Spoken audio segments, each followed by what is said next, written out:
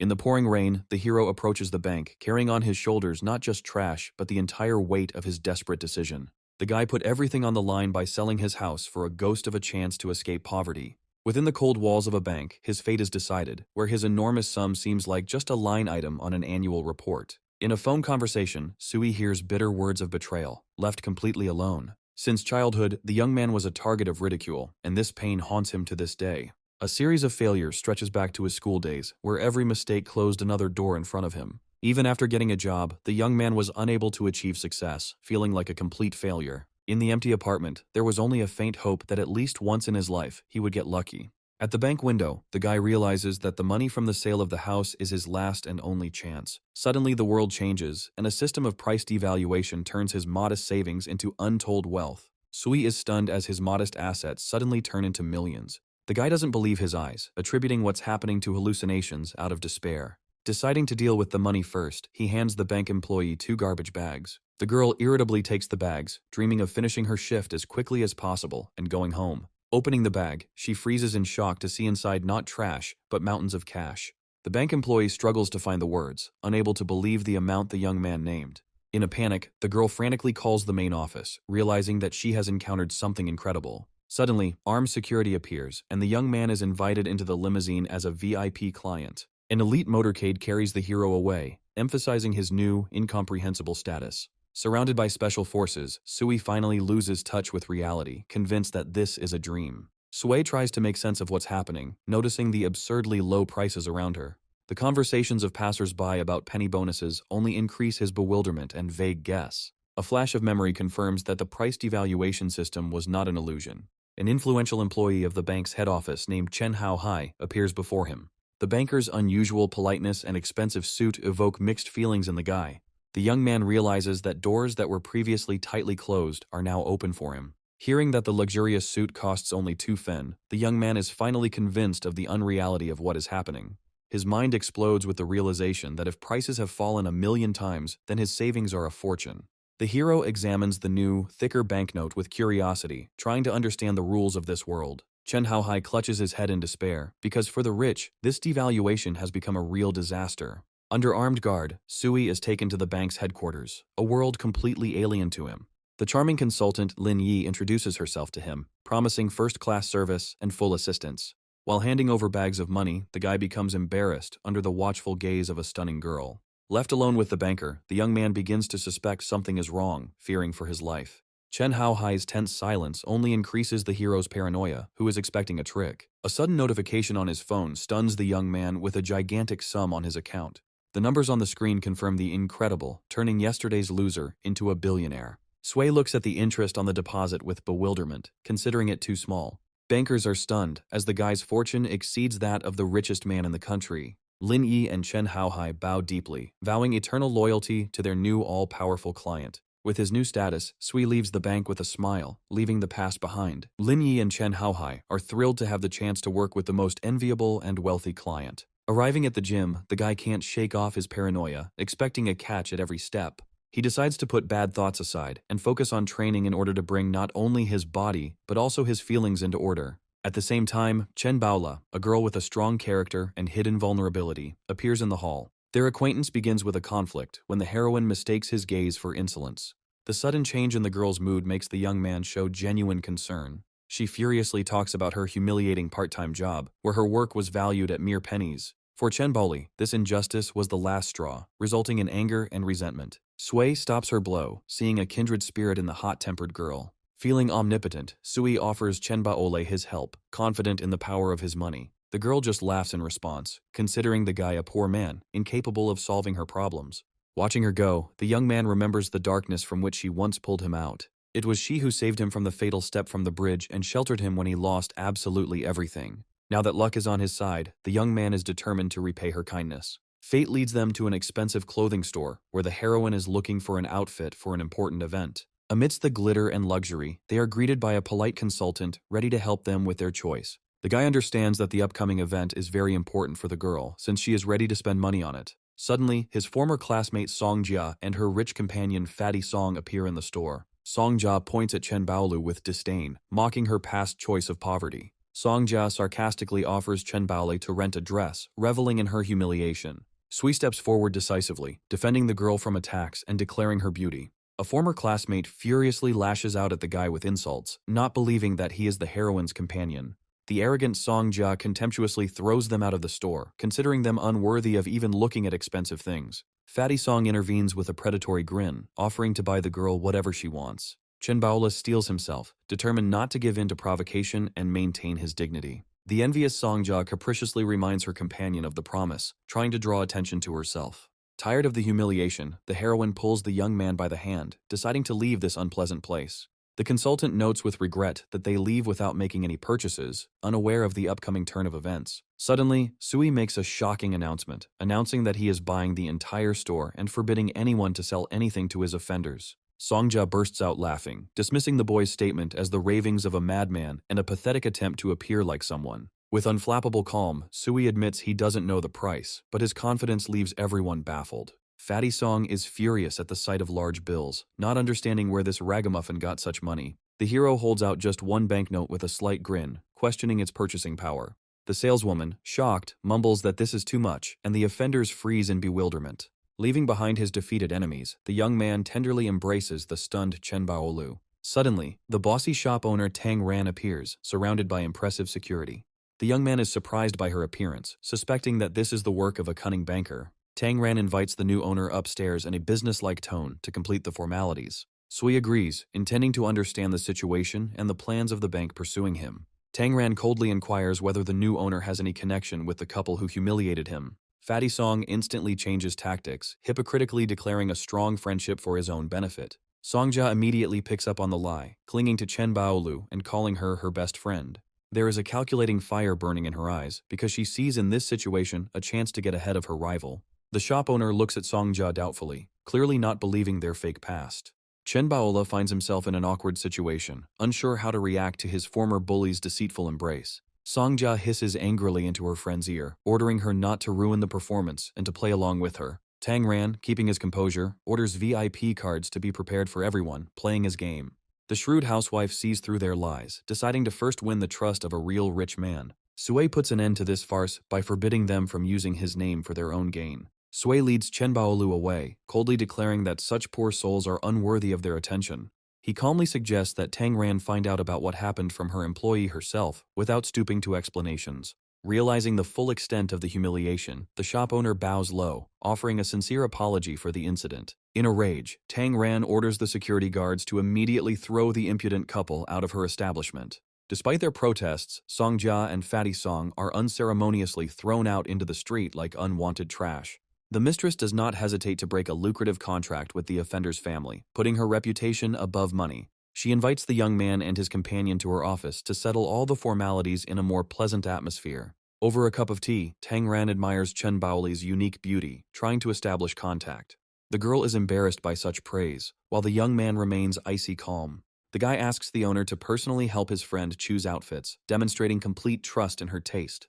Tang Ran takes on the task with enthusiasm, as transformation is her professional element. Sui watches with a grin as his mistress tries to please his companion, mistaking them for a couple. He sees Tang Ran not just as a stylist, but as a cunning player sent to him by a calculating banker. Leaving the store under cover of night, the young man realizes that all paths to success are now open to him. The owner presents him with an exclusive VIP card, which becomes the key to a world of luxury and limitless possibilities. As he says goodbye, the young man makes it clear to his astute hostess that their business acquaintance is just beginning. Under the warm glow of the lanterns, they leave the store, leaving behind another life-changing day. The guy notices Chen Baoli's thoughtfulness, who is still trying to comprehend what happened. The girl finally comes to her senses, unable to believe that this kaleidoscope of events was reality. Realization hits the heroine, and in playful anger she attacks the guy for his long deception. Chen Baola lists all her sacrifices and hardships in her heart, feeling betrayed by his secret wealth.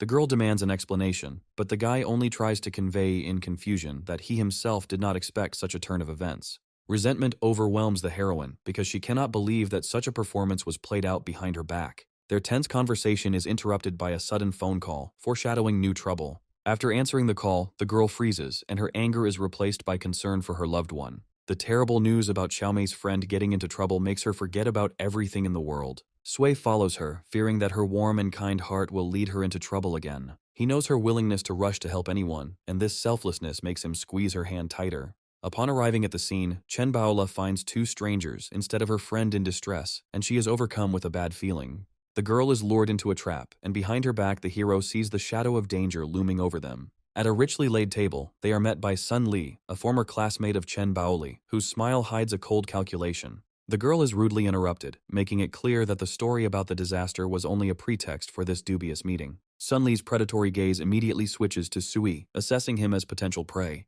The guy calmly accepts the invitation to sit at the table, ready to meet any provocation head-on.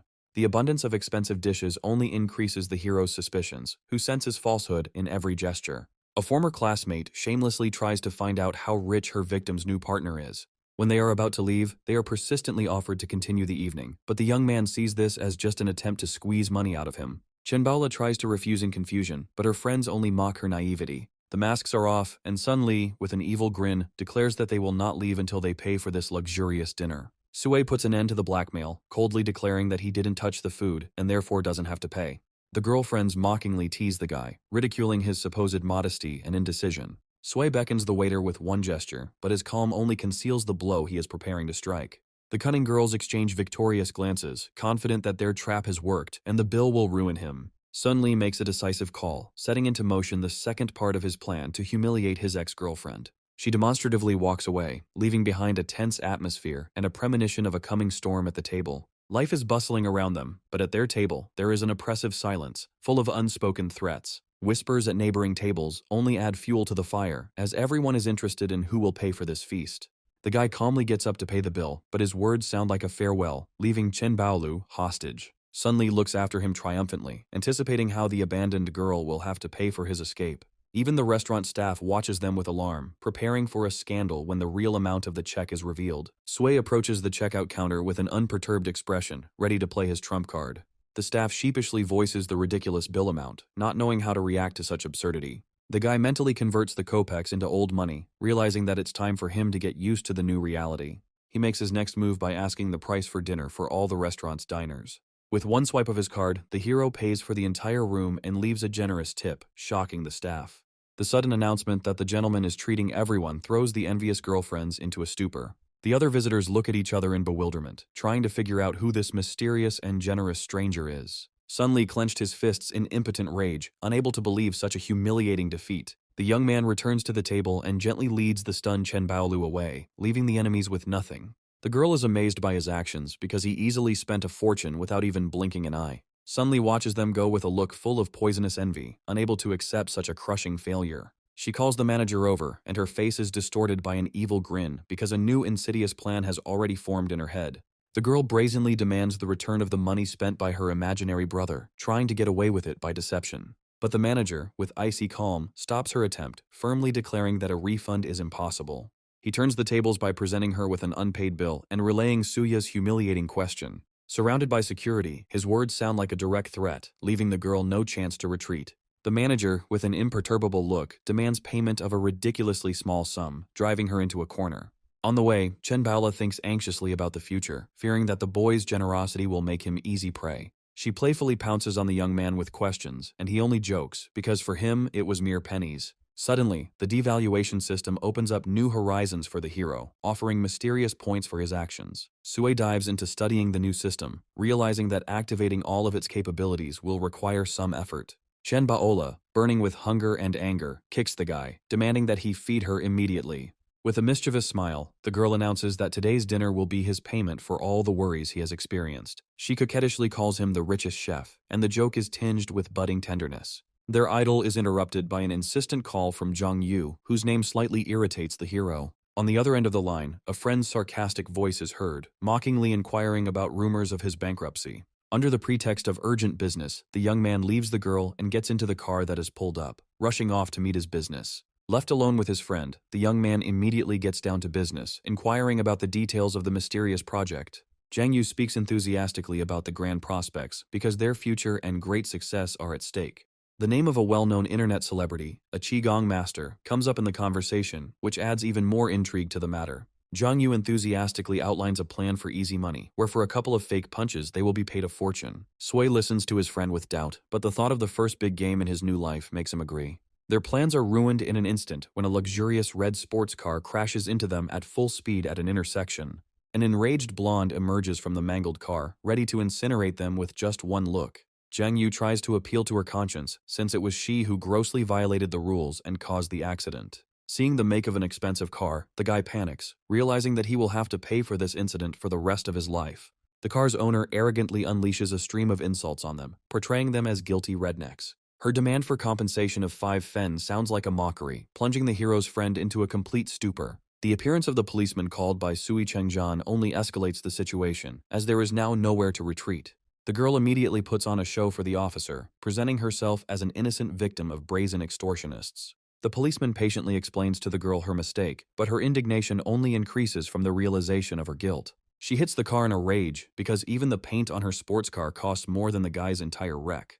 The lack of documents completely drives her crazy, and her friends can hardly contain their laughter as they watch this circus. The officer decides to call a forensic expert, and this threat forces the offender to look for ways to escape. Throwing a hateful glance at the guys, she promises that they will regret their insolence. The girl calls her patron in a panic, complaining about the injustice and demanding immediate help. At the same time, Sui's phone rings, and the familiar name of the annoying banker appears on the screen. Chen Haohai enters the conversation from afar, announcing an upcoming event and a certain gift for Chen Baoli.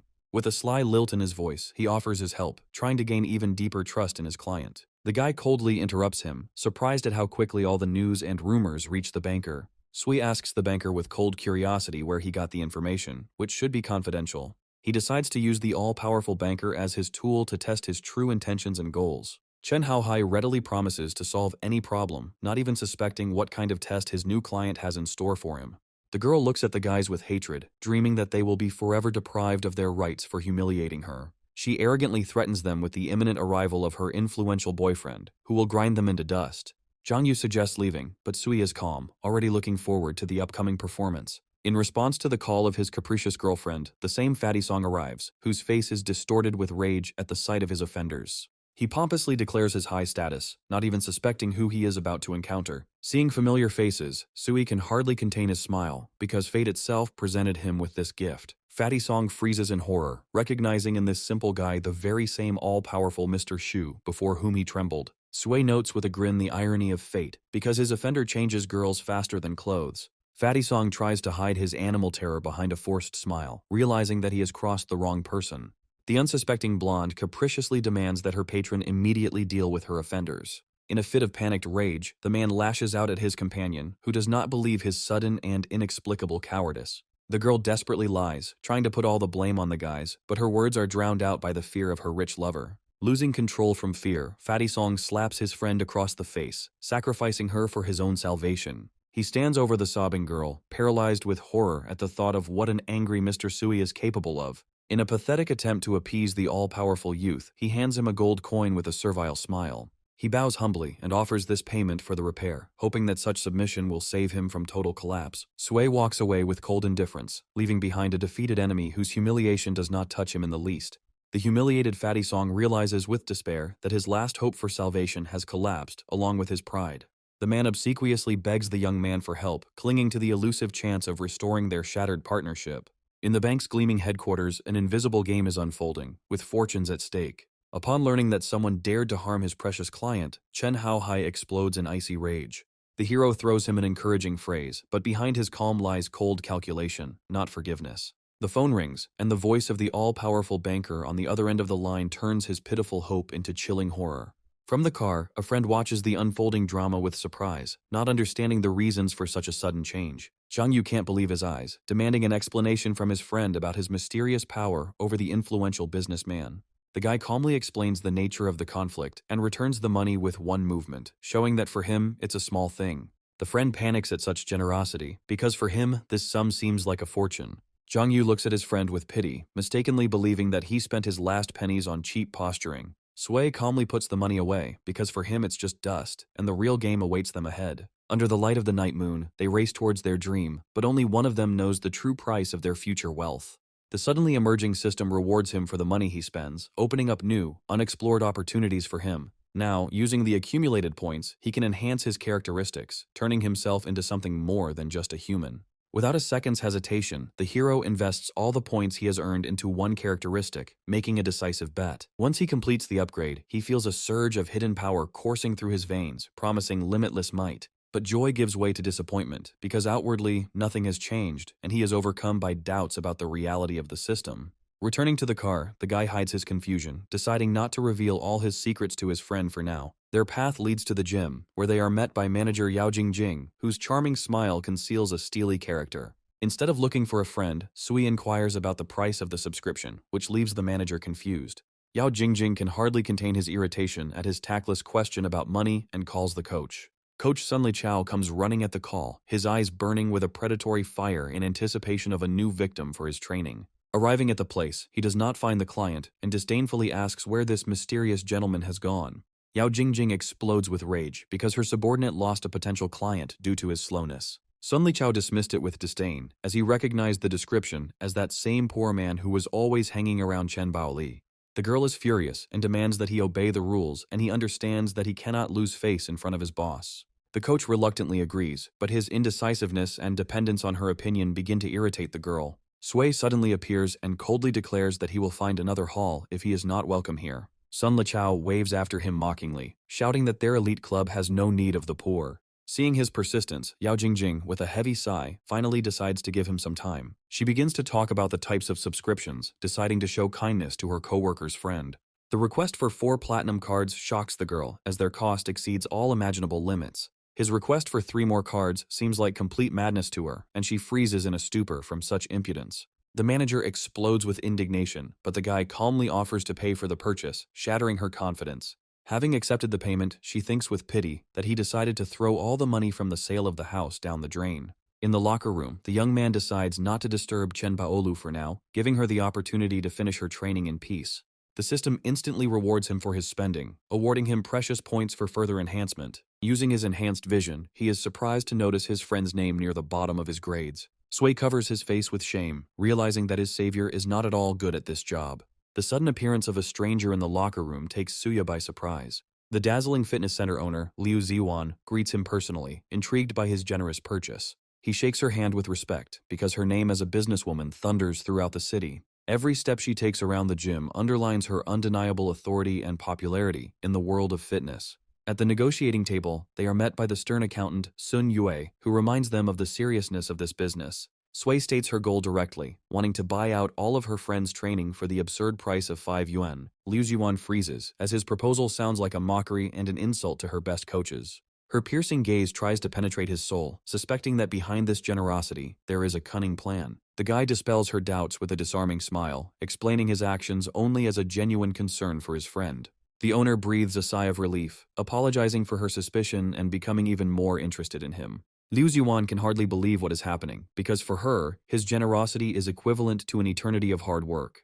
The guy asks not to tell his friend about his actions yet, wanting to surprise her after the results are announced. The accountant briskly suggests adding him to your contacts, so that all financial matters can be resolved quickly. Meanwhile, a drama of its own is unfolding in the hall, with head coach Chen Zhao flirting with his colleague Chen Lili. He answers her question about the new student with disdain, not knowing what treasure he missed because of his pride. Chen Lili looks at Chen Baolu with envy, not believing that such a loser could get an elite client.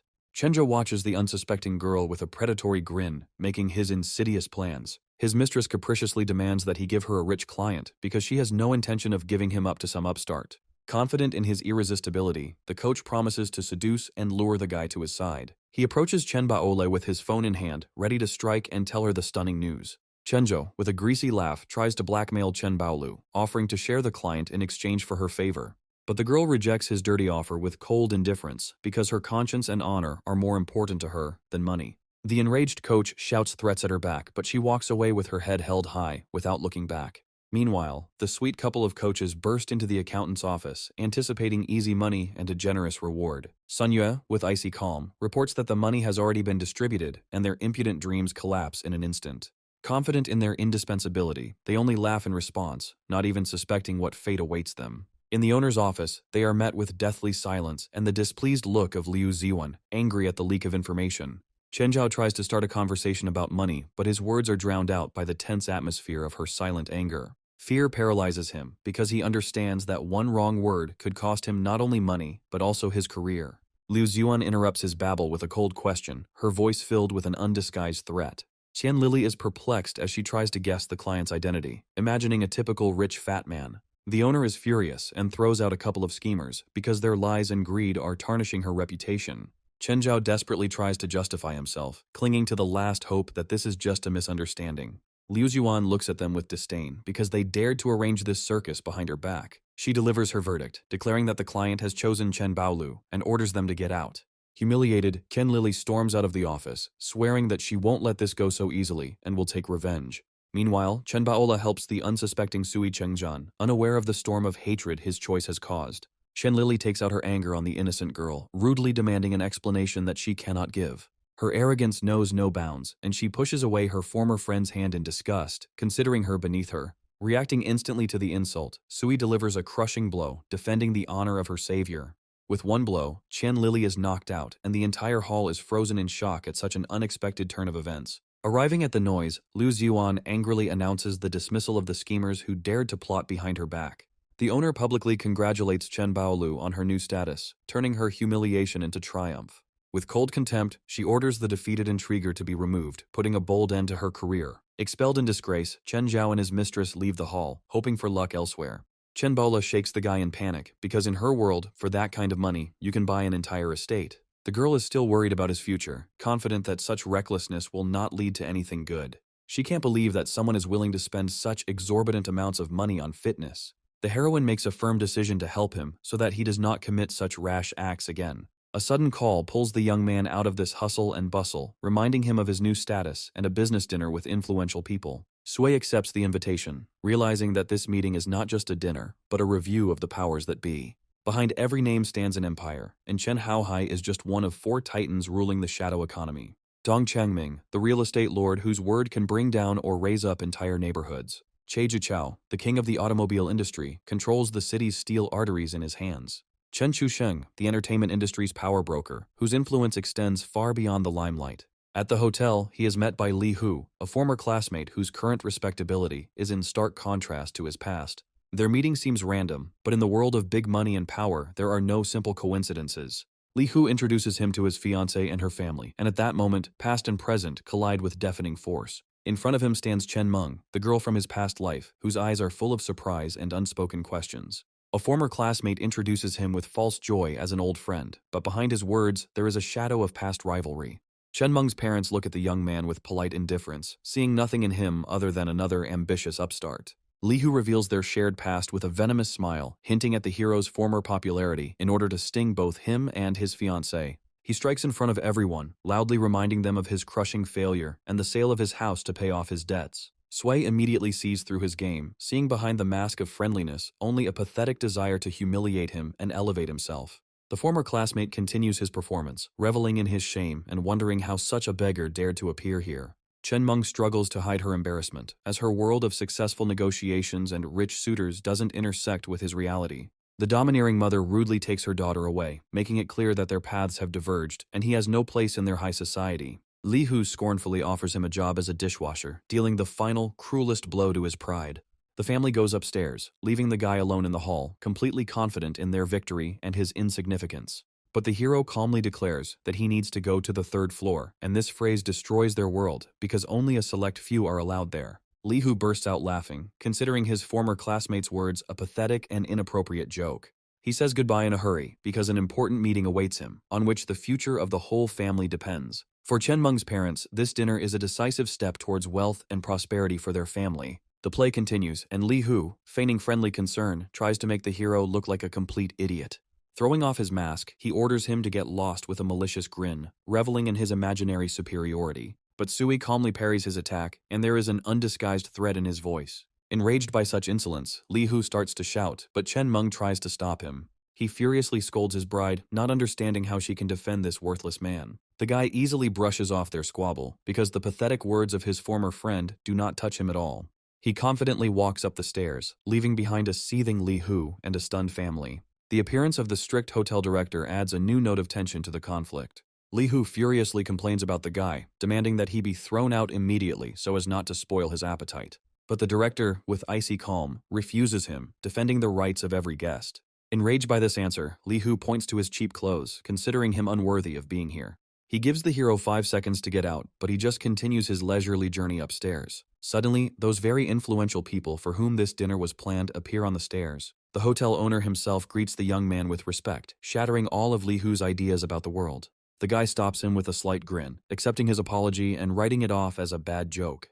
The parents, in a panic, shush their daughter, not understanding how she could have hidden from them her acquaintance with such an important person. Li Hu, like a beaten dog, trails after them, and his humiliation becomes the final chord of this farce. Li Hu is furious, and can't understand why the all-powerful Chen Chusheng is apologizing to this worthless person. Beyond the doors of the VIP room, a world awaits him where mere mortals are strictly forbidden entry. Real estate boss Dong Changming greets him with respect, recognizing him as an equal player. His apology for being late is not just politeness, but a sign of the deepest respect for the new king of the city.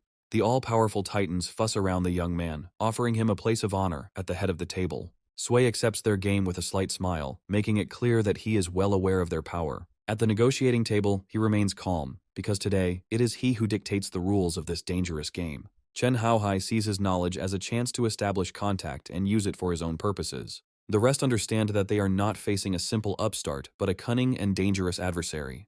They realize that without the intervention of the cunning banker, this young genius would have remained an invisible force to them. Tang Ying tries to defuse the situation by suggesting that they move on to informal conversation over a glass of wine. But Sui, with a predatory smile, stops her attempt because he didn't come here for empty talk. His gaze becomes icy, and everyone understands that the performance has begun and the main actor is ready to go on stage. He takes a sip of water, making it clear that today's conversation will be long and very serious. The guy takes the initiative into his own hands because he is not used to beating around the bush when big money is at stake. Dong Chengming, seeing his mood, decides to get to the point so as not to test the patience of this dangerous young man. He tells the story of a brutal real estate battle where his dragon company needs protection from foreign wolves. The fall in stock prices and the sharp decline in revenue brought him to the brink of bankruptcy, threatening not only him but also his allies. In desperation, he asks for help because an exorbitant sum of 10,000 is required to save his empire. Sui pours himself some tea with an unperturbed expression because for him, this amount is just a small change. Dong Changming is in despair, but the young man's icy calm foreshadows an unexpected turn of events. With one sentence, Sui seizes control, leaving the powerful magnates in complete shock. He offers a simple deal, his money in exchange for their unlimited power, becoming a shadow puppeteer. The sum to be saved turns out to be even greater, but for him, it is just another number in his new game. His generous offer becomes their only hope for salvation, turning him into their messiah. With the click of a button, the guy transfers a fortune, demonstrating his financial power. The all-powerful titans freeze in horror, because for them this sum is a whole life, but for him it is just a small change. While they are shaking from shock, the hero calmly drinks tea, because he is only concerned about points for the mysterious system.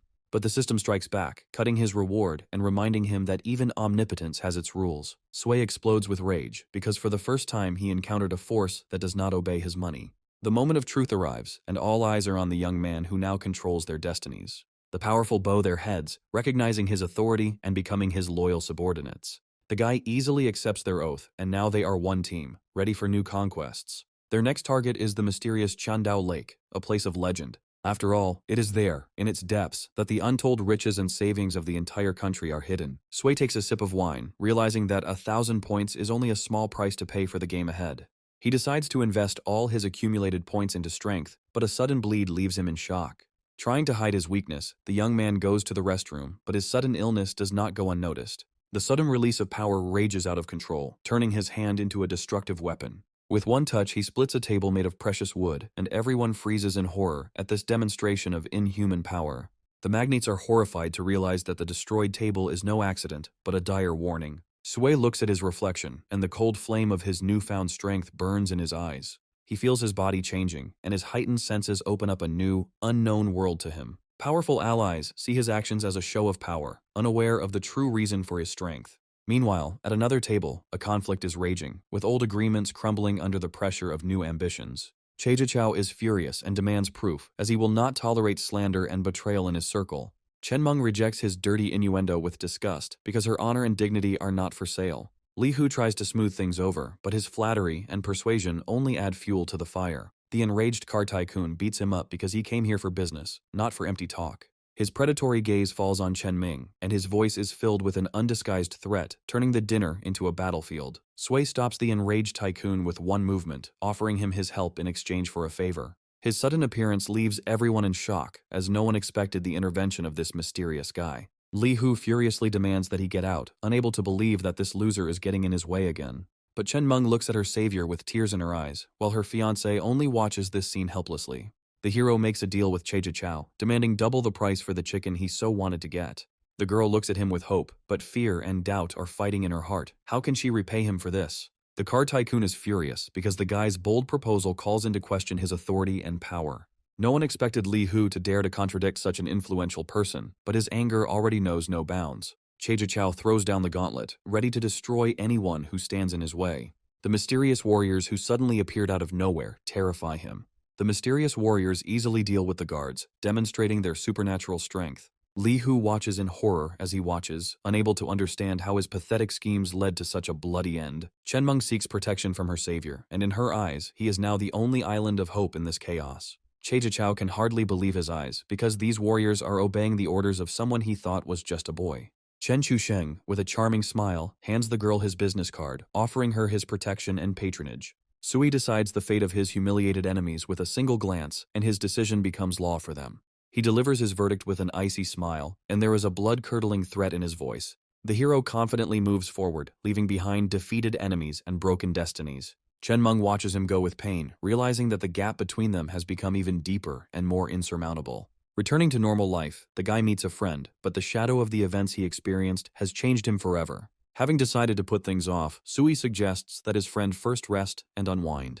But as he gets into the car, he accidentally breaks the door, demonstrating his new, uncontrollable strength. The guy is in a panic, trying to figure out how to now control this power that has gotten out of control. Jiang Yu clutches his head in horror, because repairing the rented car will cost him a fortune. The offer to buy a new car sounds like a mockery, and he is ready to tear his friend to pieces with tears in his eyes. But the young man calmly hands him one bill, which is now enough to buy an entire fleet of cars. At the car dealership, they are met by a charming consultant, ready to help them choose in this world of luxury and speed. The friends still can't believe they're actually here to buy a car and not just to look at it. Sui reminds him with a smile about his debt of honor, since it was because of him that he suffered such losses. Jiang Yu is deeply moved because he sees this act as not just generosity, but a true manifestation of friendship. Jiang Yu is delighted because he can now afford a car he never even dreamed of before. A friendly consultant brings them coffee, creating an atmosphere of luxury and first-class service. My friend still can't believe what's happening because buying a car from a showroom was an impossible dream for him. Sui reminds him with a smile about the times when he was the only one who didn't turn away from him in difficult times. Their conversation is interrupted by the appearance of a brazen trio who are trying to cut in line. The consultant politely asks them to maintain order, but her words are drowned out by their arrogance and rudeness. The girl furiously stands up to defend her client, because for her, rules and honesty are above all else. But the influential Mr. Lin just brushes her off, considering his time more valuable than any rules. The arrogant companion contemptuously scolds the saleswoman, because her client is much more important than some ragamuffins. The conflict reaches its peak, and the blonde furiously attacks the defenseless girl. An arrogant blonde screams and demands that no one interfere with her while she chooses a car, considering herself the master of the situation. With a predatory smile, she threatens to teach the consultant a lesson, reveling in her power and impunity. Sui calmly enters the conversation, and his cold question leaves everyone frozen in confusion. The blonde's rich companion dismisses this with disdain, declaring that poor people like them can only afford a grocery cart. He proudly introduces himself as the heir to a powerful pharmaceutical company, expecting general awe. But an innocent-looking young man challenges his company's reputation, dealing a crushing blow to his ego. The rich man's laughter is full of rage because he cannot believe that some ragamuffin dared to humiliate him like that. Losing control, he lunges at the guy, unable to bear such a brazen insult. There is an open threat in his voice because he is not used to anyone daring to talk to him like that. Jiang Yu clenched his fists in rage because he would not allow anyone to humiliate his friend, even if it meant getting into a fight. The heir to a wealthy family, with a predatory grin, provokes a fight, unaware that his power here is not unlimited. The appearance of the car dealership director interrupts the brewing conflict, introducing a note of official investigation. The manager tries to please the VIP customer by asking others to leave if they do not intend to make a purchase. Seeing this blatant injustice, Sui realizes that she can no longer stand by. The arrogant blonde attacks the hero with her fists, confident that this poor man will not dare to answer her. But the guy easily intercepts her hand, and a cold flame of newfound strength flashes in his eyes. With one movement, he throws her aside, demonstrating inhuman power that leaves everyone in shock. The enraged rich man gives her 5 seconds to kneel, otherwise he will grind her into dust. The young man accepts the challenge with a defiant grin, making it clear that he is not afraid of his empty threats. He himself didn't expect that the points invested in strength would give such a stunning result, throwing the girl so far away. The enraged rich man is ready to tear the guy to pieces, but he only accepts his challenge with a grin. He calls his powerful uncle, demanding that the spine of this impudent upstart be immediately broken. Zhang Yu panics and suggests running away, but Sui is calm because he knows how this performance will end. The hero is confident that his influential uncle will not dare to harm him, because he is just a pawn in his big game. The rich man's arrogant companion scolds the defeated blonde because she dared to incur the wrath of their patron. She points angrily at the boys, threatening them with retribution for their insolence and disobedience. Zhang Yu blames himself for everything, but the young man reassures him because he already has a plan. On the other end of the line, a rich man with a servile smile awaits the arrival of his all-powerful relative. He looks at the boys with mockery, confident that his uncle will grind them into dust. But Sui just calmly drinks his coffee, because he knows that soon this self-confident turkey will be begging for mercy. 5 minutes later, a motorcade stops at the car dealership, foreshadowing a quick and brutal reprisal. The influential Uncle Chi emerges from the car, surrounded by thugs, and his gaze does not bode well. The nephew happily points out his offenders, demanding that they be immediately wiped off the face of the earth. But instead, the first blow falls on him, plunging everyone into complete shock and bewilderment. Uncle Chi, with icy calm, orders the insolent men to be brought to their knees, and his men obey without question. While they are being beaten, Sui and his friend watch this spectacle with a grin, enjoying their victory. Humiliated and beaten, the rich man cannot understand why his uncle took out his anger on him and not on his enemies. But the influential mafioso doesn't need any explanations. He delivers a crushing blow, putting the insolent man in his place. With one movement, he tramples his pride and power into the dirt, showing who is the real boss here. The blonde screams at him in horror, not understanding how he could betray them and side with these worthless people. Uncle Chi explodes with rage, because this girl's words are a direct insult to his all-powerful patron. He teaches his nephew a harsh lesson, explaining that he has crossed the path of the man whose mercy he must now beg. Beaten and humiliated, he receives the punishment he deserves, and his fate now depends on the goodwill of the hero. Zhang Yu looks at his friend in horror, not understanding how he is connected with such a dangerous and cruel man. The influential mafioso and his retinue bow their heads in respect, recognizing the young man as their master. The fate of the rich man's arrogant companion is now also in his hands, and he decides to teach her a lesson for her long tongue. With just one word from him, her life turns into hell, because now she is just a pawn in his big game. Zhang Yu still can't believe what's happening, but his friend hints that this is just the tip of the iceberg. Chao himself appears at the car dealership, and his respectful bow towards the guy shocks everyone. He didn't come here by chance, because he has business with the man who now holds the fate of the entire city in his hands. The consultant tries to explain the situation haltingly, but her words are drowned out by the deathly silence that hangs in the room. The powerful magnate turns to the young man for a decision, and his word becomes law for all present. The boy calmly repeats the director's offensive words, and he falls to his knees in horror, begging for mercy. Chao, in a rage, beats up the humiliated manager because he dared to insult his new patron. The mafia's entourage easily disposes of the defeated enemies, and their screams are drowned out by the roar of the engines. Uncle Chi orders his men to deal with the pharmaceutical company to make his master happy. The female consultant awaits her fate with trepidation, not knowing whether a reward or punishment awaits her. But the hero only calmly tells her to continue working, and she thanks him with tears in her eyes for this favor. The car tycoon, with a fawning smile, offers his help in choosing a car, trying to make amends for his guilt. Sui accepts his apology with a grin, because he sees how fear and money change people beyond recognition. Surrounded by luxury cars, Sui makes his choice, but his thoughts are already far away. Chao tries to establish rapport by inviting him to dinner, but his voice sounds not only respectful, but also curious. The guy politely declines, as he has more important things to do than empty talk with his new allies. Watching him go, the automobile magnate bows respectfully, acknowledging his undeniable power. But doubts are beginning to arise in his soul, because the young man's coldness and detachment could become a threat to their fragile union. In the car, Zhang Yu cannot contain his amazement, demanding an explanation for this incredible rise. The hero laughs it off with a grin, because the truth about his power and wealth is too fantastic to be believed. His friend is delighted with his talent for manipulating the rich, but his words also reveal genuine concern. They arrive at the concert, where a new task and another adventure promised by a friend awaits them. Zhang Yu is not here for fun, but for easy money, and his enthusiasm is infectious, even to the skeptical hero. Popular idols perform on stage, their beauty and talent driving millions of fans crazy. Friends watch this show with a cynical grin, realizing that behind every smile lies a thirst for money. Jung Yu tries to reason with his friend, as his past could cast a shadow on his future. They are given instructions before going on stage, and the simplicity of the task only emphasizes the absurdity of this performance. Suddenly, a legendary Qigong master appears, and his aura of power makes everyone freeze in awe. The crowd parts before him, for his name is synonymous with invincible power and ancient art.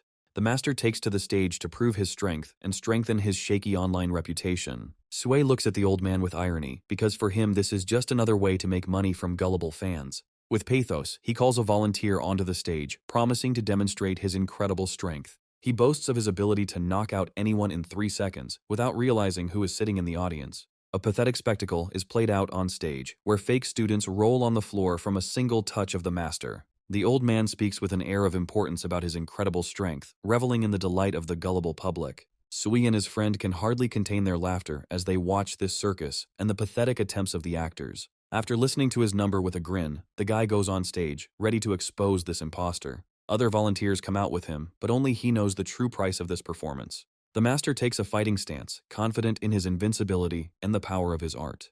But the young man decides not to hold back, and a scarlet flame flashes in his eyes, foreshadowing imminent reprisal. Jung Yu, in delight, shouts to his friend not to miss his chance and deliver a crushing blow.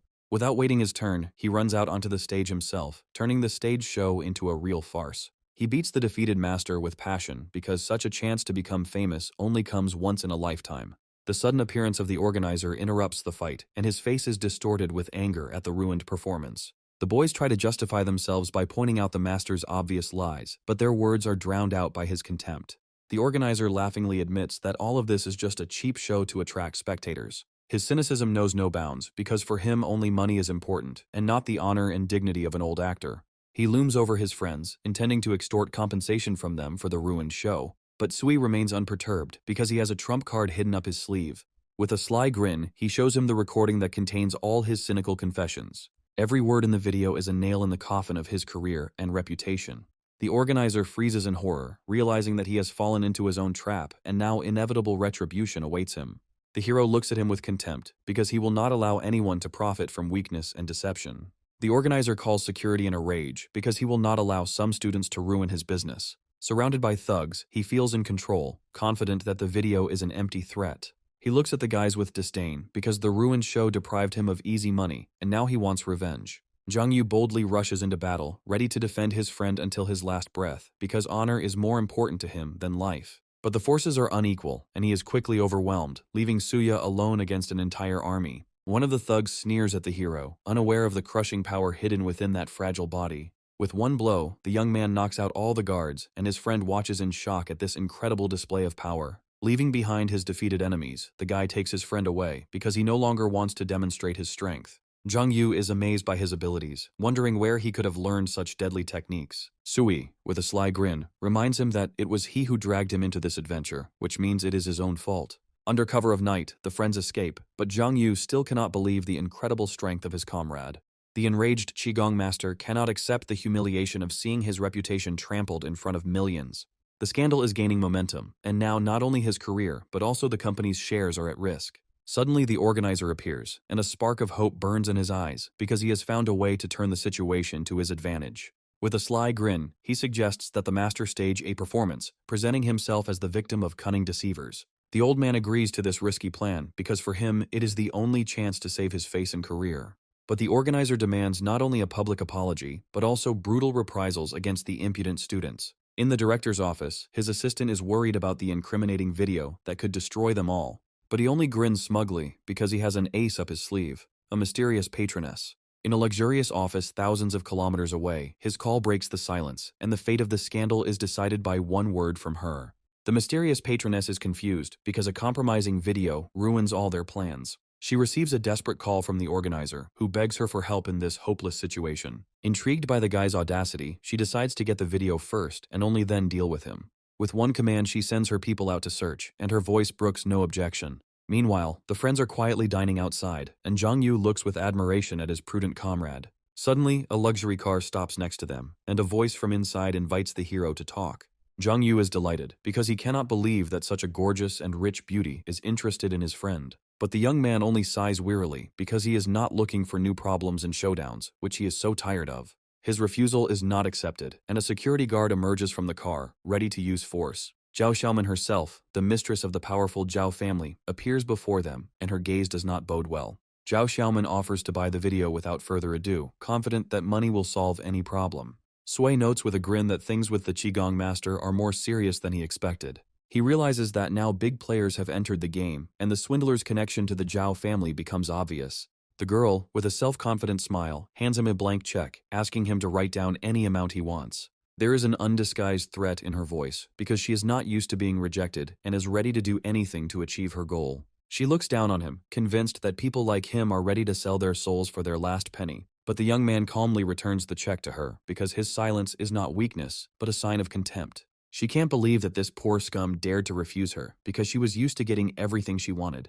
Her world is crumbling because he showed with one gesture that her money and power mean nothing here. With a predatory grin, he tears up the check, making it clear that she has not lived up to his expectations and is unworthy of his attention. With a mocking grin, Sui suggests removing a couple of zeros, because for him it's not money, but dust. The enraged guard rushes at him, unable to bear such humiliation of his mistress. But the hero easily intercepts his hand, and a cold flame of rage flashes in his eyes. With one movement, he breaks the table and chopsticks, demonstrating his superhuman strength. Zhao Xiaoman looks at her defeated bodyguard in horror, realizing that she underestimated this guy. He throws the guard aside with contempt because he dared to raise his hand against him. The girl understands that he is not as simple as he seems, and getting rid of him will not be easy. Leaving behind their defeated enemy, the friends depart, but Zhang Yu vows that he will not leave it like this. All the way he grumbles at his friend because he again got him into trouble, from which they miraculously managed to get out. Nostalgia for the old days takes them back to the past, when they were simple students without a penny in their pockets. A few days later, the internet is abuzz with the scandal, and Master Niu realizes with horror that his deception has been exposed.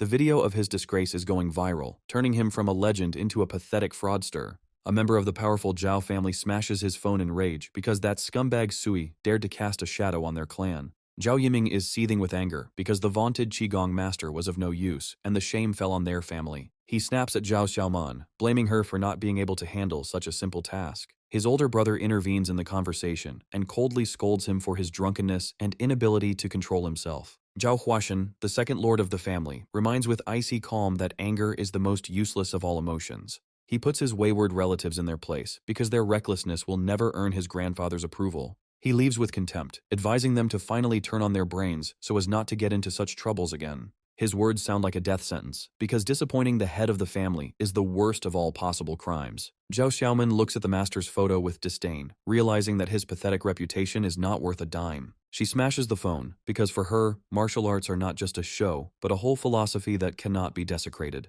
Meanwhile, Chen Baola watches the expose video with admiration, unaware of who is behind the scandal. She flirts coquettishly with the guy, because his foresight and courage admire her to the depths of her soul. His video went viral, and although he was condemned, he still found himself in the spotlight, which is what he wanted. The scandal sent Chen Chusheng's short video app skyrocketing to the top of the charts. But Sui is troubled by the Zhao family's silence, knowing that the calm is only the precursor to a storm. Chen Baola invites him to a classmate's birthday party, and he agrees, as it's a great excuse to unwind.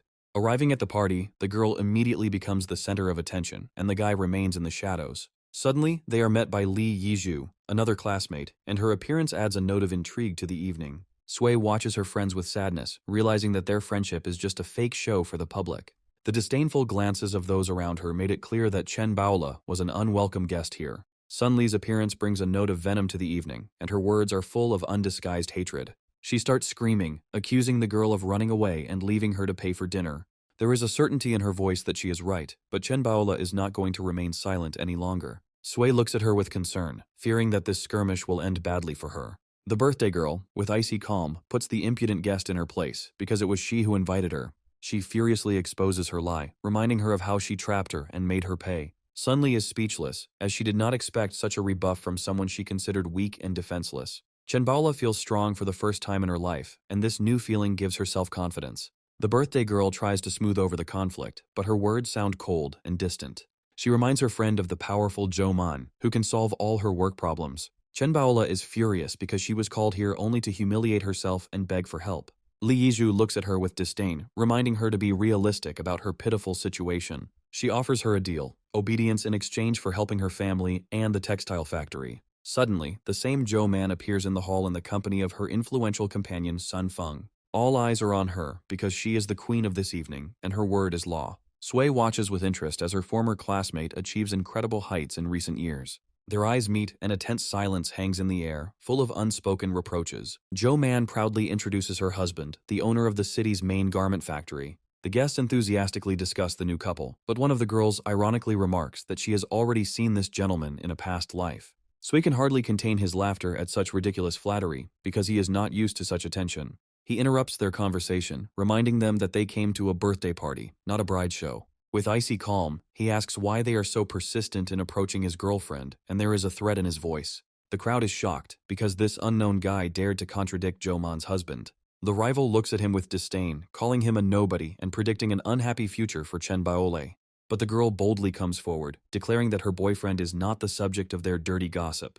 Zhu Man mockingly reminds her of her failures, wondering how her worthless companion can help her. A flame of envy and malice burns in her eyes, because she revels in her superiority and her humiliation. Sun Feng, with a lordly smile, offers Chen Baoli a job as a manager, completely trampling her pride into the dirt. Chen Baola hesitates, because although the offer is humiliating, it promises her a good income. Sun Feng offers her a pittance with a predatory grin, reveling in his power and her helplessness. He promises her stability and bonuses, but his words are laced with undisguised contempt for her poverty. With a greasy smile, he hints that for more, you will have to pay not only with work, but also with your body. Sui puts an end to this farce with cold anger, because his girlfriend earns hundreds of yuan, not a pittance. Zhou Man shouts after them in rage, not believing his words and considering them pathetic liars. She demands that Chen Baola kneel down and renounce her pride, otherwise she will take everything from her. But the young man only sighs wearily, because he is tired of this empty chatter and cheap threats. Sun Feng mockingly states that his girlfriend can say whatever she wants, because she is his property.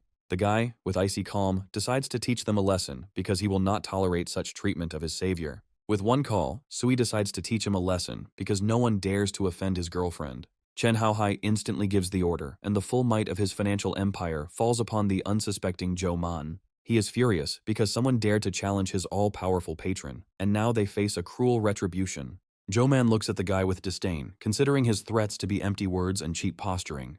But he only smiles mysteriously, because the real game is just beginning, and he holds all the aces in his hands. Suddenly, all the ins and outs of his rival arrives on his phone, and her dirty secrets become his weapon. With a sly grin, he reads out loud the piquant details of her personal life, shocking everyone. Zhou Man shouts in rage that this is a lie, but her words are drowned out by the contemptuous looks of those around her. A new batch of incriminating evidence completely destroys her reputation, revealing her shameful illnesses and abortions. Even her husband hangs his head, because now he knows about her endless betrayals and dirty secrets. A new piece of incriminating evidence reveals the name of another lover, and it turns out to be that same Sun Jian. Zhou Man screams in horror as her final secret is revealed, and inevitable retribution awaits her. She tries to justify herself to her husband, but her words are drowned out by his icy anger. Enraged, Sun Feng hits his unfaithful wife with all his might, because she has disgraced him in front of all of high society. He remembers all her excuses and lies, and each of them is now a nail in the coffin of their marriage. He disdainfully declares that their marriage was a sham, and that he is now free from this lying snake. He looks at Sui with hatred, because it was this beggar who destroyed his reputation and life. But instead of taking revenge, he decides to get rid of his wife and find a new, more worthy match. His predatory gaze falls on Chen Baolu, and the fire of lust and desire lights up in his eyes. But the young man only looks at him with a grin, because he doesn't believe a single word he says and is ready for any turn of events. Sui, with a defiant grin, offers to call him, because he is not afraid of his empty threats. He knows that Sun Feng will soon realize who he is dealing with, because the four rulers of the city are his loyal allies. He calls his people in a rage, demanding that they immediately find dirt on this impudent upstart. But his search is doomed to failure, because there are too many people with that name, and time is running out. He understands that if he can't find anything on the guy, he will forever lose face in the eyes of others. The hero easily hands him his passport, because he is not afraid of any checks and is ready for any turn of events. Sun Feng looks at him with hatred, but still takes the document, not wanting to miss his last chance. A few minutes later, he returns triumphantly, confident that now he will expose this impostor. Everyone is eagerly awaiting his verdict, but a call from his people shatters all his hopes. The voice on the other end of the line is full of fear, because an order came from above: do not touch this man. The voice on the other end of the line informs that this person's identity is classified, and they are not allowed to disclose it. Sui looks at his defeated enemy with a mocking grin, enjoying his absolute defeat. He understands that Chen Haohai himself is behind this ban, protecting his new master from any threats. Sun Feng panics and tries to escape, but Li Yizhu stops him, as her game is just beginning. She sees this scandal as her chance to get rid of her rival and take her place next to the rich heir. There is a fire of ambition burning in her eyes, and she is ready to do anything to become the first candidate to become his bride.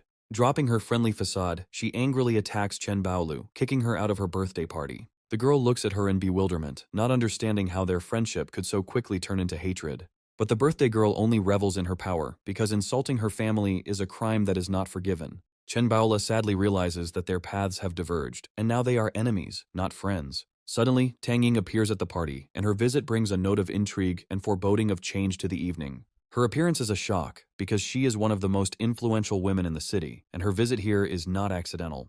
She approaches the couple to deliver a gift on behalf of Chen Baoli, her smile hiding a cold calculation. Sui mentally thanks her, because he didn't intend to let his friend down, but he doesn't intend to miss his chance either. He understands that sooner or later, everyone will find out the truth, but now he needs to play his role to the end. Tang Ying presents the gift from the anonymous guest with a charming smile, and all eyes are on her. Inside the box is a luxurious gold bar, and its shine blinds everyone present. The birthday girl is in shock, because she cannot believe that someone could give her such a generous and expensive gift. Sun Li is furious because even her all-powerful husband cannot afford such luxury. Li Yizhu looks at the ingot with a predatory smile, because for her, it is not just a gift, but the key to power and wealth. Sui, with cold contempt, demands that they take back the gift, because these people do not deserve his generosity. Shen Baola supports him, because she will no longer allow anyone to trample on her pride and dignity. Sun Li is furious, because this poor wretch not only dared to come here, but also to give orders to Lady Tang herself. The birthday girl starts screaming, accusing Chen Baolu of ruining her celebration and embarrassing her in front of an important guest. With a commanding gesture, she throws them out of the party, reveling in her imaginary victory and their humiliation. Li Yizhu is delighted, because now that Madame Tang is on her side, she will be able to achieve unprecedented heights. The crowd chants insults, and the friends are forced to leave under a hail of jeers and disdainful looks. Tang Ying looks at the scene in bewilderment, not understanding how the party could have turned into such a farce. The birthday girl realizes with horror her mistake, because she did not know that the influential guest came here for these two. She rushes towards her in panic, but Tang Ying only looks at her coldly, making it clear that she has made a fatal mistake. Li Yizhu watches them go in horror, unable to believe that these worthless people are acquainted with Madame Tang herself. She, with icy calm, exposes her lie, because it was Chen Baola who asked her to deliver this expensive gift. The birthday girl and her friend are in shock, because they cannot believe that this generous gift was intended for them. Sui puts an end to this farce, because he has no intention of wasting time on those who dared to humiliate them. Tang Ying leads Chen Baolu away with a gentle smile, leaving behind defeated enemies and broken hopes. Li Yizhu is horrified to realize that she has quarreled not only with her friend, but also with the powerful Lady Tang. She looks at the gold bar in panic, realizing that she has missed her only chance for wealth and power. In desperation, she rushes after them, begging for forgiveness and trying to regain their favor. Her words are full of falsehood and hypocrisy, but Chen Baola no longer believes in her crocodile tears.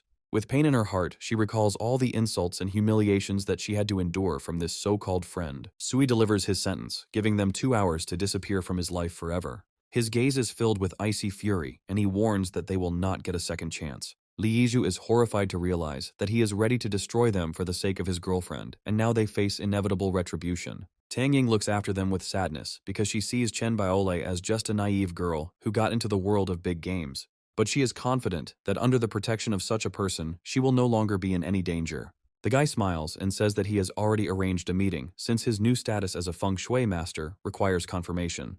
He needs a legend to explain his sudden wealth and lull the vigilance of the curious. Tang Ying gratefully accepts his help, because now her reputation is safe. She tries to tell him something important, but he just laughs it off, pretending not to hear anything. Chen Bola tugs at his ear in jealousy, not understanding why such a powerful woman is so kind to him. Sui offers to help her open a restaurant, because now he has the means to make her dream come true. He is determined to make her happy and rich, because he cannot use money obtained by deception. But the girl refuses, because she doesn't want to feel indebted to the richest man in the world. Her refusal hurts him, but he is not going to back down, because he is used to getting his way.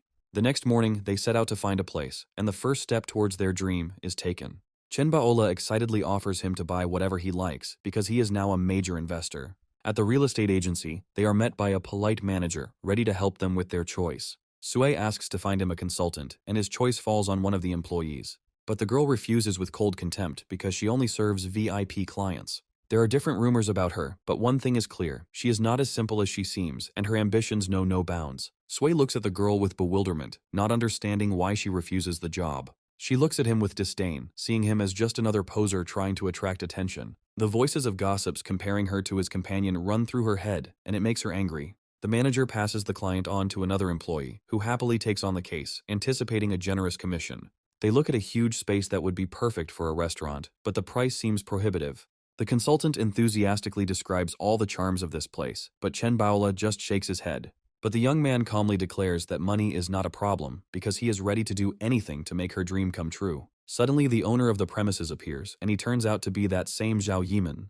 The consultant tells them about his difficult situation, because he is forced to rent out the premises to pay for the children's treatment. But he already has another client, a wealthy foreigner who is willing to pay any price. Zhao Yiming tries to observe formalities, but his heart has already made its choice. The foreigner rudely interrupts him, because he is not used to waiting and considers himself above any rules. He approaches Chen Baolei with a greasy smile, showering her with cheap compliments. His dirty thoughts materialize in the desire to touch her, but he is afraid of her reaction. The girl is perplexed, because she said hello to him, but he didn't even respond, immersed in his fantasies.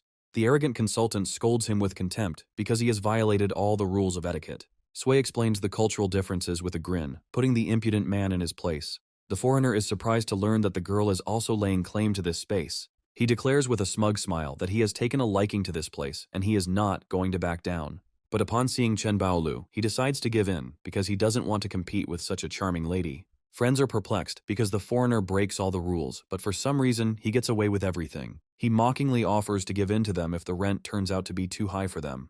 The arrogant consultant proudly declares that his father is the owner of an entire empire, and money is not a problem for him. Zhao Yiming bitterly admits his defeat because he cannot refuse a buyer when he is in such need of money. But Sui, with a sly grin, declares that he too is going to buy this building, not rent it. The owner is shocked because he did not expect such a turn of events from this, at first glance, simple guy.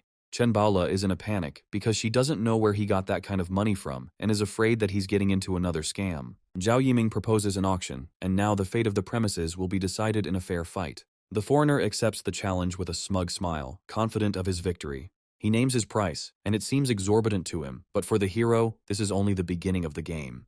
The foreigner decides to raise the stakes because he is ready to do anything for this place, and the girl. With a predatory grin, he offers an even larger sum, confident that his opponent will not be able to outbid him. In his dirty fantasies, he already sees himself getting not only the building, but also the beautiful Chen Baolu. The girl panics and drags her friend away because she can't let him get involved in this dangerous game. She scolds him for his recklessness, not understanding why he decided to participate in the auction. Her heart sank with fear because she doesn't want him to spend such a huge amount of money on her. But the young man only laughs in response because he is not going to give her the building, but will only rent it out. She doesn't immediately understand his cunning plan, and complete bewilderment can be seen in her eyes. The guy explains with a gentle smile that he wants not only to help her, but to teach this impudent man a lesson. He is ready to pay any price to wipe the nose of a smug foreigner and show who is boss here. Sui announces with a smile that he is ready to continue bidding, and his confidence intrigues everyone. The foreigner mockingly asks him about his bet, confident that this beggar will not be able to outdo him. But the young man calmly names the sum of 100 yuan, and this figure shocks everyone with its absurdity. The opponent is furious because he considers this a mockery and cheap posturing, unworthy of his attention. He looks at the guy with disdain, sure that he is just putting on airs to make an impression. His eyes reflect all the cynicism and arrogance because he doesn't believe a single word he says. Even the arrogant consultant can't stand it and asks him not to disgrace his country with such behavior. But the hero only remembers how he found this old money, and now it will become his weapon in this game. He calmly hands over a bill, and its denomination of 100 yuan leaves everyone frozen in bewilderment. Everyone is shocked because they see real, albeit old money, and now his words have weight. Chen Baola is at a loss, as she can't believe that this old money is actually worth anything. Sui challenges him to continue the bidding, and his confidence unsettles his opponent. The foreigner is in a panic because he doesn't have that kind of money, and he can't believe that he lost to this beggar. He decides to retreat because he is not ready to risk everything for this room and the girl. Pretending not to care, he gives up the fight, trying to save face in front of everyone. Everyone is shocked by such a quick defeat, and only the young man remains calm because he knew the outcome from the very beginning. He looks at his opponent with disdain because for him, 100 yuan is not money, but dust. The guy says he's willing to pay, and his words sound like a slap in the face to the smug foreigner. He gives money not only for the premises, but also for the treatment of sick children, showing unexpected nobility. Zhao Yiming is shocked because this amount is enough not only for medicine, but also for a new, comfortable life. Sui hands over the money with a smile, because for him, it's only a small part of what he's capable of. Zhao Yiming thanks him with tears in his eyes because he saved not only his business, but also his family. The system cuts his reward again, and the guy is perplexed because he did a good deed and not another adventure. The foreigner looks after them with envy, hoping that he too will receive a share of the gratitude. He tries to take credit for the hero's achievements, but his pathetic attempts only evoke laughter and contempt. Sui looks at him with cold anger, not understanding how one can be so low and pathetic. He puts the impudent man in his place because he has done nothing to deserve gratitude and respect. The foreigner is furious because even his family cannot afford to spend that kind of money on charity. He runs away in fear, realizing that he has messed with the wrong person and that it is better for him to stay away from him. Leaving his defeated enemies behind, the young man asks the consultant to draw up the paperwork, as he is now the rightful owner. After finishing his business, Chen Baola eagerly asks about the rent price, dreaming of starting a new life as soon as possible. Sui evades the answer with a sly grin because he is not yet ready to tell her the whole truth. The girl is in a panic because she needs to save money, and he just jokes about feng shui lessons. She chases after him, not believing his lies, but he only laughs in response, enjoying her confusion. Suddenly he stops, and his face is distorted with horror because he saw something that should not have happened. Under the pretext of urgent business, the guy runs away, leaving the girl completely bewildered.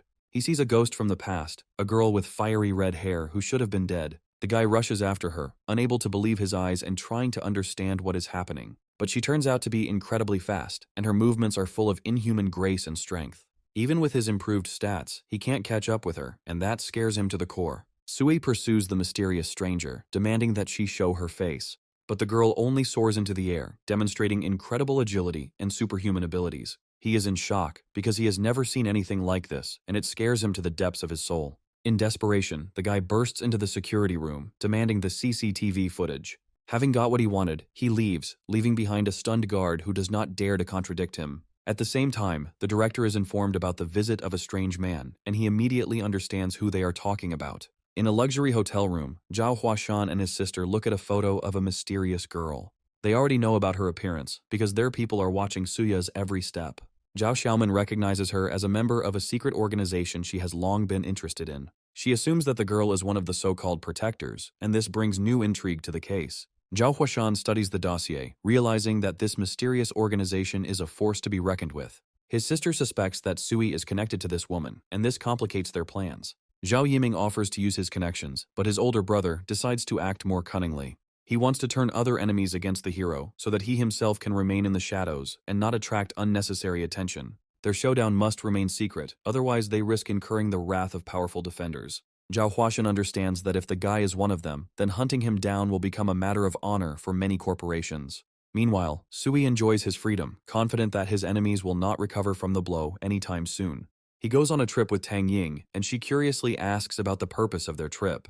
Their path leads to a picturesque village famous for its tourist routes and beautiful views. But the young man is little interested in the beauty of nature because he came here for his mother. At the entrance to the village, they are met by a barrier, and this causes Tang Ying a slight confusion. A local woman with an impudent smile demands a fare, seeing them as easy money. Having received the money, she looks after them with disdain, because for her, tourists are just walking wallets. Tang Ying is outraged by such impudence, but Sui is calm because he did not come here for a showdown. He decides to first sort out his own affairs, and only then teach these arrogant villagers a lesson. But local residents stand in their way again, and the guy realizes that it's not so easy to get rid of them. He decides to go out and talk to them, and a cold flame of rage flashes in his eyes. The woman, with a brazen grin, demands more money, confident of her impunity. The young man reminds her with icy calm that he is not a tourist, but this does not bother her in the least. She continues to demand money, and her impudence finally drives him crazy. Sui looks at the crowd with a grin, because he is not afraid of their empty threats and is ready for any turn of events. The woman points angrily at the traces of blood, trying to intimidate him into submission. One of the villagers swings a club at him, but the hero easily stops the blow. He looks at them with contempt because the thirst for money has completely blinded them and deprived them of their minds. With one kick, the young man knocks out the insolent man, demonstrating his inhuman strength. Suddenly, armed men appear from behind him, ready to tear him to pieces. But the guy deals with them with ease, and his movements are full of deadly grace. One of the villagers calls on the crowd to kill him, and now his life hangs in the balance. Sui is furious because he doesn't understand how people can be so cruel and inhumane. Tang Ying calls Chen Haohai in a panic, begging for help because her master is in mortal danger. Sui calmly gets into the car because he is confident in his strength and is ready for any turn. He leaves behind his defeated enemies because for him they are just pathetic insects, not worth his attention. But an enraged woman blocks his path, ready to die rather than let him leave. Tang Ying offers to take all the blame on himself, but the young man only looks ahead coldly because he decides his own fate. The car takes off with a roar of the engine, and the woman jumps back in horror. He easily scatters the crowd, and now nothing can stop him on the way to his goal. But the villagers are not going to give up, and now they are ready to do anything to stop this impudent man. They surround the car, demanding money and threatening violence, but the hero only looks at them with contempt. He declares with cold anger that he would rather give his money to charity than to these extortionists. There is an undisguised threat in his voice, and the villagers realize in horror that they have messed with the wrong man. Sui, with a defiant grin, suggests that they attack, since he is not afraid of their pathetic crowd. The enraged villagers rush to the attack, confident in their strength and impunity. But their leader receives a crushing blow, and his cry is drowned out by the roar of the engines. Suddenly, an army of men in black suits appears, and their leader, with icy calm, restores order. He is furious because someone dared to trespass on his territory and offend his master. With one blow he puts the impudent fellow in his place, making it clear that the jokes are over. Bowing respectfully, he apologizes, as Cheese Company has come to the rescue. The young man was surprised, because he didn't expect that Tang Ying would have time to warn his boss. He gives the order to deal with the extortionists and return all the money stolen from the tourists. Getting into the car, the hero decides to put an end to this lawlessness, because now he is here, law and order. Sui breathes a sigh of relief, because help arrived just in time, and now he is safe. Tang Ying looks at him with admiration, not understanding how he managed to deal with such a crowd alone. They arrive at his mother's house, and a tense silence hangs in the air.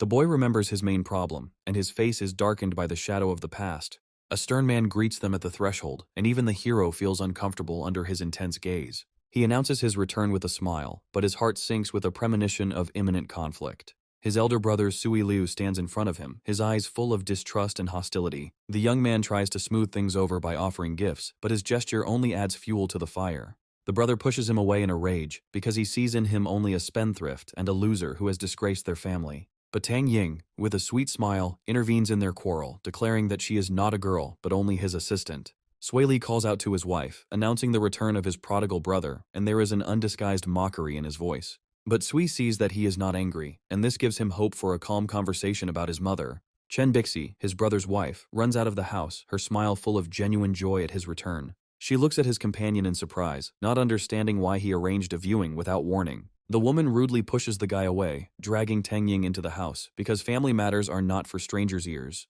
Left alone, his brother looks at him suspiciously, demanding an explanation for his sudden visit. The young man, with pain in his voice, reports that he saw their mother, and this news shocks his brother. He tells the story of a mysterious stranger who was captured on camera, but whose identity was never established. The boy looks at his brother with suspicion, feeling that he is hiding something from him about the fate of their parents. He asks him to wait, and goes into the house, leaving the hero alone with his disturbing thoughts. Sui senses that his brother is not telling him something, and his suspicions only grow stronger. Sui Liz returns with a ring, and in this simple piece of jewelry lies the key to solving the mystery. The boy finds it in his mother's box, and this discovery becomes the first step towards the truth. The brother remembers a mysterious man with a scar on his eyebrow who cremated their parents. The young man talks about the stranger's incredible abilities, and the brother understands that she is not an ordinary person. He confidently declares that he will sort this matter out himself, because now he has strength and power. The older brother looks at him doubtfully, reminding him of his past bankruptcy and failures. But the younger one calms him down, promising to help him with money and improve his life. Sui Li declines his help with a smirk, as he is not used to being indebted to anyone. Sui decides to buy him a car and transfer a large sum of money to prove the seriousness of his intentions. The next morning, Sui gives his brother a luxury car, and this gesture becomes a symbol of their reconciliation. Chen Bixiao gratefully accepts his help, because now she can rely on him in difficult times.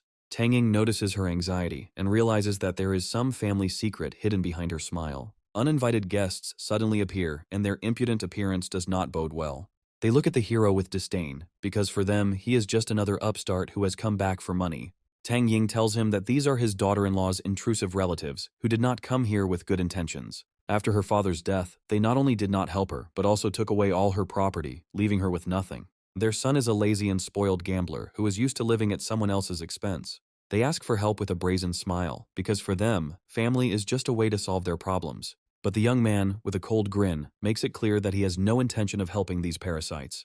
The woman, with a cheeky smile, hints that he could also help them since he has already come. She talks about her son's engagement, complaining about the lack of money, a car, and a job. Sui only smirks in response, seeing right through her pathetic manipulations. Considering him rich and successful, she does not hesitate to ask him to share his money. With a predatory grin, she names a ridiculous sum, confident that he will not refuse. Chenbixia is furious because these parasites still haven't repaid their old debts.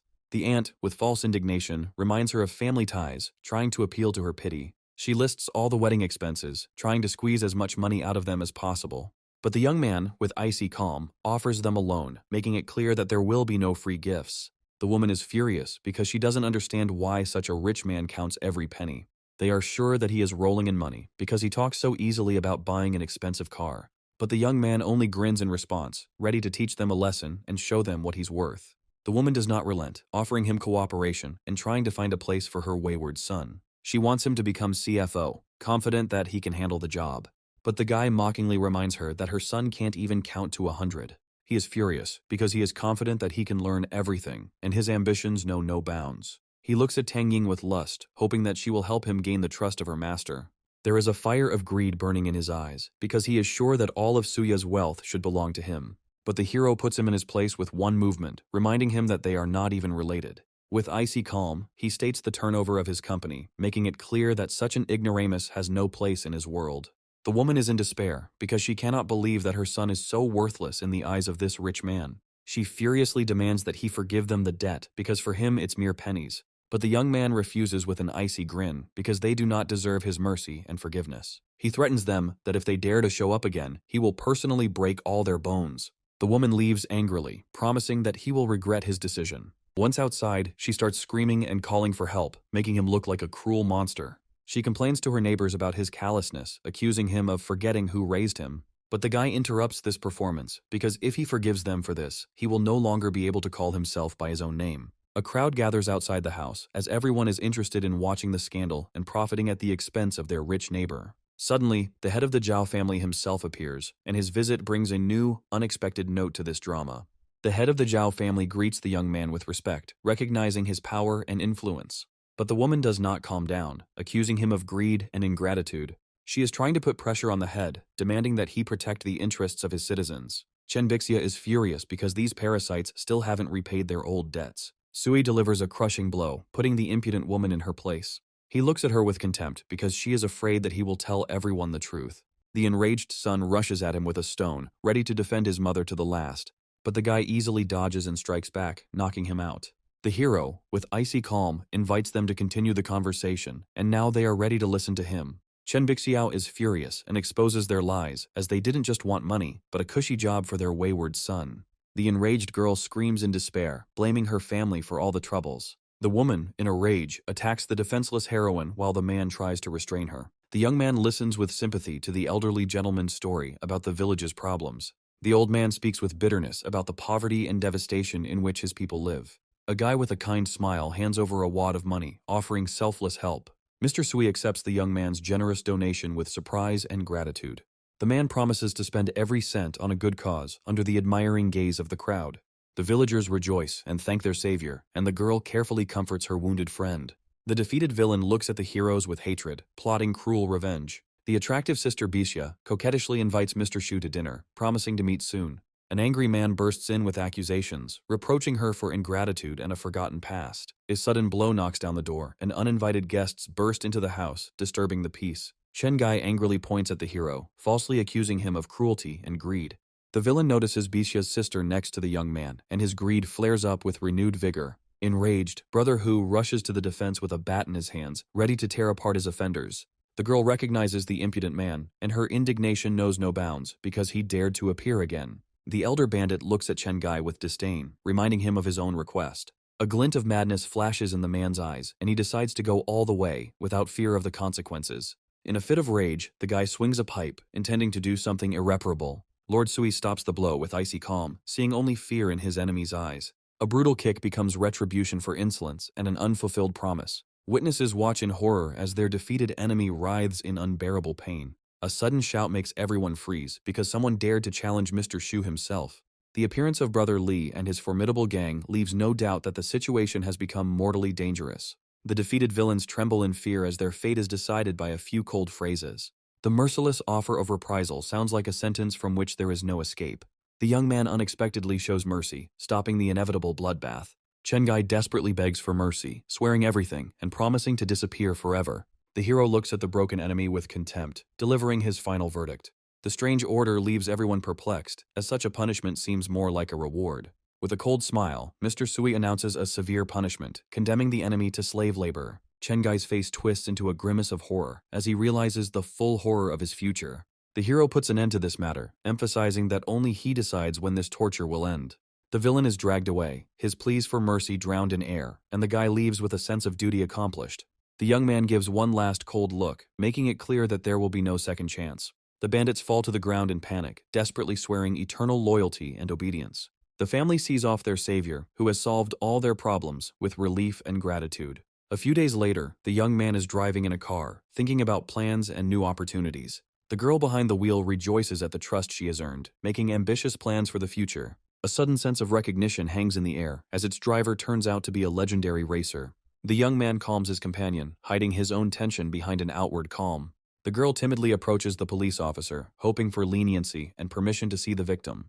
The young man, with a charming smile, takes control of the situation, radiating confidence. Enraged parents burst in with wild screams, ready to tear the culprits apart on the spot. The law enforcement officer tries to calm the troublemakers, but his words are drowned out by a stream of accusations. The victim's father is furious. His anger knows no bounds or common sense. Greed and a thirst for revenge push the man to make threats, demanding not only money, but also prison. The hero's patience snaps, and a predatory grin appears on his face, foreshadowing trouble. The parents are putting on a real show with hysteria and accusations against the inactive police. The policeman coldly puts an end to this circus, declaring that their own son is actually to blame. The police officer puts an end to the dispute by declaring that reckless driving without a license is a crime. The father, in blind rage, denies the obvious, demanding that the innocent be punished for his son's actions. The heroes watch this theater of the absurd with stony faces, amazed at human stupidity.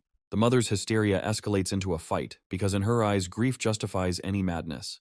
The officer's patience runs out, and he throws out the troublemakers, reminding them who the real culprit is. Breaking into a scream, the law enforcement officer pours out all the pain and fatigue from people like their son. Justice has been served and the police officer is relieved to let the couple go, closing the case.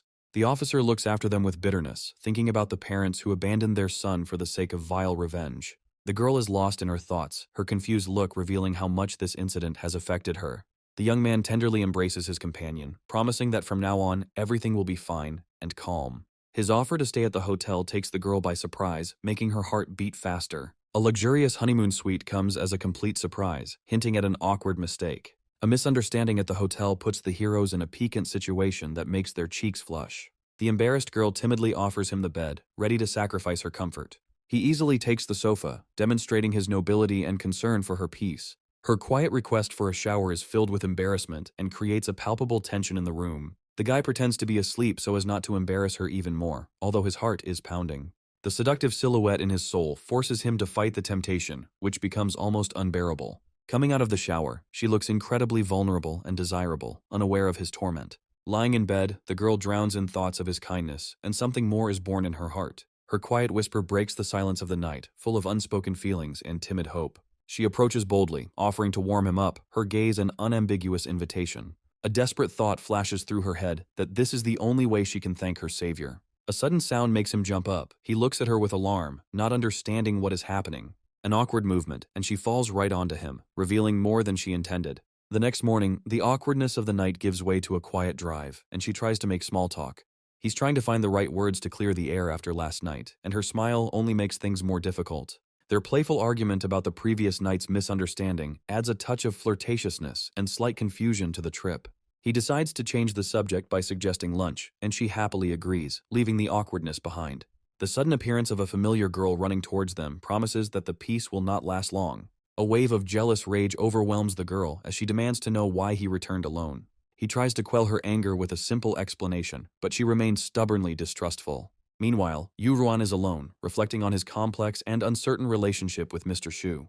She accepts her role as a helper, suppressing the timid hope for something more. A light conversation about unfulfilled dreams and talents creates a warm and trusting atmosphere between them. His eyes light up with impatience because he sincerely believes in her success and is waiting for the opening. She anxiously lists off the endless to-do list, feeling the weight of responsibility pressing on her shoulders. The guy playfully teases her, trying to dispel her fears and inspire creativity.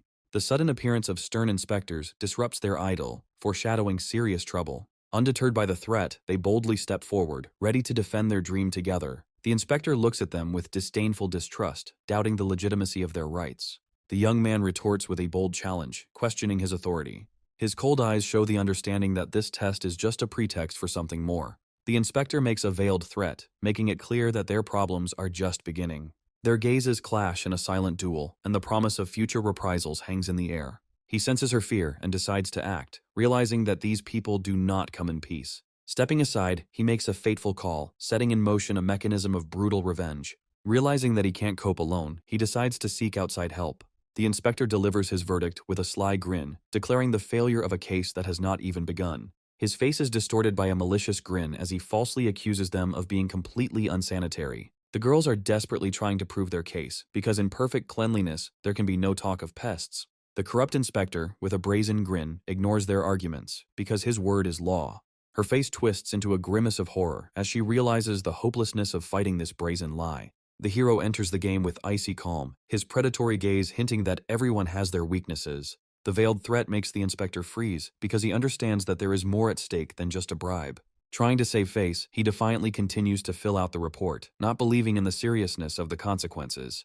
He triumphantly thrusts the fabricated report in the guy's face, confident of his complete impunity. Mr. Lee's sudden appearance leaves the inspector in shock, as he never expected to see his superiors here. A resounding slap in the face becomes retribution for arbitrariness and abuse of office.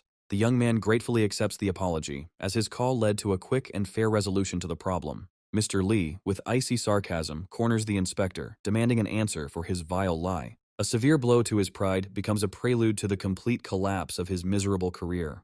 The boss's cold gaze leaves no doubt. His words sound like a death sentence. Broken and humiliated, the inspector realizes that this is the end, but for the hero, it is only the beginning. Behind the guy's angelic smile lies a steely determination, because simply being fired isn't enough for him. He makes accusations of threats and extortion, linking the inspector to the powerful Zhao family. The image of the true enemies emerges, and it becomes clear that the inspector was just a pathetic pawn in their hands. Cornered, he denies everything in panic, but his lying eyes give him away. Justice has triumphed, and the handshake becomes a symbol of a new alliance against a common enemy. The conversation turns to the Zhao family, and it becomes clear that the main battle is yet to come. Behind his professional bodyguard bearing one can discern a dangerous military past. A security guard's calm remark becomes a spark that is ready to ignite the flames of conflict. A brazen blow becomes a test of strength, but is met only with icy calm. With a slight blush from the blow, he holds back his rage, giving a final warning. The bandit's mad laughter fills the air. He revels in his impunity and power. Trying to humiliate a security guard with a lit cigar becomes a fatal mistake and a point of no return. The hero's sudden appearance disrupts the course of events, his steely grip bringing instant retribution. The young man looks down on his fallen enemy with contempt, teaching him a harsh lesson in good manners. The enraged accomplice rushes to the defense, not realizing what a dangerous force they are facing. The hero's cold smile foreshadows a brutal reprisal, since smoking in public places is indeed harmful. The defeated bandit furiously utters threats, unable to accept the humiliating defeat. The faithful bodyguard is ready to solve the problem alone, but the master calmly stops him. In a fit of rage, the thug rushes into the attack, confident that now no one will leave alive. With one movement, the young man stops the attack, his steel grip depriving the enemy of all hope. Choking with pain and fear, the bandit begs for mercy, his former arrogance having evaporated without a trace. The hero's cold gaze does not bode well. He waits, and this waiting is worse than torture. A friend's cry for help sounds like salvation, lighting a spark of hope in the bandits' hearts. The appearance of the elegant gentleman brings clarity, because it was he who the main character was waiting for.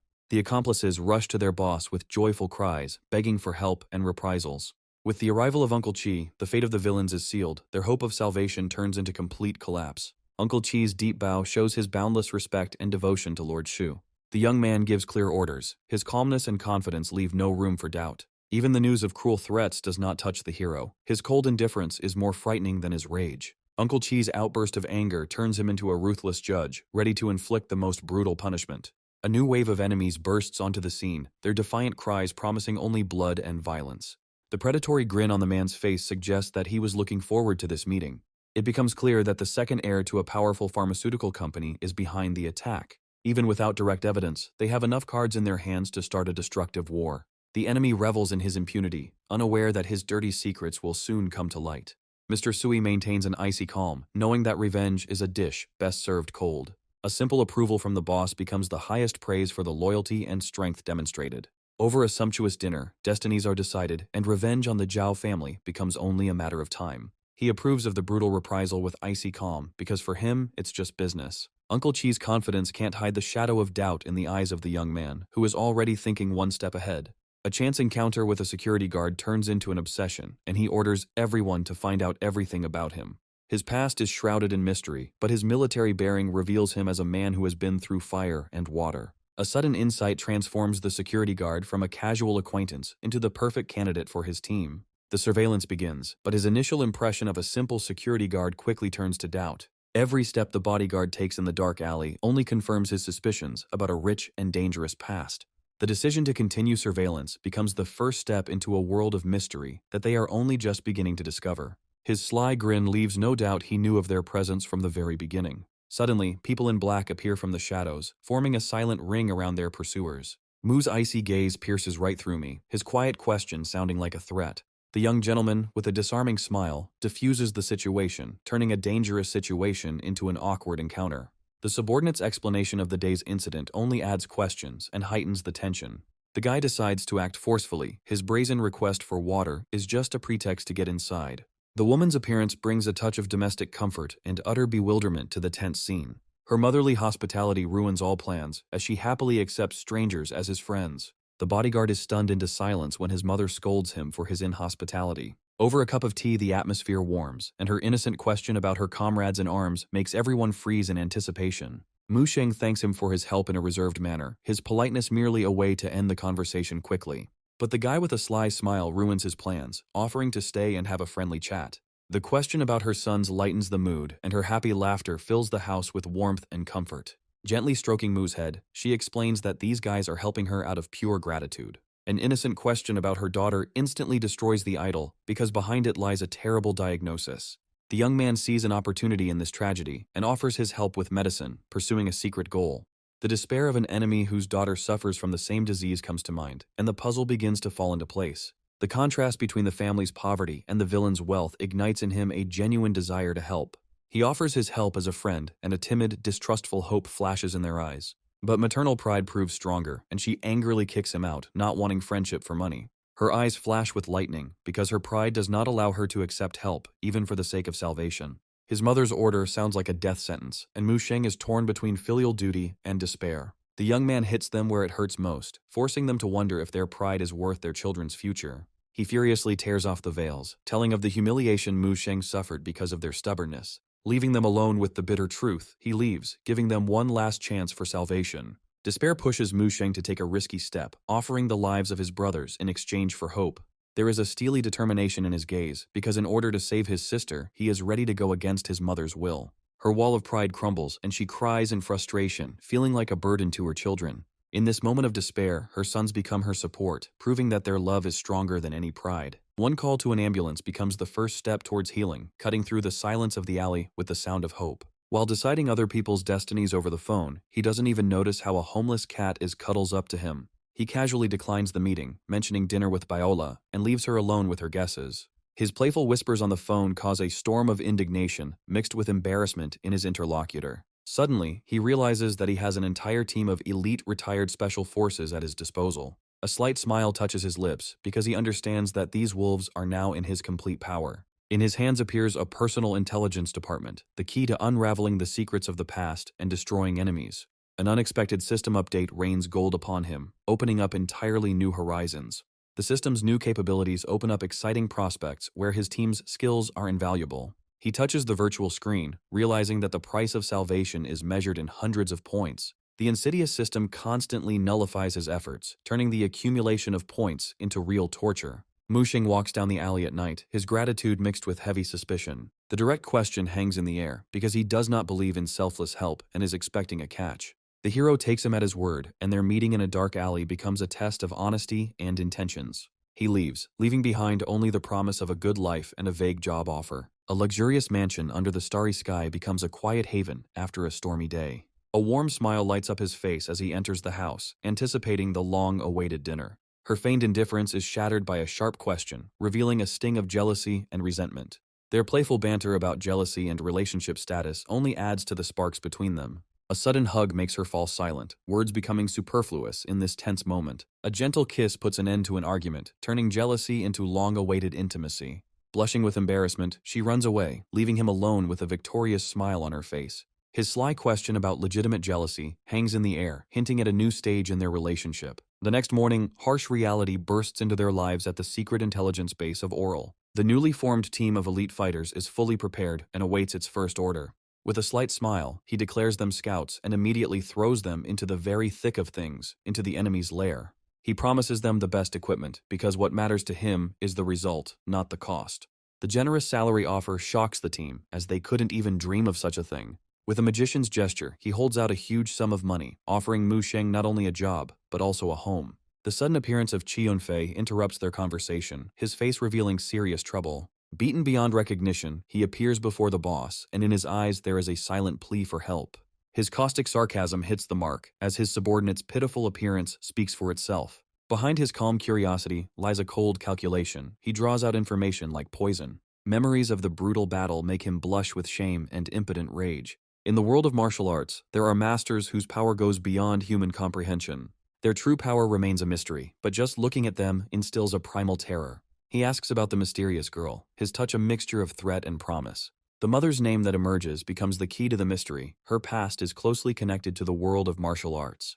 The young man gives the order, and there is steel in his voice, because he will not forgive those who have offended his man. With cold confidence, he walks towards danger, ready to teach a lesson to those who have lost their fear. A new enemy, a representative of the influential Sun family, is already waiting for him in the martial arts hall. Despite his subordinate's anxiety, he moves forward because his goal is information, not a fight. Your hand reaches for the phone without you even noticing, because your faithful assistant is ready to fight at the first signal. Demonic rage distorts the enemy's face. He is furious that someone dared to disturb him. The hidden alliance and subordination to Niu Chunsheng becomes the key to understanding their strange behavior. The fresh bruises on Chi Yunfei's face were silent proof of the brutal truth of these words. A sly smile lights up the hero's face. He has figured out their game. Large families seek cover from the strongest. The culprits are already waiting for him in the hall. Their calm and confidence speak of their high rank and strength.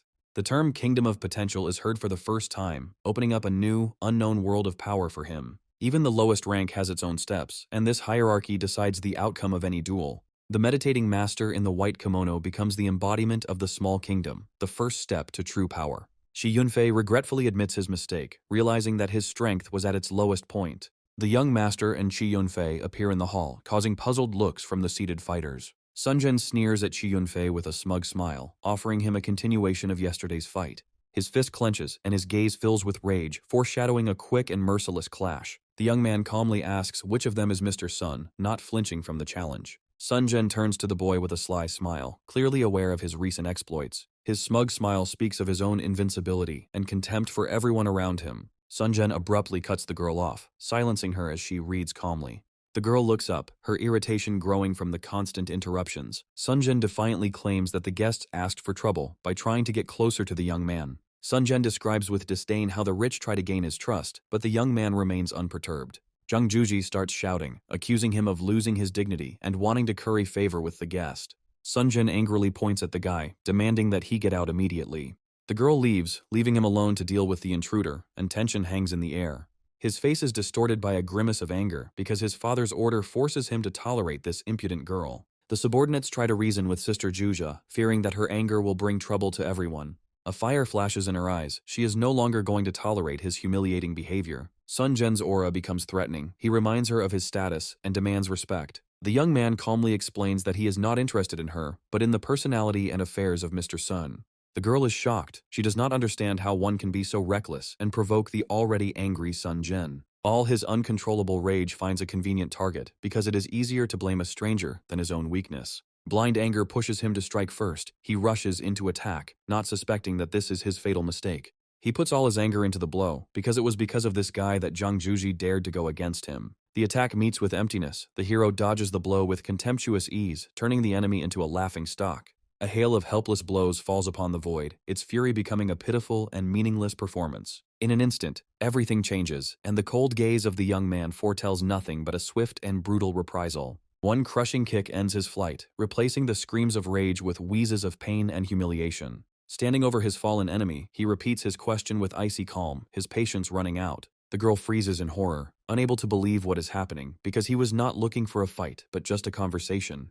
Chi Yunfei was stunned. He finally understood the boss's true intention. The Lin family was the target from the very beginning. His words sound like a death sentence, because now he sees no point in negotiations and is ready for action. The bloody splashes on the floor become a silent testimony to his power and cruelty, destroying all hopes for peace. Standing over his beaten enemy, he wipes his hands with cold contempt, his anger not yet subsiding. He leaves, leaving behind only a fallen body and an ominous warning about the fate of the entire Sun family. Zhang Juji can hardly catch her breath, her gaze full of hatred and fear of this ruthless man. She warns of revenge from the Sun family, as their new guard is a potential ranked fighter.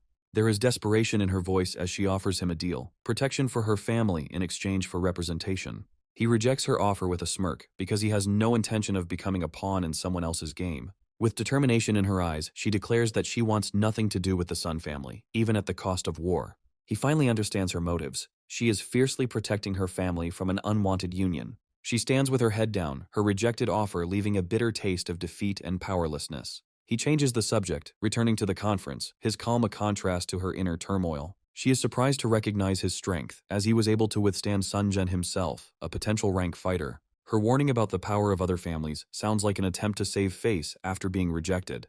A fire lights up in his eyes, because the conference is not only a battle of clans, but also the key to his mother's secret. Suddenly, he changes his mind and agrees to speak on behalf of her family, offering a helping hand. She looks at the business card in her hand, her gaze full of hope, because he gave his word, and now it's too late to back out. In the car, Chi Yunfei talks admiringly about the boss's secrets, unaware that this is only the tip of the iceberg.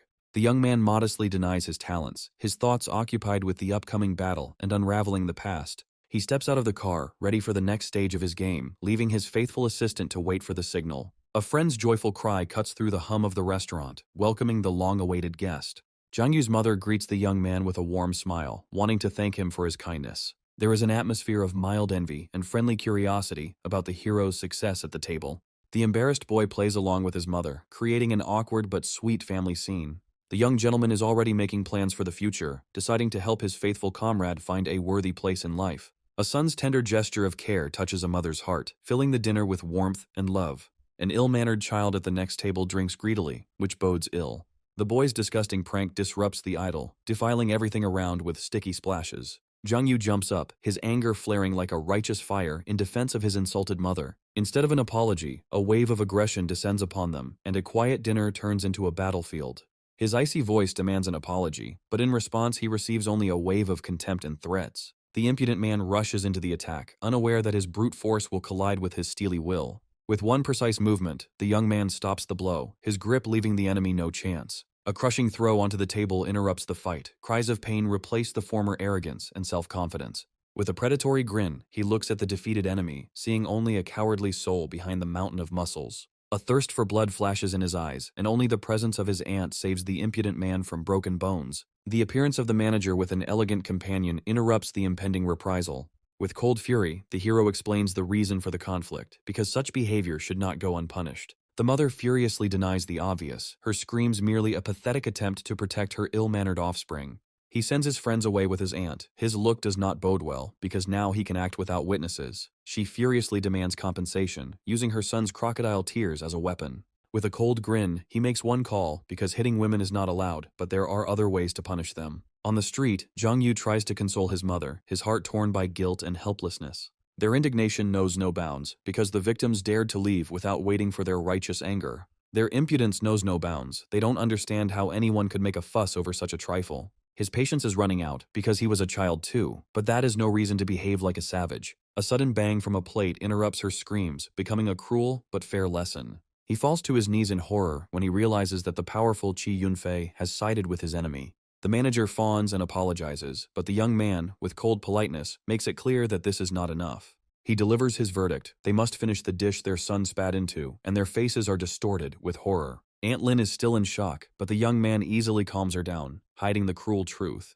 He talks with a carefree smile about the kind uncles who helped solve all the problems. She finally calms down, but Zhang Yu is already preparing a new surprise for his friend. Luxury cars outside Tianyu's office become a symbol of a new, more serious threat. The enemy announces plans to take over his business, and the tension of an impending war hangs in the air. Xi Yunfei is alarmed by the insidious methods of their competitors, who are trying to strangle them from all sides. Zhizhao is desperate. He feels like a pawn in a bigger game, and fear paralyzes his will. With a devilish grin, the hero reminds him that there is no place for weakness and pity in business. By calming his partner down, he shows that he is ready to take full responsibility. Once in the boss's chair, he transforms from a carefree youth into a cold and calculating strategist. The news of imminent negotiations with the main competitor hangs in the air, filling it with tense anticipation. The hero hits where it hurts most, reminding them of the loss of technology and key employees, exposing their weakness. Zhizhao bitterly admits his defeat because the enemy cut off their oxygen supply, ruining all his plans. With the competitor's skyscraper in the background, it becomes clear that this is a battle of ideologies, and no one intends to give in. Despite their despair, they seek a way out, hoping to find a new partner and stay afloat. But the young man's pointed question brings them back to the harsh reality that they have catastrophically little time. A sudden message interrupts their conversation. The enemy is already at the door, and the time for strategies is over. With icy calm, he takes control of the situation, ready to meet the representative face to face. A key detail flashes through his mind. The competitor's foreign leadership could become their Achilles heel. The meeting begins with a shock, because instead of the expected negotiator, a familiar foreigner appears on the doorstep. Mr. Jack Leary, with a smug smile, exudes confidence as he prepares to deliver a crushing blow. The negotiations begin, and Chi Yunfei takes the floor, introducing his boss and his team. Her sweet smile hides a poisonous sting, for the offer of a chance is merely a humiliating sop. There is a note of distrust in his voice. He understands that behind this generous offer lies a cunning trap. She lays out their terms with feline grace, confident that the cornered beast will accept any deal. Her words hit hard, because the only benefit for them is to avoid complete and humiliating bankruptcy. A cold contempt flashes in her eyes, making it clear that their interests have no place in this deal. He looks into their eyes with a devilish grin, letting them know that they have greatly underestimated their opponent. Despite his assistant's confusion, Mr. Jack Leary remains calm, suspecting that this is just a bluff.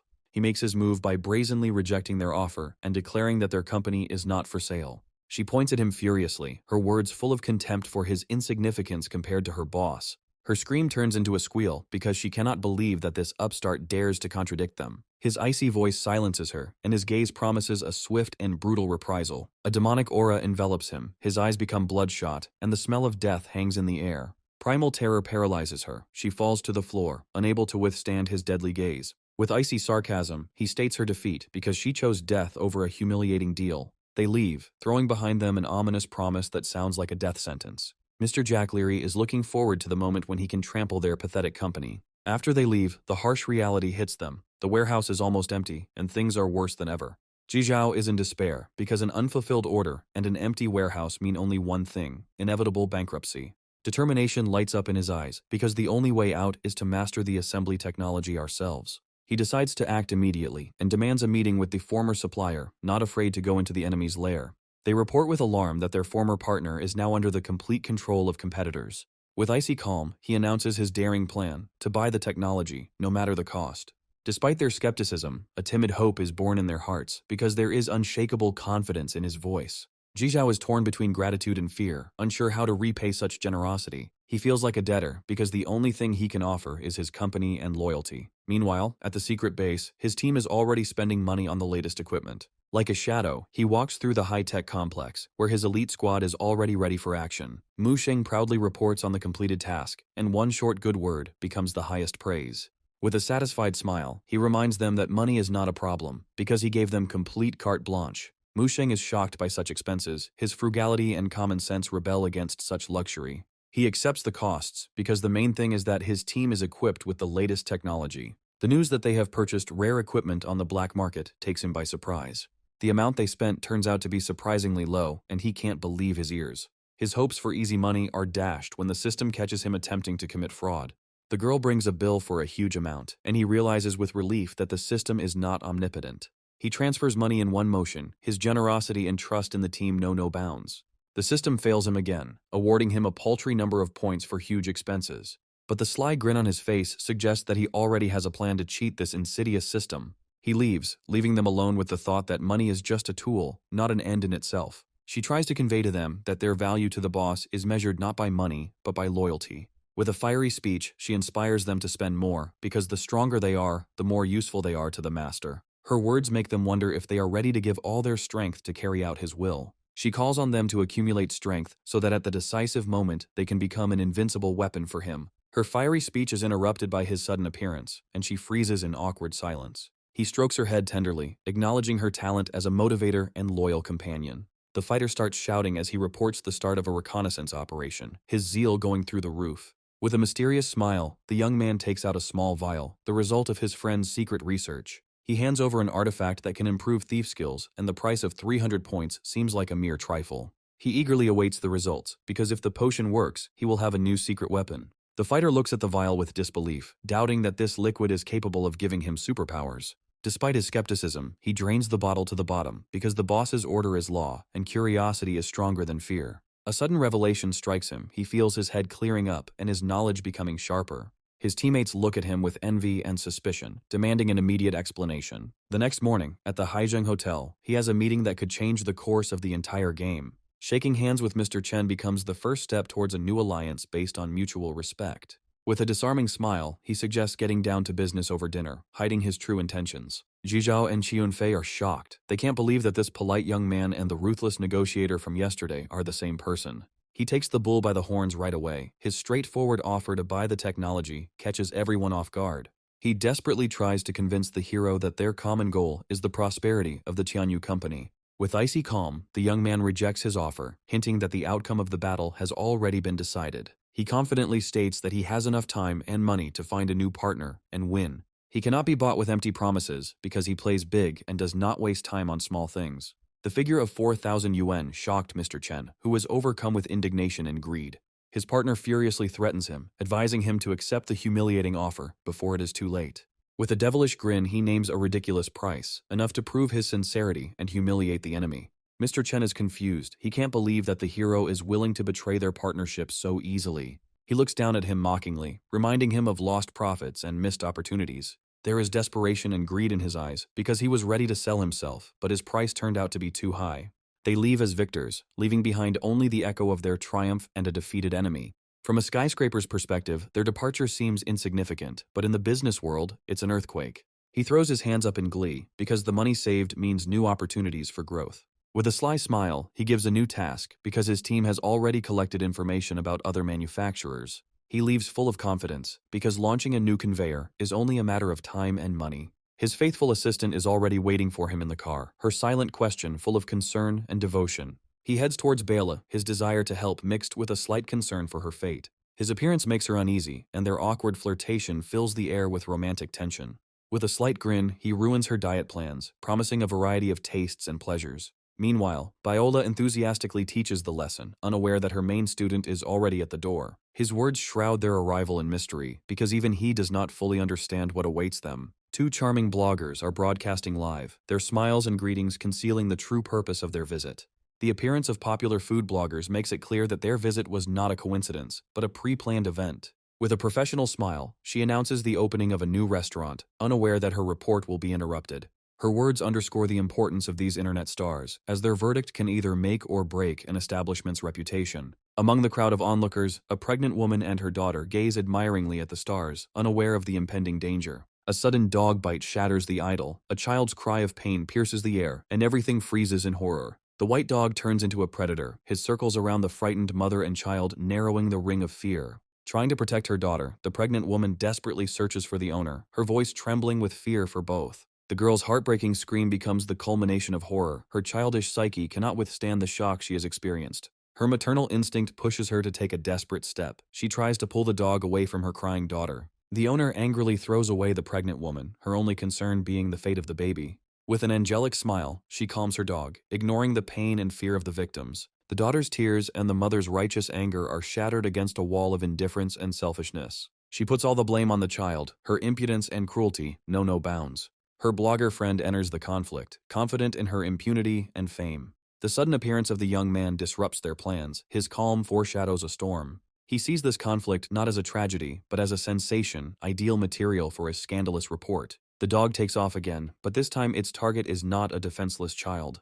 With one movement, he catches the dog. His cold gaze does not bode well for the presumptuous bloggers. He calmly demands an apology and compensation, his words sounding like a final warning. His icy gaze leaves no doubt he is not joking, and refusal will have serious consequences. She offers money with disdain. Her pride does not allow her to admit her guilt and apologize. He squeezes her money in his fist, making it clear that she has made a fatal mistake. A carelessly thrown-out phrase about a sick dog becomes the last straw that breaks the camel's back. He sends his assistant with the victims. His voice does not bode well for the presumptuous bloggers. Her indignation knows no bounds. She does not understand why he is still here, because the money was paid. Seeing Baolu next to him, she finally realizes who she's dealing with, but it's too late. With fury in her eyes, she blames him for the dog's death, not realizing the full seriousness of her situation. They drive away, throwing threats of a devastating recall behind their backs, but their words are drowned out by the roar of the engine.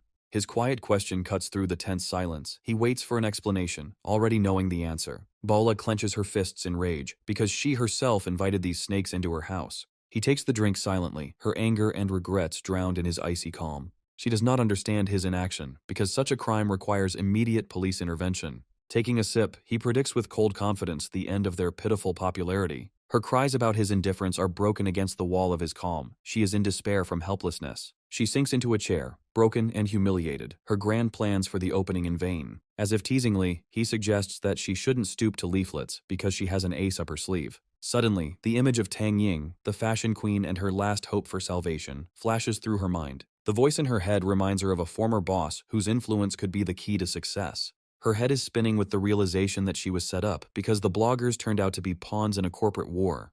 The true enemy, the powerful Chen Chusheng, enters the scene, but his appearance only inflames the passion for the fight. Bala is in despair. The burden of responsibility is pressing on her, and she is frantically looking for a way out of this catastrophe. He watches her panic calmly, his cold calculation and lack of experience creating an explosive mixture. But even in the darkest hour, a ray of hope appears on the horizon, promising that all is not lost. Having thrown off the shackles of despair, she finds strength within herself, because confidence is her only weapon. In a playful impulse, she challenges him, trying to break through the wall of his imperturbable calm. A few days later, the restaurant is full of happy guests, their laughter the sweet sound of victory over enemies. Rave reviews of the food prove that true quality doesn't need false advertising. On the opening day, among a crowd of friends, she waits with bated breath to see if those two will show up to admit their defeat. The bloggers begin their broadcasts with false enthusiasm, their smiles just a mask for dirty play. They sample the dishes on camera, their showmanship becoming increasingly obvious and repulsive. Suddenly the girl feels a familiar taste, and her face distorts into a grimace of disgust. Fighting back nausea, she realizes it tastes like cheap, low-quality food. Her friend enthusiastically tries another dish, unaware that their deception is about to be revealed. But her face also changes because the taste of additives and preservatives cannot be hidden behind a beautiful presentation. Bala watches this spectacle with fury, her hands clenching into fists in impotent rage. A cry of disgust breaks the silence when one of them finds a long black hair in her plate. She can't pretend anymore, her patience is running out, and she is ready to return the money for this fake advertising. A sudden burst of pain causes her friend to fall to the floor, and their live broadcast turns into a real nightmare. Bala looks in horror at the guests writhing in pain, and a terrible suspicion creeps into her heart. At Quido's office, their boss smirks and praises them for their resourcefulness and the fake poisoning report. Director Mazi is enjoying his growing popularity, as scandal is the best engine for his platform. With a predatory smile, he promises them millions of fans, turning their meanness into a springboard to fame. Girls fawn over him, blinded by promises and ready to do anything for the sake of their careers.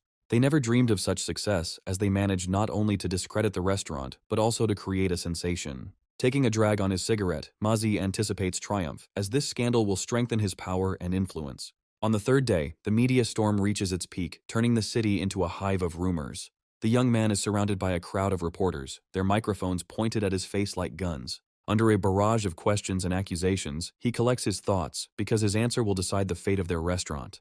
With a smug smile, she awaits his apology, confident of her complete impunity. A lawyer comes onto the scene, and their dirty game moves to a new, official level. He accepts the summons with a slight grin, because for him it is not a threat, but only an invitation to war. She revels in her victory, predicting his inevitable defeat and complete oblivion. A devilish fire lights up in his eyes, because their carefully planned attack is exactly what he was waiting for. Her friend is furiously shouting about a counterclaim, not realizing that she's picked on the wrong person. They laugh in his face, confident that he won't have enough money even to bury his reputation. She laughs with delight, enjoying her game and anticipating the downfall of innocent people. With a sly smile, she reveals her main trump card. Her father, the head of the department, can easily forge any certificate. Their boss promises full support because for him this is not just a scandal, but an opportunity to strengthen his power. Mazi is eagerly awaiting the start of the war, as scandal is the best way to attract new fans. Sitting in the darkness, the young man analyzes the situation, and the puzzle begins to come together, revealing the enemy's insidious plan. The news of the hype surrounding the video only confirms his suspicions. He is ready for the next step.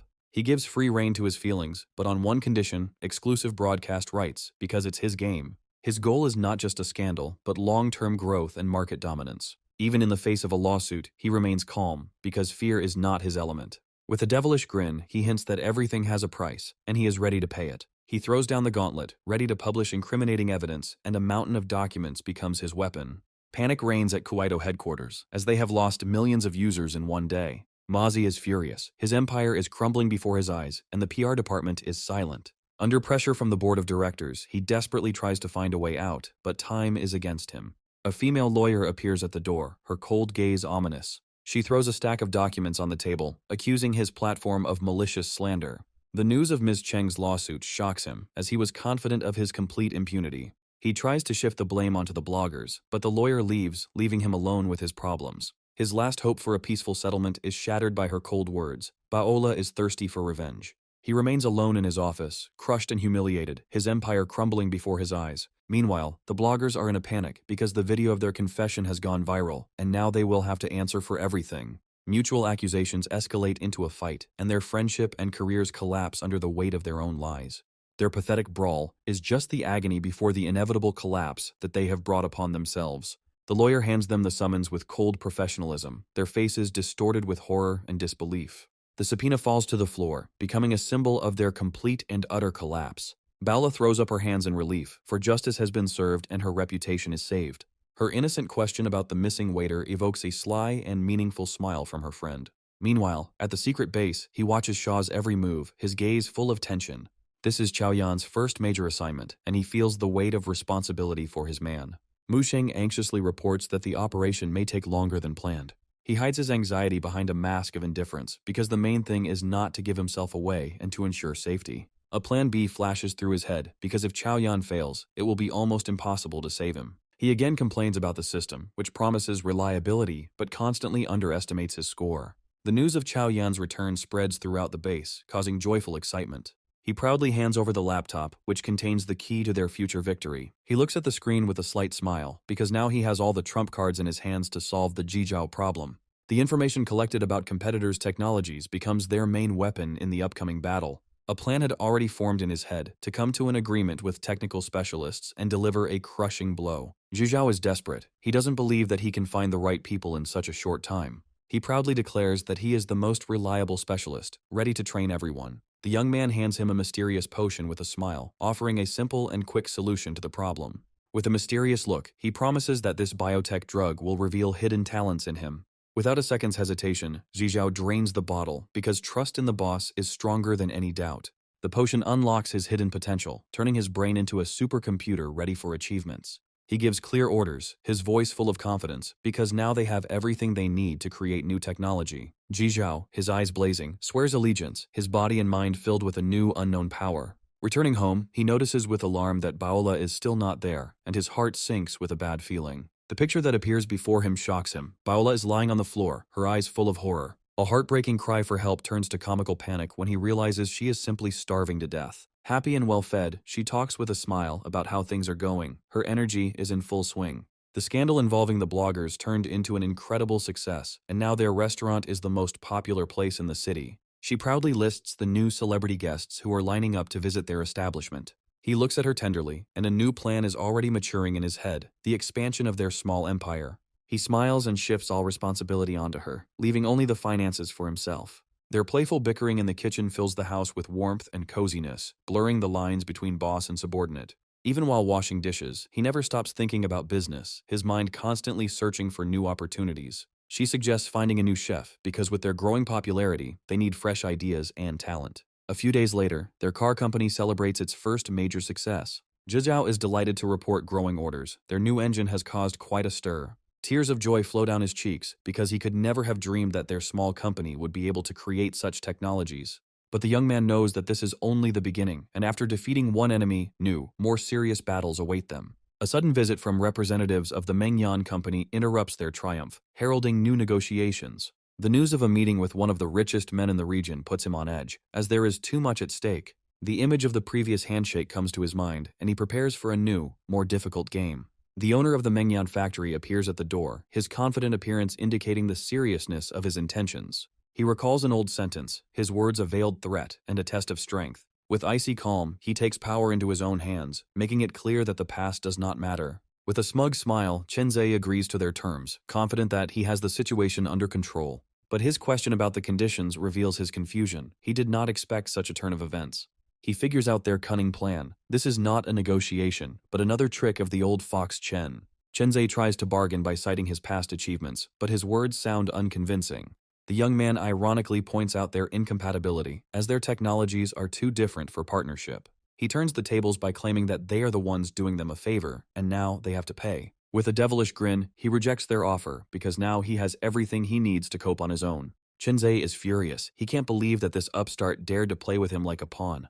With an innocent look, the young man reminds him that it was he who refused help at the most crucial moment. Old Fox Chen looks at him with hatred, anticipating the moment when their company will collapse under the pressure. Suddenly he changes tactics and feigns humility, admitting his mistake while hiding his true intentions. Everything is going according to plan, and the cunning Chen is confident that his trick has worked and the technology is almost in his hands. He remembers with disdain their pathetic attempt to bargain, because he knew from the very beginning that they would refuse. Rage and indignation distort his face. He cannot accept the fact that he was so brazenly deceived. Jizhao reports with concern about production problems, as their capacity is not sufficient to fulfill orders. Constant pressure from competitors leaves them at a loss, and the question of what to do next hangs in the air. He orders a free replacement of cars. His daring plan is a blow to the reputation of his competitors.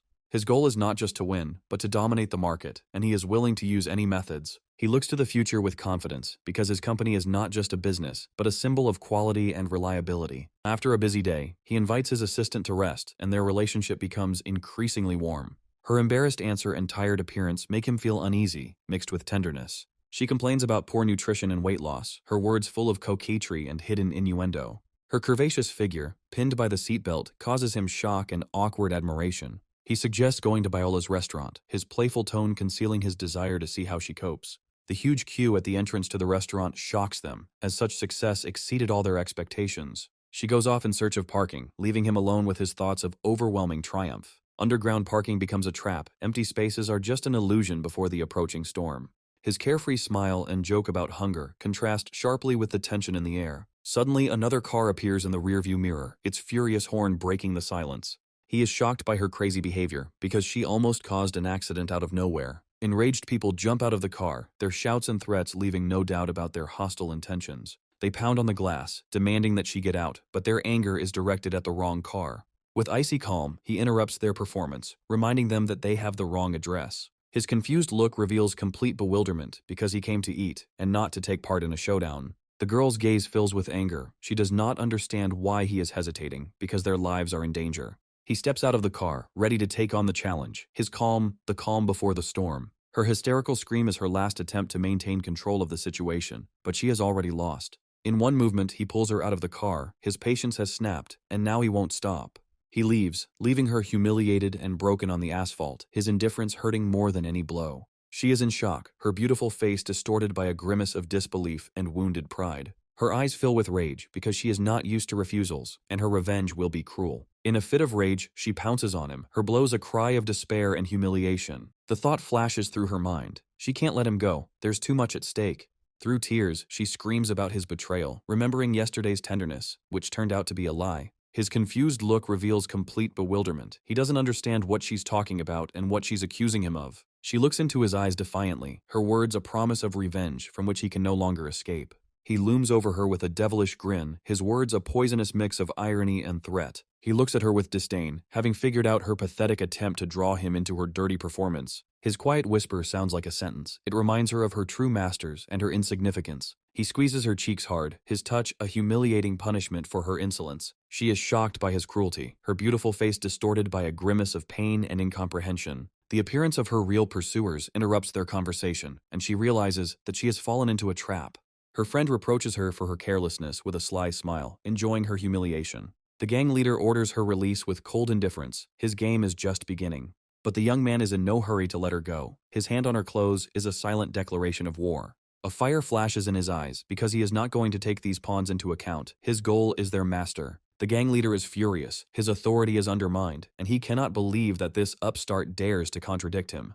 But his subordinates have already gone over to the enemy's side. Their cries of support sound like betrayal. With icy calm he strikes, not at him, but at the girl, turning her into a bargaining chip. His contemptuous question puts the arrogant bandit in his place, revealing his insignificance. Despite the modest car, his demeanor conveys a sense of hidden strength and influential support. He accepts the challenge, ready to take on an entire gang single-handedly. His confidence is frightening. The girl falls at his feet, her fear and gratitude mixed with shock at his true identity. With a predatory grin, he watches as the enemy calls for help, anticipating a new, more interesting game. Meanwhile, at the secret base, Mu Sheng tracks their every move as the Zhao family prepares a new trap.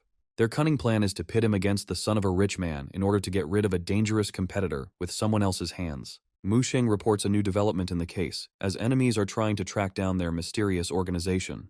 He hangs up, his calm mask concealing the tense anticipation of the coming battle. He realizes with a grin that he himself was the cause of all the problems by ordering people to stage this performance. His enemies are confused. They don't understand how Zhao Xuman could get away with such a scandal so easily. With a devilish grin, he advises his enemy to run before it is too late, enjoying his fear. Suddenly, the name of the second son of the owner of the Wu group of companies comes up, and the tension in the air increases. He looks at them with disdain, his words a challenge they cannot ignore. One call, and the enemy's identity is revealed. His calmness is more frightening than any threat. Mr. Wu understands that his opponent is not so simple, and the verbal altercation is only the beginning. His face contorts into a grimace of anger. He realizes that he has underestimated the enemy and orders a retreat. The gang leader lets him go with feigned generosity, trying to preserve the remnants of his pathetic dignity. The girl is shocked because this stinking poor man turned out to be the one who was able to humiliate the powerful gentleman. Her innocent question about food is met with his cold silence, and their dinner plans are cancelled. There is a fire burning in his eyes as he gives the order to return to headquarters because the real battle is just beginning. At Flying Eagle Base, he demands a debrief, his gaze glued to the screens full of classified information. Mu Sheng anxiously suggests listening to the recording, as it contains the key to solving a new conspiracy. It becomes clear that the Zhao family is somehow connected to the mysterious organization Protective Blade.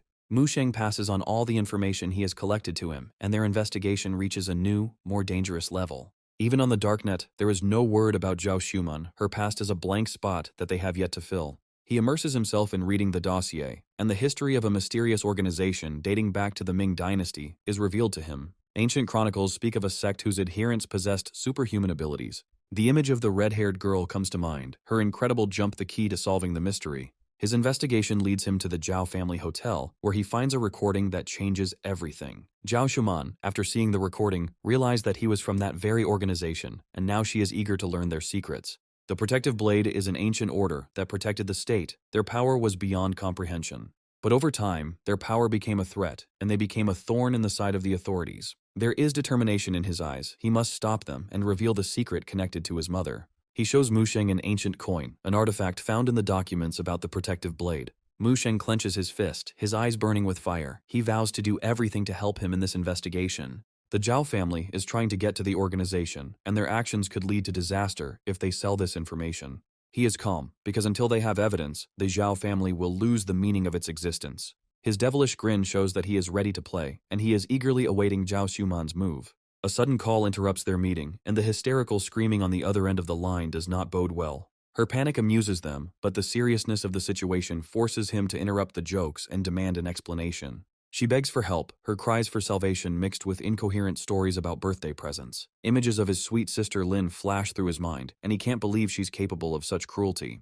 A happy smile lights up her face as she asks for time off to deal with family issues. He happily agrees, because a walk in the fresh air is the perfect way to find out what surprises his friend has in store for them. Tears of joy and relief flow down the boy's cheeks when he finally finds the one he has been looking for so long. She tries to find out what happened, but he falls on his face, his fear of his parents' wrath stronger than any words.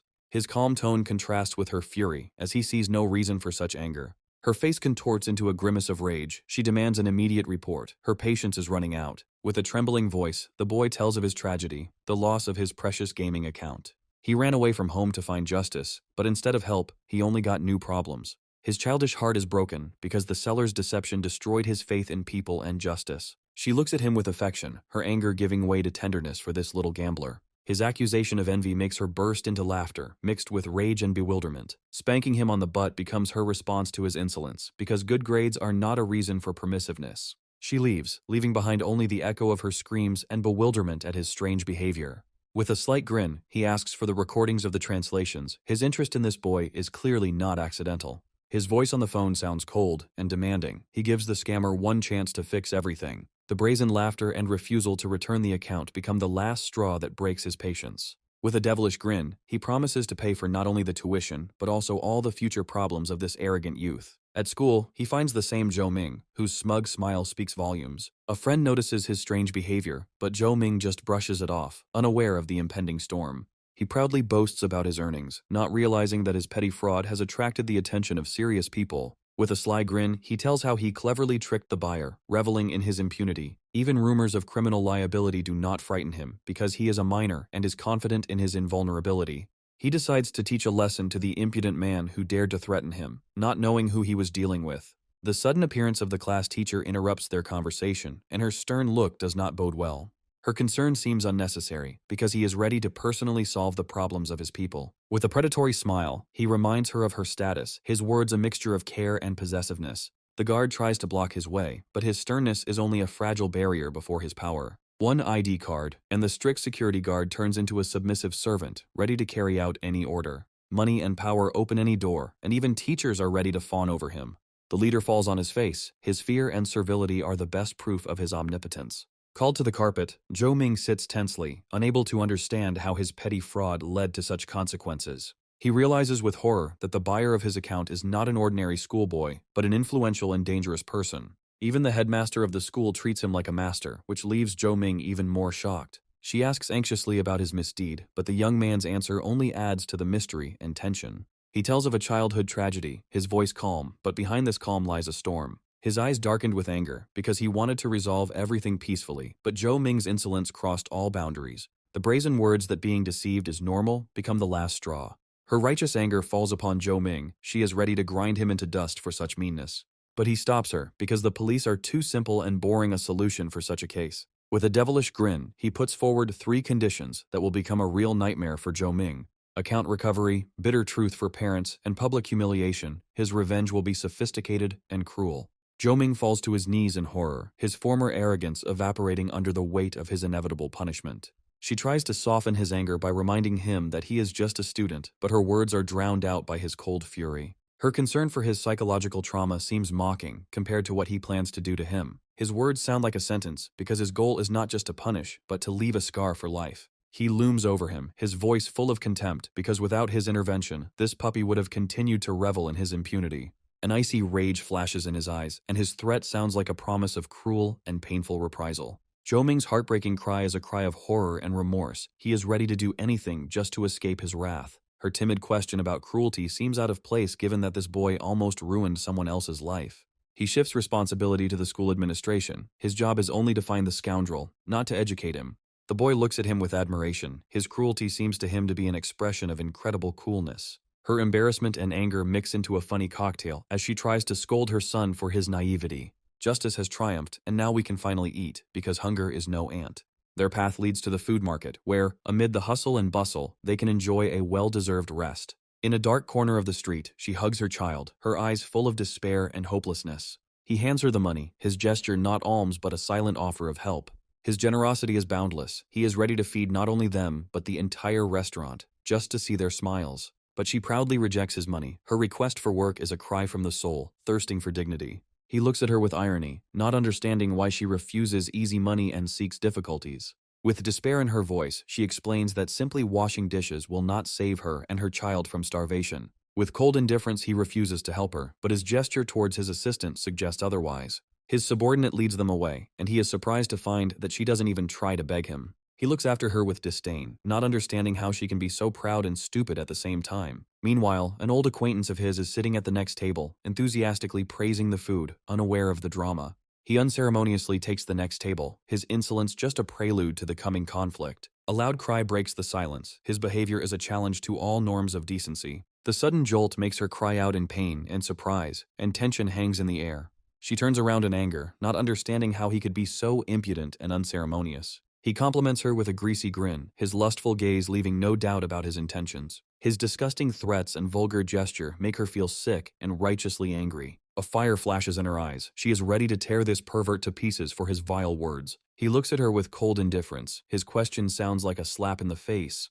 With despair in her voice, she talks about her sick son. Her pride is broken, and she is ready to do anything. He asks her to prove her worth first. His cold calculation is a test of her will and determination. His greasy grin and vulgar hint become the last straw that breaks the camel's back. The bottle crashes down on his head, its fury an explosion that sweeps away everything in its path. Cries for help are drowned out by the roar of the restaurant. No one rushes to intervene in this brutal and bloody fight. In his eyes, she sees not just despair, but a wild, unbridled strength, perfect for the leader of his new squad. A sudden system update opens up new horizons. He can now create not only fighters, but also healers. With a devilish grin, he realizes that this girl is not just a find, but the key to his future victories. Her hand with the knife freezes in the air. She is ready to kill to protect her child and her honor. He stops her with one movement, his calm a cold shower for her blazing rage. Her name, spoken hesitantly, betrays her fear and confusion. She doesn't know what to expect from this man. He offers her his help. His words are not mercy, but a profitable deal that she cannot refuse. The girl's desperate gratitude was more eloquent than any words.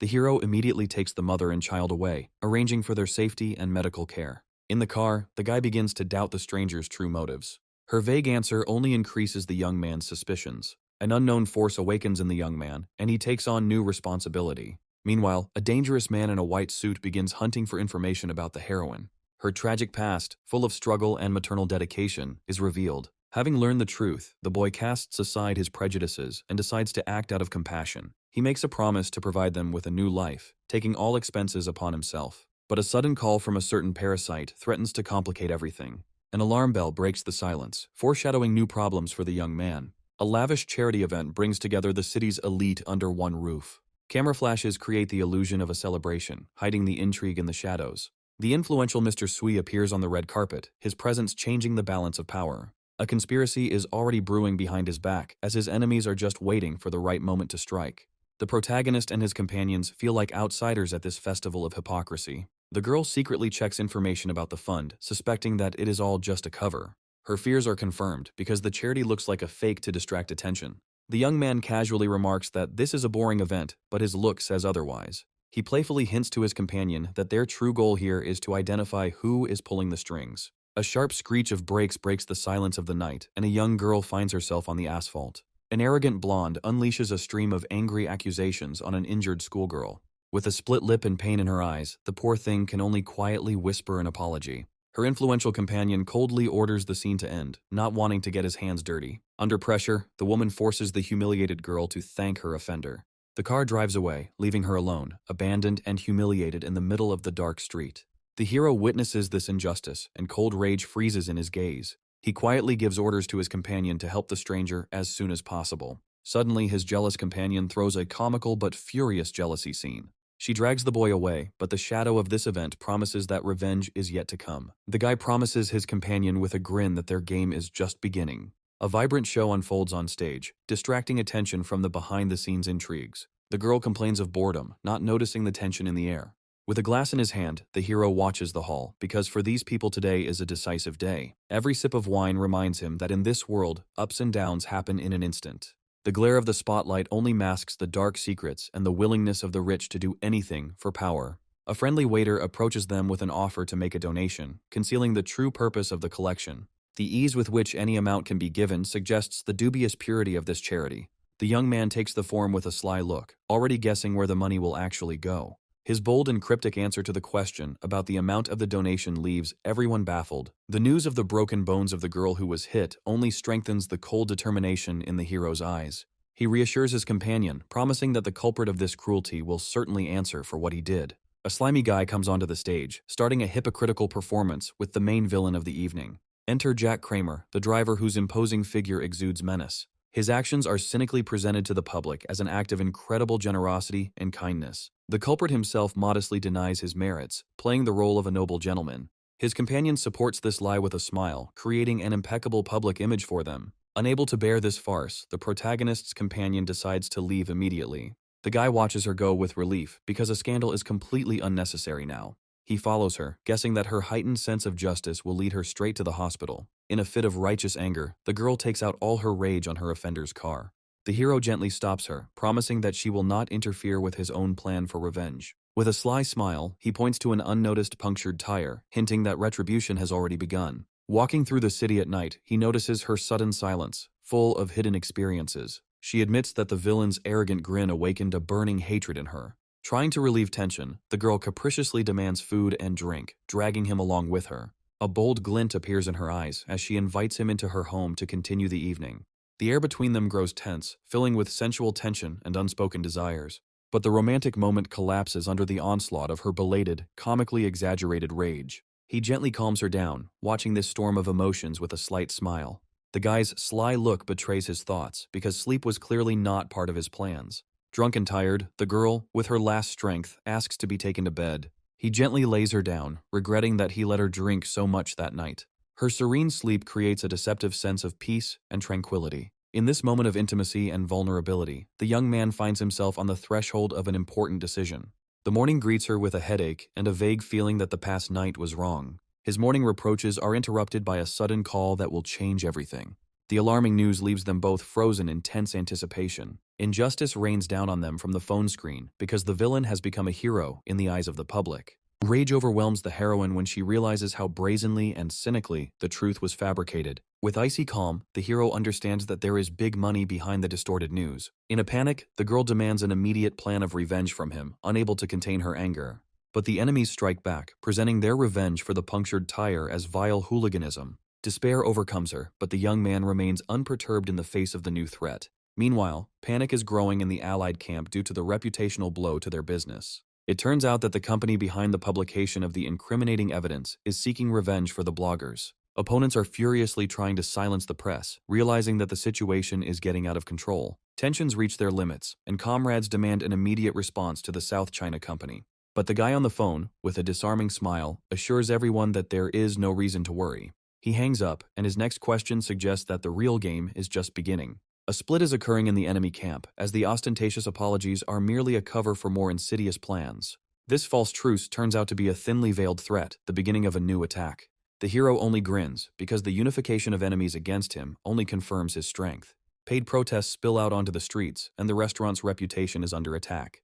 The young man realizes that the time has come to act to suppress this artificial rebellion. His cold-blooded plan of waiting frightens the girl, but he knows that he must strike at the very peak of tension. He turns around, ready to face the crowd alone and protect what is dear to him. In a fit of despair and faith, she throws herself into his arms, completely trusting him with her fate. Her sudden kiss becomes an unexpected reward for him, and the best motivation to win. The enemies burst into the restaurant, unaware that they have just walked right into a trap. An aggressive girl with leaflets leads the attack, demanding justice and the closure of the restaurant. Her righteous anger is met with the cold irritation of a simple visitor who wants to have a quiet dinner. The man explodes because he doesn't care about other people's squabbles, he just wants to eat in silence. The girl's partner joins the scandal, and now the quality of the food also comes under fire. Suddenly, an elderly woman, tired of this senseless farce, intervenes in the conflict. Her caustic remark hits the mark, calling the protesters what they are, more fools. The insult hits a nerve, and the situation escalates to the limit, threatening to escalate into a brawl. The protesting girl furiously accuses all visitors of being brainless and aiding evil. She points the phone at the man's face, trying to prove her point with irrefutable facts, but he looks at the photo of the victim with a smirk and completely destroys their position with one question. The injustice of the situation finally dawns on the protesters, and their confidence begins to crumble. The truth comes to light, and the caring girl in the video looks nothing like the villain. A skeptic with a phone only confirms how easy it is to manipulate crowd opinion with lies. The activist girl is consumed with shame, realizing what a stupid puppet she was in the hands of others. Whispers behind one's back turn into a death sentence, and now the protesters will have to beg for forgiveness. Trying to escape the shame, they receive stinging advice for the future that feels like a slap in the face. A powerful girl blocks their path, and her words about the trial sound like a final verdict. Her furious gaze leaves no doubt that every false word will have to be paid for in full.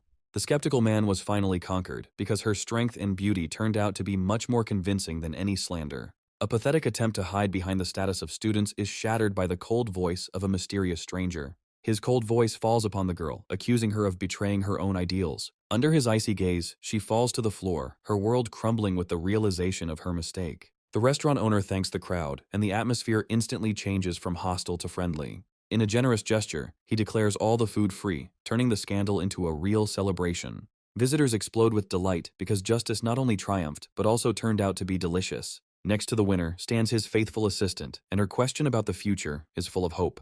With a sly grin, the young man hints that this is only the beginning, and the main blow is yet to come. Meanwhile, a furious roar is heard from the enemy camp because their perfect plan has suffered a crushing collapse. The enraged villain takes out his anger on his subordinate, unable to accept his own defeat. Horrified, she swears she has destroyed the evidence, but Sui Yan's name already sounds like a harbinger of their doom.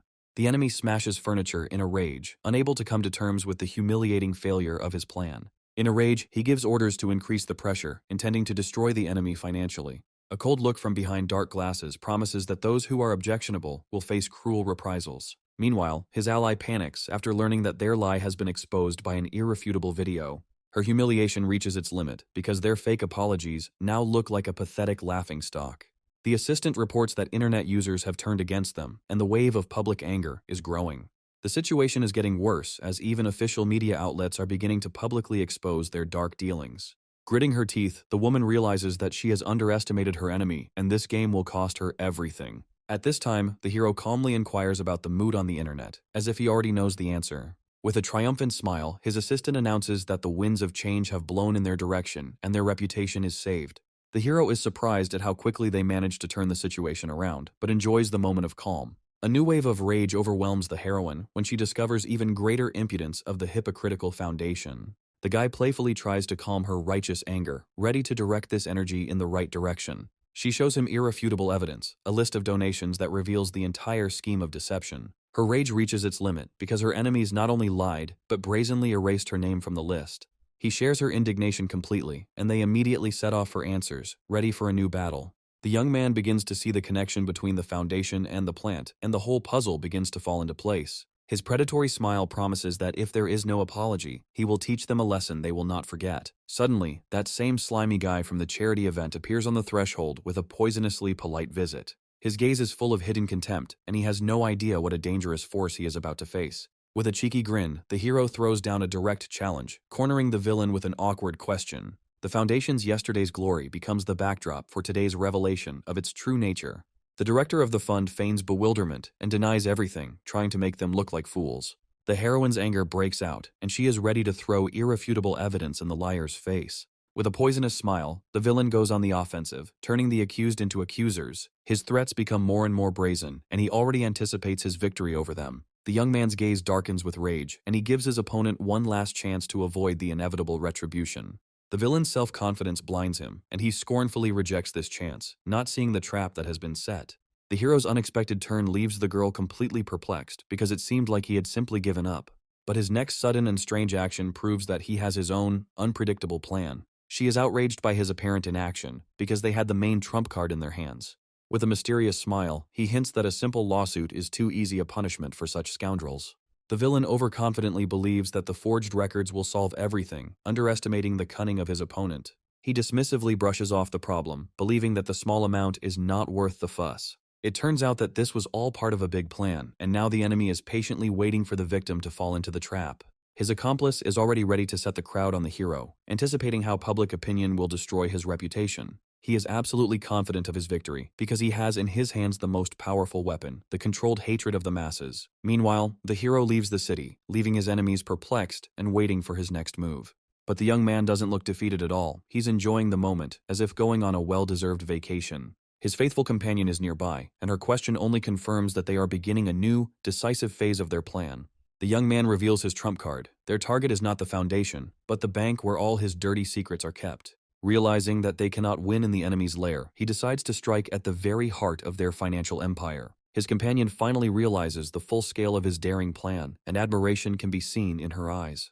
He maintains an icy calm because before the decisive battle, he needs to gather his strength and think through every step. The impregnable central bank skyscraper becomes the field of their next, most dangerous battle. Under the guise of an ordinary client, he begins his game, hiding his true intentions behind the mask of a simple investor. His polite request instantly turns into a steely demand, and the ordinary employee finds herself confused. The female clerk tries to brush him off using standard procedures, not even suspecting who she is dealing with. The hero's patience runs out and he challenges her, making it clear that her authority here is insufficient. Her irritation spills out, but by doing so, she only helps him create the chaos he needs for his plan. Her professional mask is cracking at the seams, and she resorts to open rudeness. The threat to call security becomes her last, desperate argument in this dispute. The guy agrees with icy calm, and his gesture with the briefcase changes the entire balance of power. The glitter of a huge sum of money in the case becomes his silent but most convincing argument. Her world collapses in an instant, and her face distorts with shock and the realization of her own stupidity. Her eyes reflect not just wealth, but the understanding that she has crossed the path of a very influential person. The arrogance evaporates instantly, replaced by babbling apologies, but he remains cold. His gaze becomes predatory, and he begins the countdown, threatening to go to the competitors. Panic makes her jump, because losing such a client would be tantamount to disaster. The appearance of the sleek director takes the game to a new level, and his smile does not bode well. The director tries to smooth things over with his false politeness, but underestimates the client's determination. The guy completely ignores him, continuing his merciless countdown addressed to the frightened employee. The girl's inner world is crumbling, because now she finds herself between a rock and a hard place. The last seconds are ticking away, and the tension in the air becomes almost palpable, like a taut string. With icy calm, the hero turns to leave, and this gesture becomes the decisive blow. In a panic, the director rushes to intercept him, because letting such a client go would mean signing his own death warrant. The young man doubles down, and his demand to call the boss turns the situation into a real nightmare for the director. Suddenly, the real master of the situation appears, and his calm smile hides enormous power. He easily takes control of the situation, and all previous arguments instantly lose all meaning. With a predatory grin, the hero raises the stakes again, making it clear that his real game has only just begun. A new, even more shocking sum finally knocks the ground out from under the deputy chief's feet.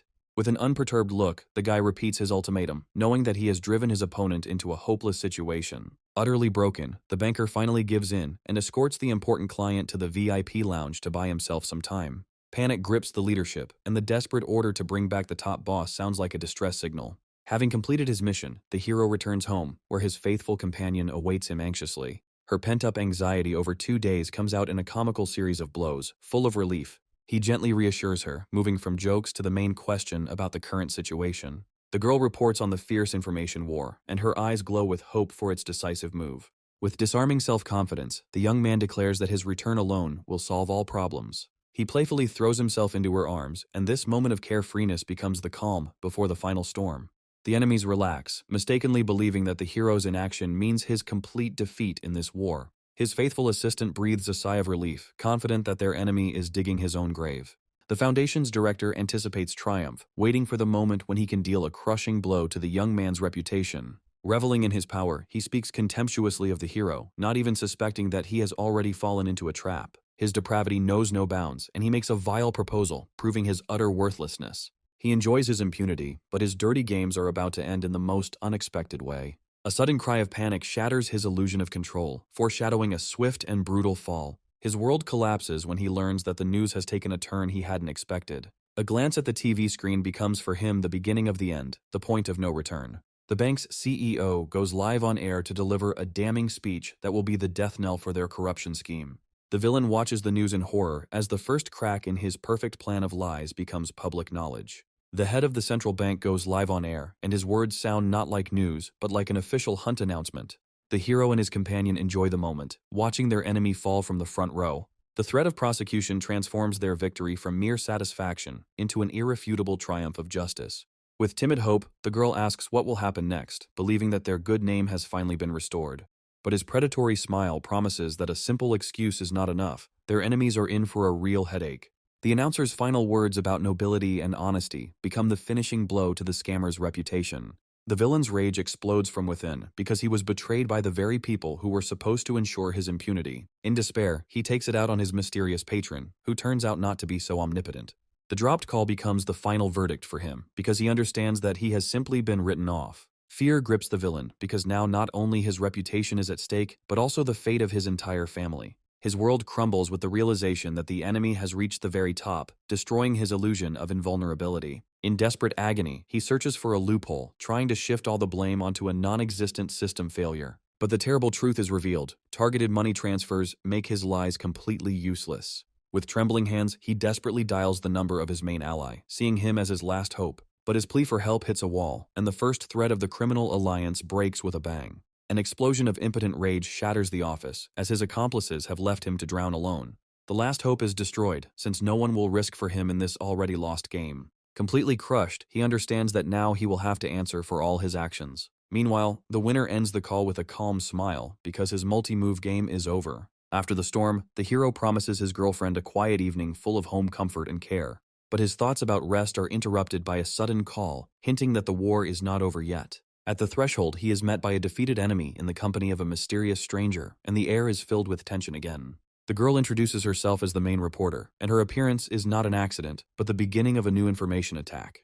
With icy calm, the young man makes it clear that the conversation will take place only on his terms and according to his rules. This odd couple tries to appeal to his conscience, using their last desperate arguments in an attempt to save themselves. The reporter acknowledges the Foundation's sins, but tries to cover them up with a veneer of good deeds, appealing to the common good. Her words are a thinly veiled threat, an attempt to portray him as a destroyer who is discrediting the very idea of charity. With barely concealed mockery, the guy plays along with her, pretending to be touched by her hypocritical speeches. She challenges him directly, trying to catch him out for his self-interest, but she has no idea with whom she is starting this dangerous game.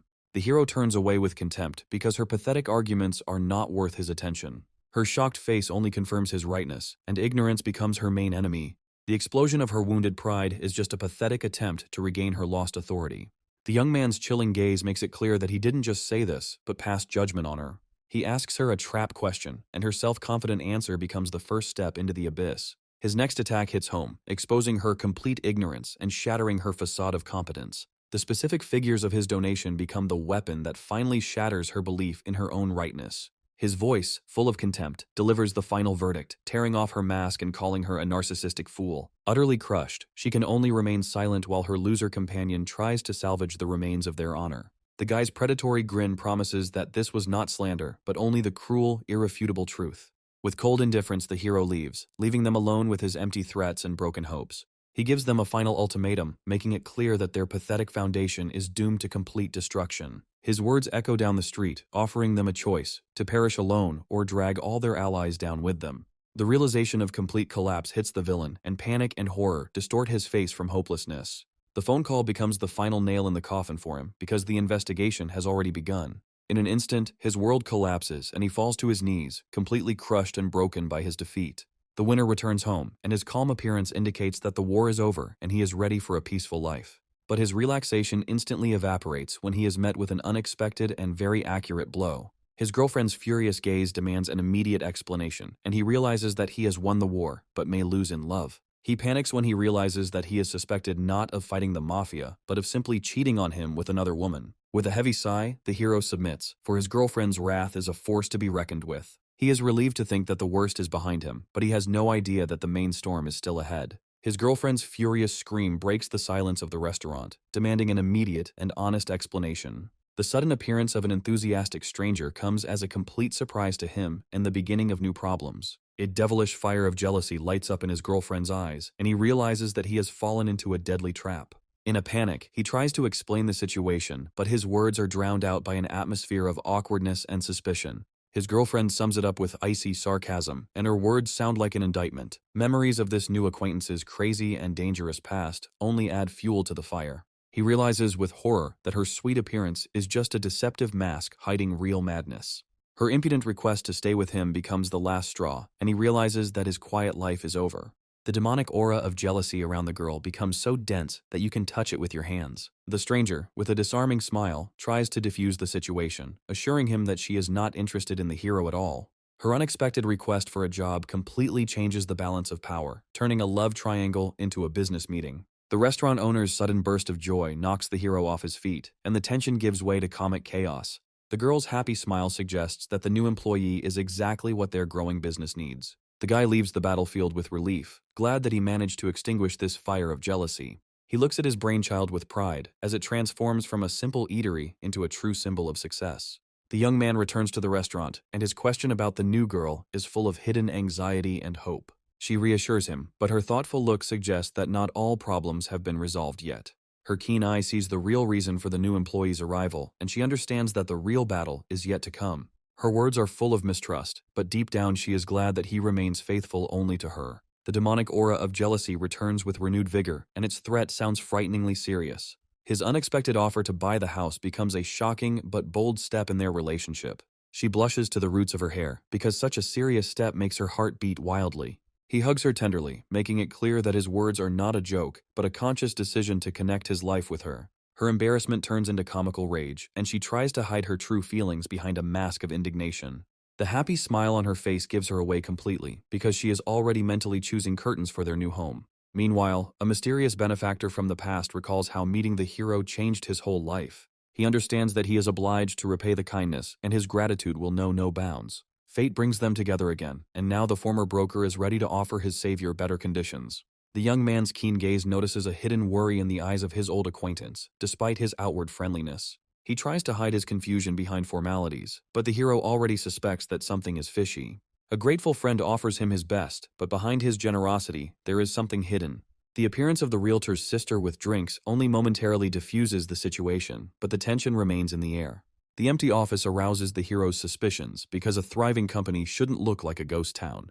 The broker's confused expression confirms his worst suspicions. The company is on the brink of total collapse. A young man offers his old friend his help, and his offer is not just a gesture of goodwill, but a lifeline. But the CEO's shadow looms over them, and his dissent could ruin all their plans. Despair breaks through in the sister's voice, because the boss's inaction is leading them all straight to the bottom. With cold calm, the hero offers a simple but cruel solution, making it clear that he is ready to do anything for his friend. The realtor feels humiliated and crushed because his career is ruined. The sudden appearance of a mysterious young man with a piercing gaze gives a faint glimmer of hope. The guy with a dazzling smile announces that the lawyer has secured complete freedom for them. Brother Sui can't believe his luck, asking with bated breath about his future. The young man confirms that there are now no obstacles to returning to sales. His sly look betrays confidence that all reliability issues have been resolved. The director becomes furious when he realizes how brazenly and impudently he has just been intimidated.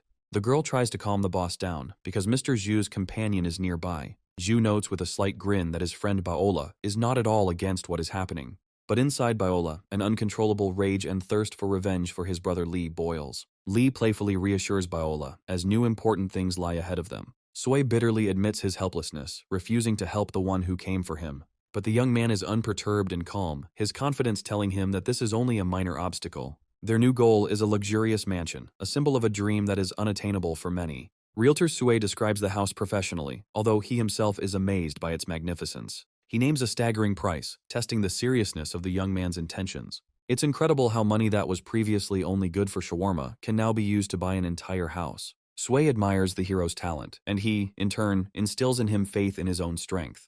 Looking at the construction site, Li reflects on his brother's unrealized potential and missed opportunities. Suddenly, a menacing stranger appears, and the air fills with tension from his direct threat. The realtor tries to appeal to the director's duty, but in response, he feels only icy contempt. Director Zhang, in a rage, humiliates his subordinate, reminding him of his insignificant position. An attempt to justify oneself is broken against a wall of arrogance and complete disdain. Zhang approaches the girl with feigned politeness, barely concealing his true intentions. Recognition and anger flash in Li and Baola's eyes, because in front of them is the very same offender. The man tries to smooth things over with false politeness, but the tension only mounts. The heroine cuts him off coldly, her disgust for him becoming almost palpable. The memory of her past humiliation fuels her with an icy rage and a determination to fight back. The director straightens his shoulders smugly, absolutely confident in his irresistibility. He throws down his main trump card, revealing influential connections in order to finally suppress everyone. The director offers his business card with a smug grin, not noticing the girl's icy contempt. But Li abruptly puts an end to this attempt, showing with one movement who is in charge here. The hero's gaze flashes with rage, his quiet anger promises the impudent man a cruel reprisal. The humiliating flight to the ground becomes a bitter lesson for the director about real power. Li teases Zhang with a sly tenderness, hinting at his pathetic dependence on his sister. The couple leaves, leaving a confused Shu alone to process the chaos that has just unfolded. The director is in a panic, looking for the culprit. His trampled pride demands immediate revenge. All his anger falls on the defenseless realtor, who is unable to object. A sudden collision interrupts his hysteria, but he blindly continues to vent his anger. The appearance of Mr. Zhu and his men changes everything, and a mortal threat hangs in the air. Director Zhang babble in horror about a misunderstanding, unable to believe that Li Yunjie is related to this guy. Baola reproaches Li with fear. For a moment she believed that he would actually kill the villain. The young man gently reassures her, his confidence telling her that everything was under complete control. The girl is still worried about the consequences, but the hero, with a disarming smile, promises to be more careful. Li's gaze turns icy as he admits that the director's insolence has gone beyond all bounds. Having replaced anger with charm, the young man suggests that they unwind and enjoy a stroll around the city. Against the backdrop of skyscrapers, it becomes clear that the competitor's advertising campaign is gaining momentum. The once mighty plant now finds itself under crushing pressure. The enemy camp is in panic, their stocks and orders are plummeting, foreshadowing total collapse. The hero watches the enemy with cold blood, knowing that their agony is only a matter of time. Baola wipes away her sweat with relief, exhausted from packing for their new life together. Li's caustic remark about her labors and his idleness instantly ignites her fatigue. A playful fight becomes a way for the girl to release pent-up tension. Suddenly she remembers an important order, not noticing her boyfriend's comical situation. An unexpected offer to contact a former boss introduces a note of jealousy into the conversation. The girl blushes, overcome with fear that their secret relationship might be revealed. The young man looks at her with genuine bewilderment, not understanding the reason for her sudden anxiety. He easily deciphers her fears, realizing that she is afraid of gossip and condemnation. The guy's words touch her deeply, and she fiercely defends their feelings from other people's gossip. Li gently calms his hot-tempered friend, making it clear that the opinion of the crowd means nothing to him. Confused but determined, Baola hands him the list, entrusting him with important matters. The girl quickly runs away, her concern for her friend stronger than her fatigue. The hero's brief moment of peace is interrupted by a ringing bell, bringing him back from bliss to harsh reality. Zhu's appearance brings an aura of danger and a perfectly fulfilled duty into the silence. His predatory smile betrays satisfaction at the brutal solution to the garbage problem. Li coldly dismisses his subordinate, his calmness only emphasizing his absolute power. A plan for using the enemy's company for his own purposes had already matured in his cunning gaze. An elegant stranger appears on the threshold, her admiring gaze promising new intrigues. The empty walls of the new home are filled with anticipation of the future they are just beginning to build. A simple shopping list in her hands becomes a link between the two women in Li's life. The business-like atmosphere is shattered when Sister Lin, studying the list, shares her thoughts on the purchases. The idyll is interrupted by her sudden weakness, and Li barely manages to catch her limp body. The scarlet trickle of blood on her pale face looks like an ominous and frightening omen. Anxiety grips the young man because he cannot understand the reason for her mysterious and sudden illness. Fear for Sister Lin is reflected in his eyes as he tries to reach her. She comes to her senses, but her attempt to write it all off as a trifle looks pathetic and unconvincing.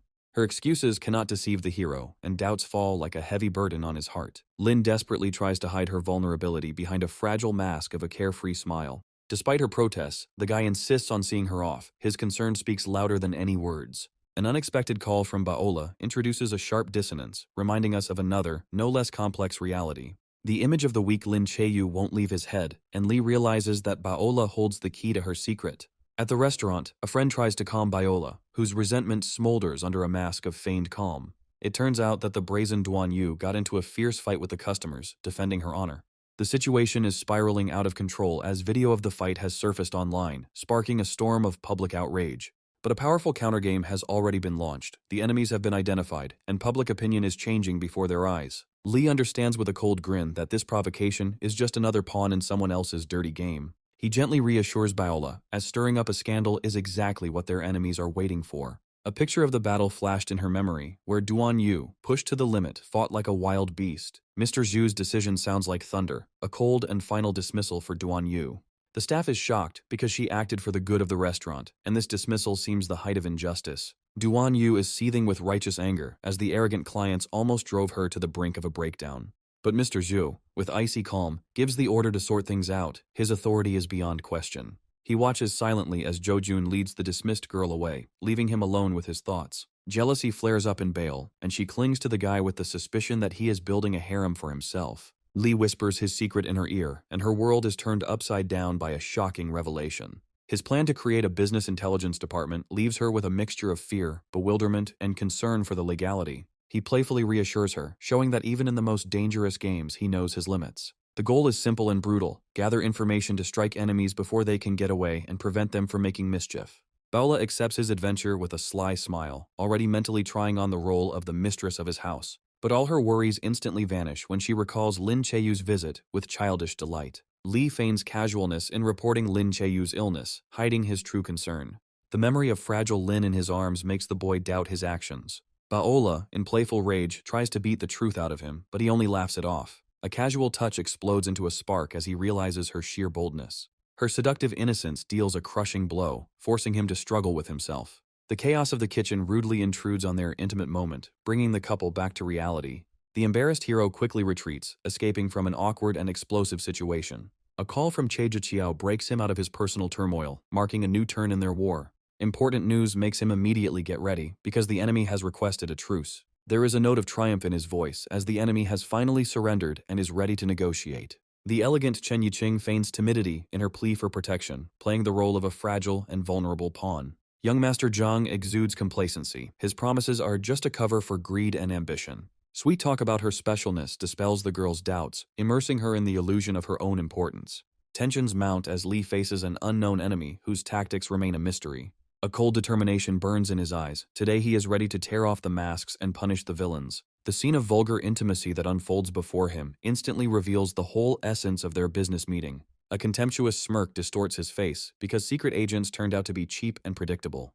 The woman turns to him with haughty surprise, not yet realizing that her game is already lost. Li confidently takes his place at the head of the table, destroying their plans with one gesture and taking all the power for himself. A sudden recognition pierces him, for his enemies have sent people from his distant past against him. The hero's gaze fills with cold rage. He understands that he has fatally underestimated his opponent. The woman in the blue dress exudes dangerous confidence, openly mocking his attempt to seize power. Her words, full of poisonous sarcasm, call into question his every step and his newfound status. Chen Yiqing's predatory smile reveals her true nature, complete contempt for what she considers his pathetic attempt. But suddenly his assistant explodes with a dark aura, her silent fury a chilling warning. Only a slight smile touches Li's lips. He is calm, because their audacity only confirms that he is right. Mr. Zhang still tries to pick on him, but the hero brushes off his petty quibbles. The girl reveals her true motives, her greedy gaze aimed at Tianyu's company. A sudden realization hits the enemies. They couldn't even imagine that he would be sent to negotiate. But even at this moment, Mr. Zhang's gaze is fixed on his beautiful secretary, a fatal mistake. Mr. Zhang revels in his supposed irresistibility, mistaking the flirtation for the truth. A cunning plan is maturing in his head, because he is sure that light pressure will break the beauty's will.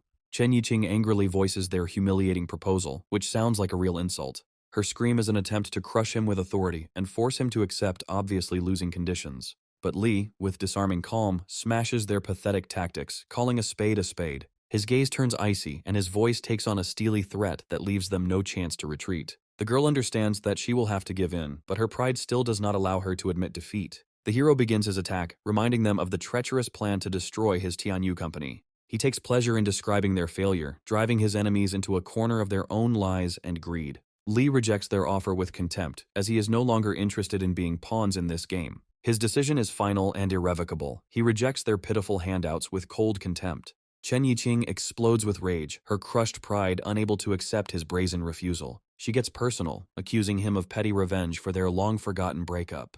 The sudden appearance of the assistant shocks the ex-girlfriend, revealing a new facet of humiliation. Li reminds her of her past betrayal with a caustic grin, devaluing her choice back then. He notices how his assistant is getting angry and understands that he needs to intervene before it's too late. Mr. Zhang demonstratively hugs Chen Yiqing, reveling in his imaginary superiority. His lustful gaze and greasy wink reveal his entire pathetic and narrow-minded nature. The assistant is torn apart with disgust. She can't believe that this idiot is winking at her. With difficulty holding back her laughter, she whispers how easily this fool fell for her simple trick. Mr. Zhang, in despair, makes empty threats, his crushed pride unable to accept defeat. Li's cold gaze on the departing hero's back becomes the final nail in his coffin. He couldn't understand how this insignificant offspring, who had once asked him for help, dared to humiliate him like that. The sudden appearance of menacing messengers from Mr. Jack makes him freeze with fear. Struggling to find his words, Zhang is forced to report the complete and utter failure of the negotiations. He tries to put all the blame on Li, calling him just his girlfriend's former classmate. In a pathetic attempt to save himself, he demands new negotiations and a cruel punishment for Suya. But his babble is interrupted by a crushing blow that instantly puts him in his place. Humiliated and defeated, he hears only contemptuous reproaches from Jack's assistant. Only then does Chen Yiqing, in horror, reveal to them the truth that they have failed in their negotiations with the Tianyu leader himself. Jack's assistant is seething with rage, unable to believe that their powerful connections have proven powerless. The hero leaves, leaving behind the ruins of hope and burned bridges, his decision unwavering. In the shadows of the big city, a secret ally reports that their multi-move game against the enemy has begun. Li's gaze is fixed on the future, and he coldly issues orders, launching a new phase of his vendetta. There's a devilish glint in his eyes, because he knows it's time to hit his opponent where it hurts. A few days later, a storm is brewing in the glass skyscraper, ready to fall on the heads of unsuspecting enemies. Li cries out for justice in despair, his heart broken by the betrayal of his new partner. Chairman Chen Yuan humiliates him with icy contempt, reminding him of his insignificant place in this big game. The old man cynically takes away his well-deserved victory, promising a paltry handout as compensation for his ruined career. The realtor's eyes were frozen in a silent question. He realized that he had just been thrown out like an unnecessary pawn. Li can't wrap his head around this betrayal, because just yesterday the boss's smile seemed so sincere. The chairman coldly points to the door, with one gesture throwing him out of the deal and out of his life. A new player appears on the scene, his smug look indicating that he has come to take someone else's laurels. The mustachioed man's gaze is full of poisonous mockery. He revels in the helplessness of his young rival. The realtor bitterly accuses them of theft and betrayal, predicting a quick and inglorious end for the company. In response to the bold truth, Chen Yuan explodes with anger, throwing the guy out without a shred of regret.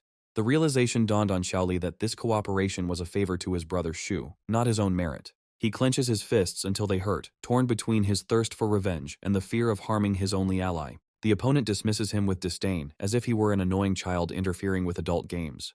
The mustachioed sycophant proudly reports to his boss how easily he dealt with the presumptuous youth. Chairman Chen Yuan is pleased to get rid of the obstacle, anticipating the signing of a lucrative contract. A new player enters the room, and the atmosphere fills with tense anticipation of the decisive moment.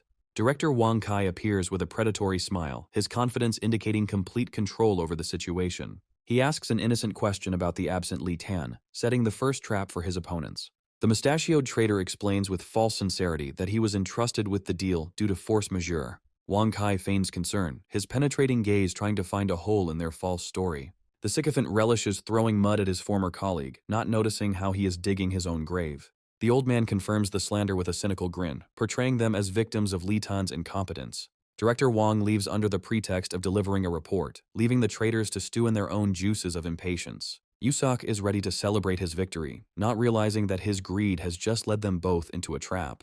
The sycophant is in a hurry to sign the contract, his impatience betraying the fear that luck might slip away. But Director Wang explodes in icy rage, their brazen attempt to lecture him becoming the last straw. He leaves to report to his boss, leaving the traders completely unaware of the coming storm. On the other end of the line, the true leader learns of the vile intrigue and betrayal of his confidant. Meanwhile, Mr. Sui calmly explains the situation. He saw through their pathetic plan from the very beginning. He gives the order to stop the deal and bring back Li Tan, his calm tone sounding like a death sentence. Sui calls the humiliated realtor, his voice full of sympathy and a veiled threat to their mutual enemies.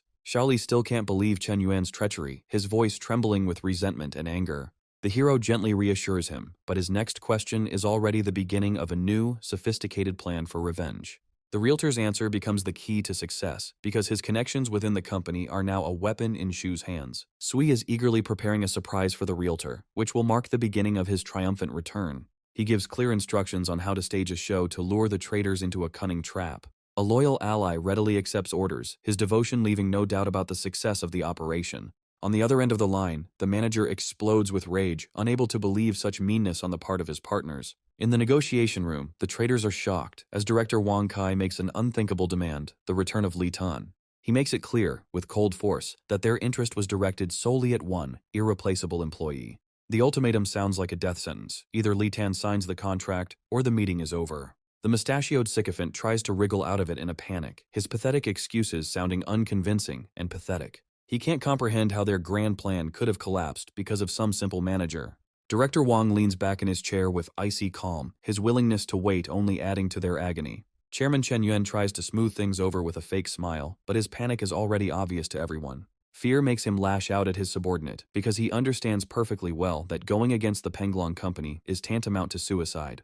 In desperation, they rush to search, because now the return of Li Tan is a question of the survival of their company. On the other end of the line, the realtor answers the call with difficulty, his voice trembling from the humiliation he has experienced. The mustachioed trader, in a blind rage, crosses all boundaries, threatening not only Li Tan's career, but also his family. But in response, he hears only icy calm, which is much more frightening than any screams. A realtor approaches a luxury hotel, feeling like a pawn in a strange, incomprehensible, and very large game.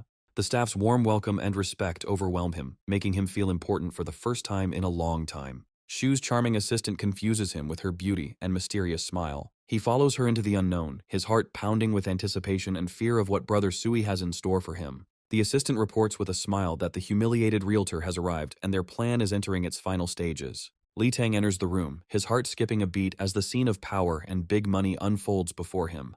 Bewilderment pierces the realtor when he sees a familiar but completely unexpected face at the table. Recognition gives way to shock, because in front of him is Cheng Cheng himself, Deputy General Director of the Penglong Company. Li Tang tries to hide his shock behind a mask of flattery, instinctively playing by the rules of the big players. But Brother Sui quickly brings the conversation back to business, his gaze promising something grand. A stunning revelation hangs in the air. Sui reveals his ambitious plan to take over the real estate market. An offer you can't refuse sounds like a bolt from the blue for a simple realtor. Li Tan can't understand how Brother Sui, whom he himself recently helped, was able to reach such heights. Meanwhile, a call from the real Li Tang to the Penglong Company spells the beginning of the end for the unsuspecting traders. The mustachioed trader smashes the phone in a rage, his blind anger falling on the only one who remained nearby. But Chairman Chen Yuan blames him for everything, because it was his threats that caused their crushing failure. The old man cannot understand why they were abandoned so easily, because he was confident in his power and influence. Director Wang enters, his icy calm and disdainful gaze foreshadowing a swift and brutal reprisal. The traders babble pathetic excuses, but their attempts to postpone the meeting sound like a plea for mercy. Wang Kai, with a cold smile, informs them that their services are no longer needed, as they have just fired their only trump card. He reveals the truth to them with pleasure. Their company was interesting only because of one person. Chen Yuan tries to salvage the situation, but his pathetic attempts to justify himself are shattered by a steel wall of contempt. The phone call becomes the final blow for him, and he listens in horror to the news of the collapse of his empire. 90% of the employees went to Li Tang, and on the ruins of the old company, a new, invincible legend is born. Director Wang bitterly notes that his warnings about Li Tan's value were ignored. He reveals the final detail. Insulting Mr. Xue was the fatal mistake that ruined everything.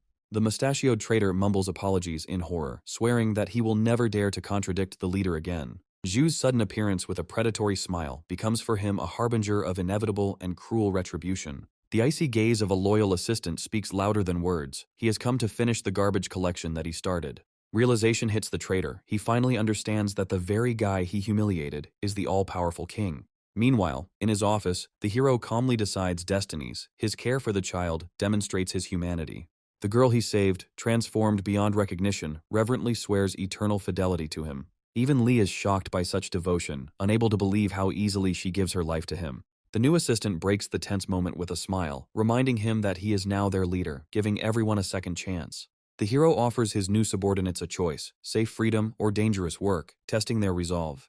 The blonde girl accepts the challenge with delight, her thirst for money and adventure outweighing any fear. Mysterious vessels appear on the table, and the leader reveals the secret. It is a medicine, a gift from his mysterious friend.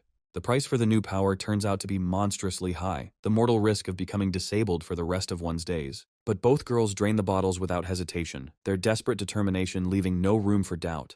The dark-haired warrior's body shakes with unbearable pain. Her scream is the agony of rebirth. The second girl, on the contrary, experiences a wave of euphoria. Her moan is ecstasy from the acquired power.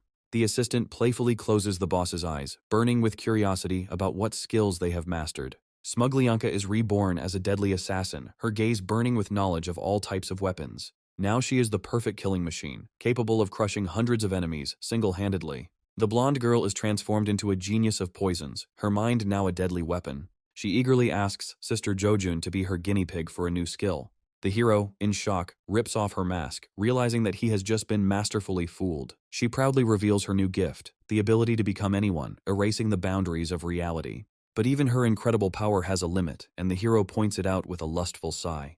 In a burst of gratitude, she swears eternal loyalty, ready to follow Brother Shu to the ends of the earth. But jealousy flares in the eyes of the faithful assistant. She will not tolerate competition next to the master. Even in the car, he wastes no time, eagerly absorbing knowledge of martial arts for future battles. She sheepishly reminds him of his strength, as he has already proven that he can handle any bully. But the hero, with a mysterious smile, makes it clear that in their dangerous game, extra skills never hurt. The hero's new power amazes him because he can now master any machine at first sight. A daring thought flashes through his mind. With such abilities, he will soon become a walking scanner. But the idyll is interrupted by the alarming voice of the assistant, who noticed a suspicious car on her tail.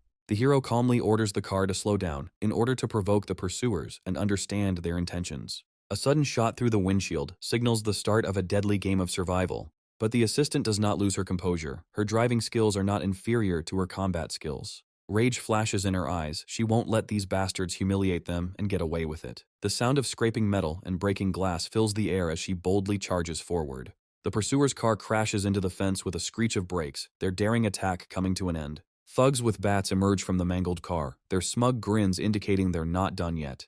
The hero gets out of the car. His calm is the calm before the real storm. The gang leader swings his bat with a smug grin, unaware of his fatal mistake. But a lightning strike knocks out one of the thugs, destroying their illusion of superiority. The guy looks at them with icy disappointment because he was hoping for a more civilized conversation. His gaze flashes with an inhuman light, and he promises to let off steam before getting answers. Having grabbed the leader, the young man repeats his question, his quiet voice sounding more terrible than any scream. His devilish grin betrays his enjoyment of power and the fear of his victim. The bandit tries to be insolent, but his broken appearance speaks of a complete and crushing defeat. Another crushing blow interrupts his pathetic attempt at resistance, putting an end to this dispute. A chilling question hangs in the air, a quick death or a painful agony before the inevitable end. Lee looks at the defeated enemy with contempt. His suspicions about the customer were completely confirmed. The entire chain of events flashes through his head, from paid rallies to hired thugs. He throws the canister to the ground, his disappointment in the enemy's stupidity and predictability almost palpable. The final warning sounds like a death sentence, because money for treatment is the price of silence. In the car, the hero playfully teases his assistant, testing her resilience after the stress she has experienced. The girl looks away shyly, her courage cracking under the pressure of his care and attention. The sudden tears take him by surprise. He does not understand what caused her sudden weakness. She tries to hide her true feelings behind a mask of fatigue, but her trembling voice gives her away. A warm feeling begins to grow in her heart, as his concern proves that she is more than just a subordinate to him. He gently invites her to rest, his care and tenderness finally melting the ice in her soul. The beaten hero whines comically, complaining about his hard lot and the injustice of fate. Paola explodes in rage, her cry a mixture of worry, fear, and a desperate attempt to reason with him. He points out her double standards with resentment, since she herself just broke her own rules. But the girl, in a rage, makes it clear that this was not a fight, but an educational lesson for a careless guy. The assistant, with a wise smile, asks Baolu to let him go, since he has already learned his lesson. The girls leave, leaving the hero alone with his thoughts and broken heart. He looks after them tenderly, realizing that even in Bale's anger she remains incredibly sweet. A sudden call from Mu Sheng breaks him out of his reverie, reminding him of more important and dark matters. On the other end of the line, there's a disturbing report. The investigation into Lin Zuan has yielded shocking results. The terrible truth hits him. Lin Zuan suffers from a rare and fatal blood disease. A secret agent reveals the harsh truth. The official drug is incredibly expensive and inaccessible to most. But Lin Zuan found a way around this by creating an underground network to purchase cheap counterfeit drugs. The hero realizes with horror that the side effects of the counterfeits are the same symptoms he saw in Lin. Her desperate attempt to help turned into a vast web of addiction for thousands of doomed patients. A noble but reckless act attracted the attention of dark forces profiting from human misery. Once again, the sinister name of the Sandlin Company appears at the center of this conspiracy. Their greed knows no bounds. The guy realizes that he has gotten himself into a deadly game, where Lin is just a pawn. A sudden call hits him with a torrent of rage and desperate accusations. On the other end of the line, they are shouting about Xiao Zijin, who, driven to her limit, decided to commit suicide. He responds coldly to his desperate friend, suspecting that this is just another cruel manipulation. A friend's desperate cry breaks the silence. She blames Shu for everything and demands that he come immediately. The hero remains cool, his instincts telling him that this is just a cheap show and a trap. Jealous Viola suddenly appears behind him, her insidious question catching the guy off guard. Their playful banter about his death and her legacy only highlights their strange but strong connection. The girl tests his feelings again, but he coldly dismisses the idea of comforting his ex. Viola's gaze becomes frighteningly serious. She presses on his conscience, leaving him no choice. He reluctantly complies, intuitively sensing that his ex has some kind of cunning plan. The Three Cups Cafe greets him with deceptive calm, becoming the stage for the coming drama. An ex-girlfriend bitterly complains to her friend, revealing her breakup and hinting at a new desperate plan. The friend promises to help with feigned sympathy, but her true motives are just part of a bigger game. Lee looks at his ex with cold contempt, his question a direct blow to her materialistic nature. He denounces their cheap show with a slight grin, because suicides don't sit around in cafes. His friend tries to shame him, but her words about feelings sound false and unconvincing. The hero calmly drinks coffee, reminding her that the true reasons for their breakup are known to both of them. There are devilish sparks dancing in his eyes, and he delights in finishing them off with his poisonous mockery. The girl bursts into a scream in rage, trying to justify her friend's betrayal and evoke his pity. She speaks passionately of suffering and hospitals, but her words find no response in his icy heart. His gaze becomes dark. He does not understand why he should be responsible for other people's mistakes. She desperately tries to appeal to his past, reminding him what a beautiful couple they were. Her final argument is a brazen and cynical attempt to make him pay for her happiness. His ex-girlfriend, feigning remorse, tries to manipulate him by playing on his feelings of guilt. But he dashes her hopes with a cold grin, because he is no longer the naive fool he used to be. The friend bursts into a scream in rage, unable to believe that her cunning plan is failing. She reveals her true intentions with a sly smile. Her demands have grown to indecent proportions. The proposal for a threesome becomes the apogee of her cynicism and complete lack of moral principles. A plan had already matured in her head on how to use him for her own benefit, because he was now an important and rich man. But his gaze becomes icy. He will not allow these bitches to stain his new clean life. The sudden appearance of Paola, shining and beautiful, comes as a real blow to them. She exposes his lie with an innocent smile, showing everyone that he did not come here alone. The friend is shocked to realize that their cheap show has failed, and Sui has become completely out of reach for her. Anger flares in her friend's eyes, because now she understands that he has a new, cunning fox. Paola reminds her with a venomous grin about the past betrayal when Shu was abandoned for wealth. Her ex-girlfriend tries to sting her, accusing her of playing with her feelings, but her words sound unconvincing. The friend bursts into a scream in rage, unable to believe that anyone dares to doubt their love.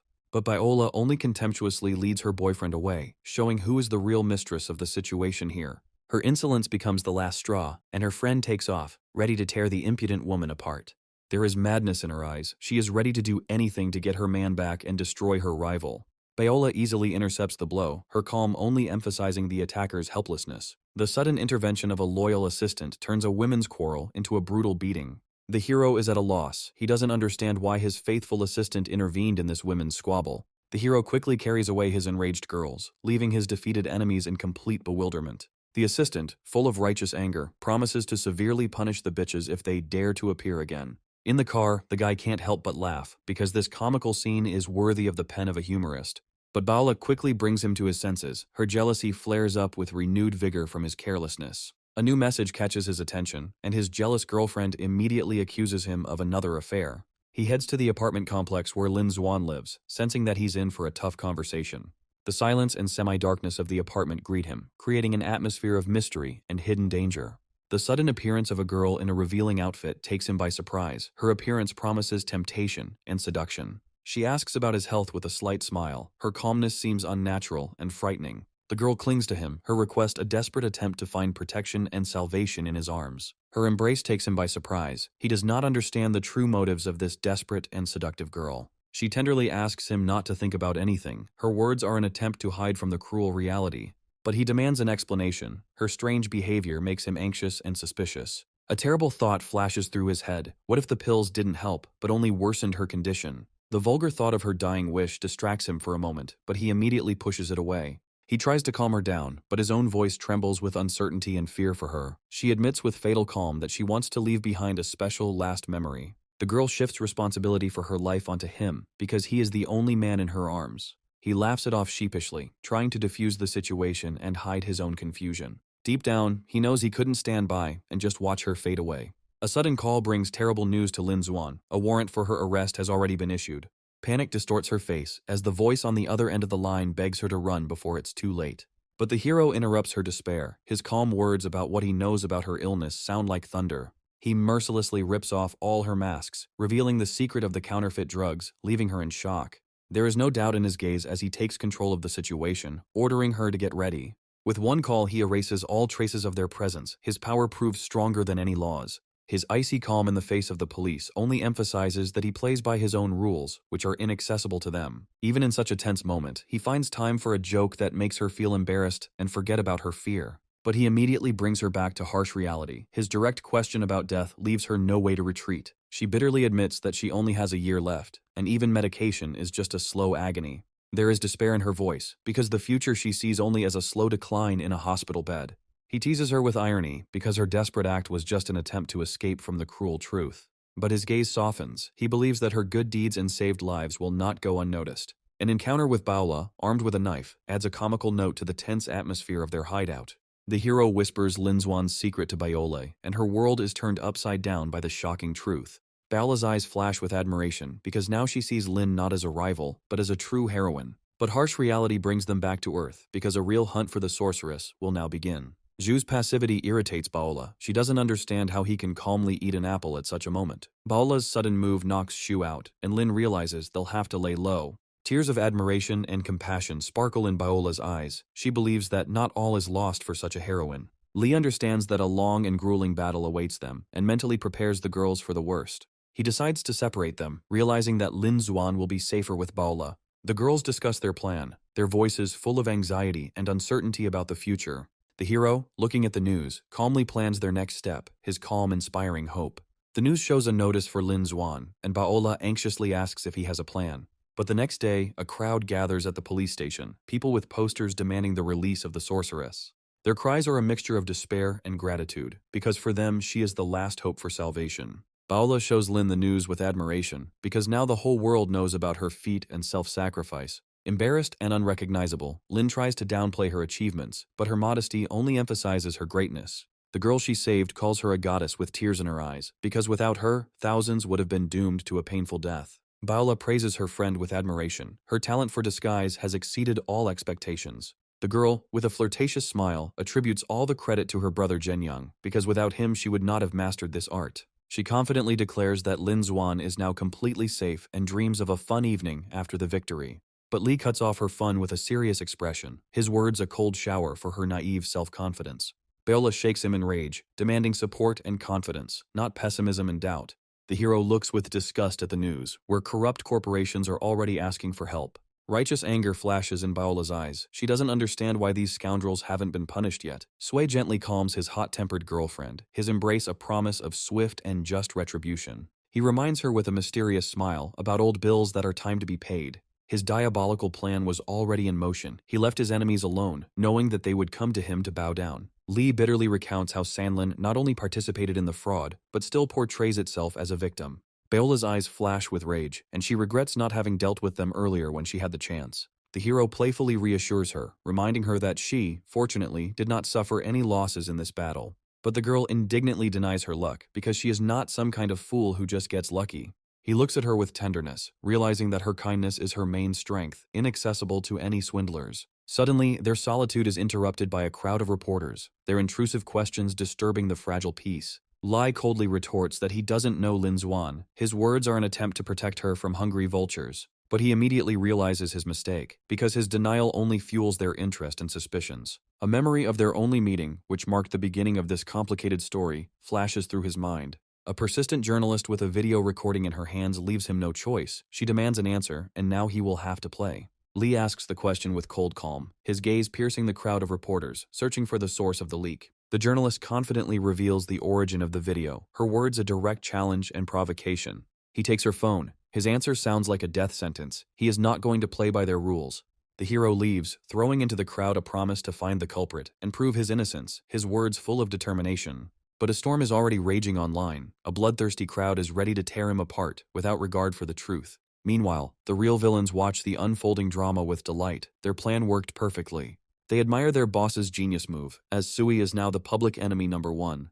They thank their savior, not realizing that their gratitude is addressed to the one who started this whole mess. CEO Sanlin looks at the crowd with disdain, his words about the brutal thugs revealing his cynical nature. The true puppeteer appears on the laptop screen, his devilish grin indicating that this is only the beginning of a great and cruel game. A villainous laughter fills the room as Suya's reputation is destroyed and he himself has disappeared without a trace. The CEO, with a cold grin, reveals his plan to use the company's name to finish off the enemy. They decide to put pressure on him from the shadows, their goal not just to win, but to make him fail with a deafening crash. The head of the Zhao family proudly praises his daughter, as she was able to turn an entire corporation against Shu. Their alliance seems invincible, and they are now confident that Sui will not be able to escape their cruel punishment. Meanwhile, the elegant woman disdainfully discusses their tactics, realizing that everything was set up from the very beginning. She notes with amazement how cleverly they used naivety and slander to create the perfect show. The sudden appearance of her brother interrupts her thoughts, his furious cry indicating a new, unexpected problem. Sue published the news, and now the whole world is waiting for his public response, which will change everything. The press conference room is tense as everyone wonders what Sui will say and how it will affect the game. Journalists are whispering, surprised that Sui was not arrested after yesterday's scandal. Their conversation turns to the main victim, the girl from the video, and it becomes clear that her family has declined to be interviewed. CEO Sanlin comments on their refusal with disdain. His cynicism knows no bounds. Ms. Zhao is surprised to note his personal involvement in this dirty game against a simple restaurant owner. But he curiously asks what such an influential figure as she sees in this insignificant guy. With a sly smile, she promises to reveal all her cards, but only after they finally get rid of Suya. A hero appears on the scene, his calm and confidence causing only a contemptuous grin from his enemies. The thought of his insignificant origins flashes through their heads. They are sure that he is just an upstart who does not know his place. The persistent journalist asks a direct question. Her goal is to drive him into a corner and force him to justify himself. But he easily seizes the initiative, promising to introduce everyone to the person who will change the course of this game. Captain Xiao appears on the scene, his stern appearance and impeccable reputation leaving no doubt about his honesty. He officially declares that the video is a vile fake, and an investigation has already begun. The enemies are shocked, their faces distorted with rage and fear, because they did not expect such a powerful counterattack. Captain Xiao leaves, his determination and speed of action only underscoring the seriousness of his intentions. Li triumphantly declares his innocence, placing complete trust in the police and their ability to find the truth. But he is not going to stop. His devilish grin promises his enemies a sweet continuation. A new player enters the scene, Mr. Jin Nan from the Drug Analysis Center. His appearance creates confusion among journalists. They do not understand how he is connected to this case. A tense silence hangs in the room. Everyone is wondering what will happen now and how it will change the course of the game. Jin Nan begins his report, and his words of horrific facts promise a new, crushing blow to the enemies. Jin Nan angrily waves the test results, revealing the shocking truth about the deadly pills. His words about the meager content of the active substance sound like a death sentence for the pharmaceutical company. He mercilessly exposes their lies, because instead of the 11 drugs declared, there were only 4 in the granules. The crowd is shocked, journalists demand to know the name of the killer company, and a tense anticipation hangs in the air. But Li takes the stage, and his words about past charges and 7 deaths make the audience freeze. He speaks bitterly of the false reports that concealed the truth and allowed the killers to escape punishment. The hero points his finger at the main villain, his voice thundering with righteous anger and a thirst for justice. All eyes turn to Mr. Lin, his face contorted in horror under the barrage of accusations. A crowd of reporters, like a pack of hungry wolves, pounces on him, demanding answers and confessions. He tries to escape in panic, his pathetic threats of trial only underscoring his complete and utter defeat. Mrs. Zhao watches the scene with cold satisfaction, her suspicions about the trap confirmed. She didn't expect Sui to take on the matter personally, but now she's confident he'll see it through. An unexpected guest greets him in the parking lot, and her words about the Warm Sun Foundation sound like an admission of defeat. Li asks with a cold smirk if she came to apologize, his voice full of contempt and distrust. But the girl didn't come to confess, but with a warning. The scandal he had caused was too big. She reveals to him the terrible truth. The Sanlin case affects the entire pharmaceutical oversight system. The hero is surprised by her sudden kindness. He did not expect her to come in peace, and not with threats. She advises him to be careful, her words a subtle hint that he has powerful enemies. Her warning not to provoke those he shouldn't sounds like a last-ditch attempt to save him from certain death. He gratefully accepts her advice, but his question about the first strike suggests that he has no intention of backing down. Li takes on the challenge with cold determination. No matter what the battle, he is ready for it. A deadly fire flashes in his eyes as he vows to drive all his enemies into the grave. The next day, a new threat awaits him. This time the enemies decided to act more directly. A menacing stranger blocks his path, his invitation sounding like an ultimatum that brooks no objection. But Li refuses with a cheeky grin, his fearlessness infuriating the brute. A lightning strike sends the enemy flying to the ground, unable to withstand its speed and strength. A crushing uppercut puts an end to this short and brutal fight, showing who is the boss. His cry contains all the hatred for the arrogant upstarts who think that they can get away with anything. The driver jumps out of the car, his panic indicating that he did not expect such an outcome. But in the shadows of the back seat lurks the true puppeteer, his cold gaze suggesting this is only the beginning. Li looks at his fallen enemy with disdain, his words a reminder of who is in charge here. Ma Songming couldn't understand how this guy knew his name, since he had never told it to anyone. In the car, the assistant asks anxiously about his condition, but he just brushes off her concerns. The hero gives an order to his faithful assistant. He understands that in order to win this battle, he must put all other matters aside. He realizes that Zhangbao's case is a complex and confusing story, and that it will require considerable effort to resolve. The car races down the highway, their destination a place that will change the course of this game and reveal all the cards. A sudden meeting with the father of the girl from the video becomes an unexpected but important turn for Lee. The man falls to his knees in despair, his pleas for forgiveness, a cry from a soul cornered by fear. He bitterly admits his cowardice because the fear of revenge forced him to remain silent and cover up the criminals. His story of blackmail and threats reveals the full depth of the meanness and cruelty of those behind this dirty business. Lee is relieved to learn that the girl is safe. His suspicions about the course of events have been fully confirmed. The father, with a trembling voice, tells how his daughter, despite the beatings, was able to record a conversation with the criminals. He desperately shows the tape recording. His only hope is Shu, because they don't trust the police. The hero, having received the recording, feels relieved. Now he has a trump card that will not let him sleep peacefully. He understands that Ma Song-ming will soon find out about the recording, and he needs to act proactively before it's too late. The return of Baola and her friend interrupts his thoughts. Their cheerful appearance brings dissonance into the tense atmosphere. The girls chatter about Sister Zhu's health, unaware of the storm that is about to break. The arrival of his loyal assistant with a report about a safe haven becomes a ray of light in the darkness for Lee. Baola pounces on Zhou with childish delight, her curiosity and spontaneity diffusing the situation. She unceremoniously tries to assess her forms, causing Shu to blush and burn with shame for his restless friend.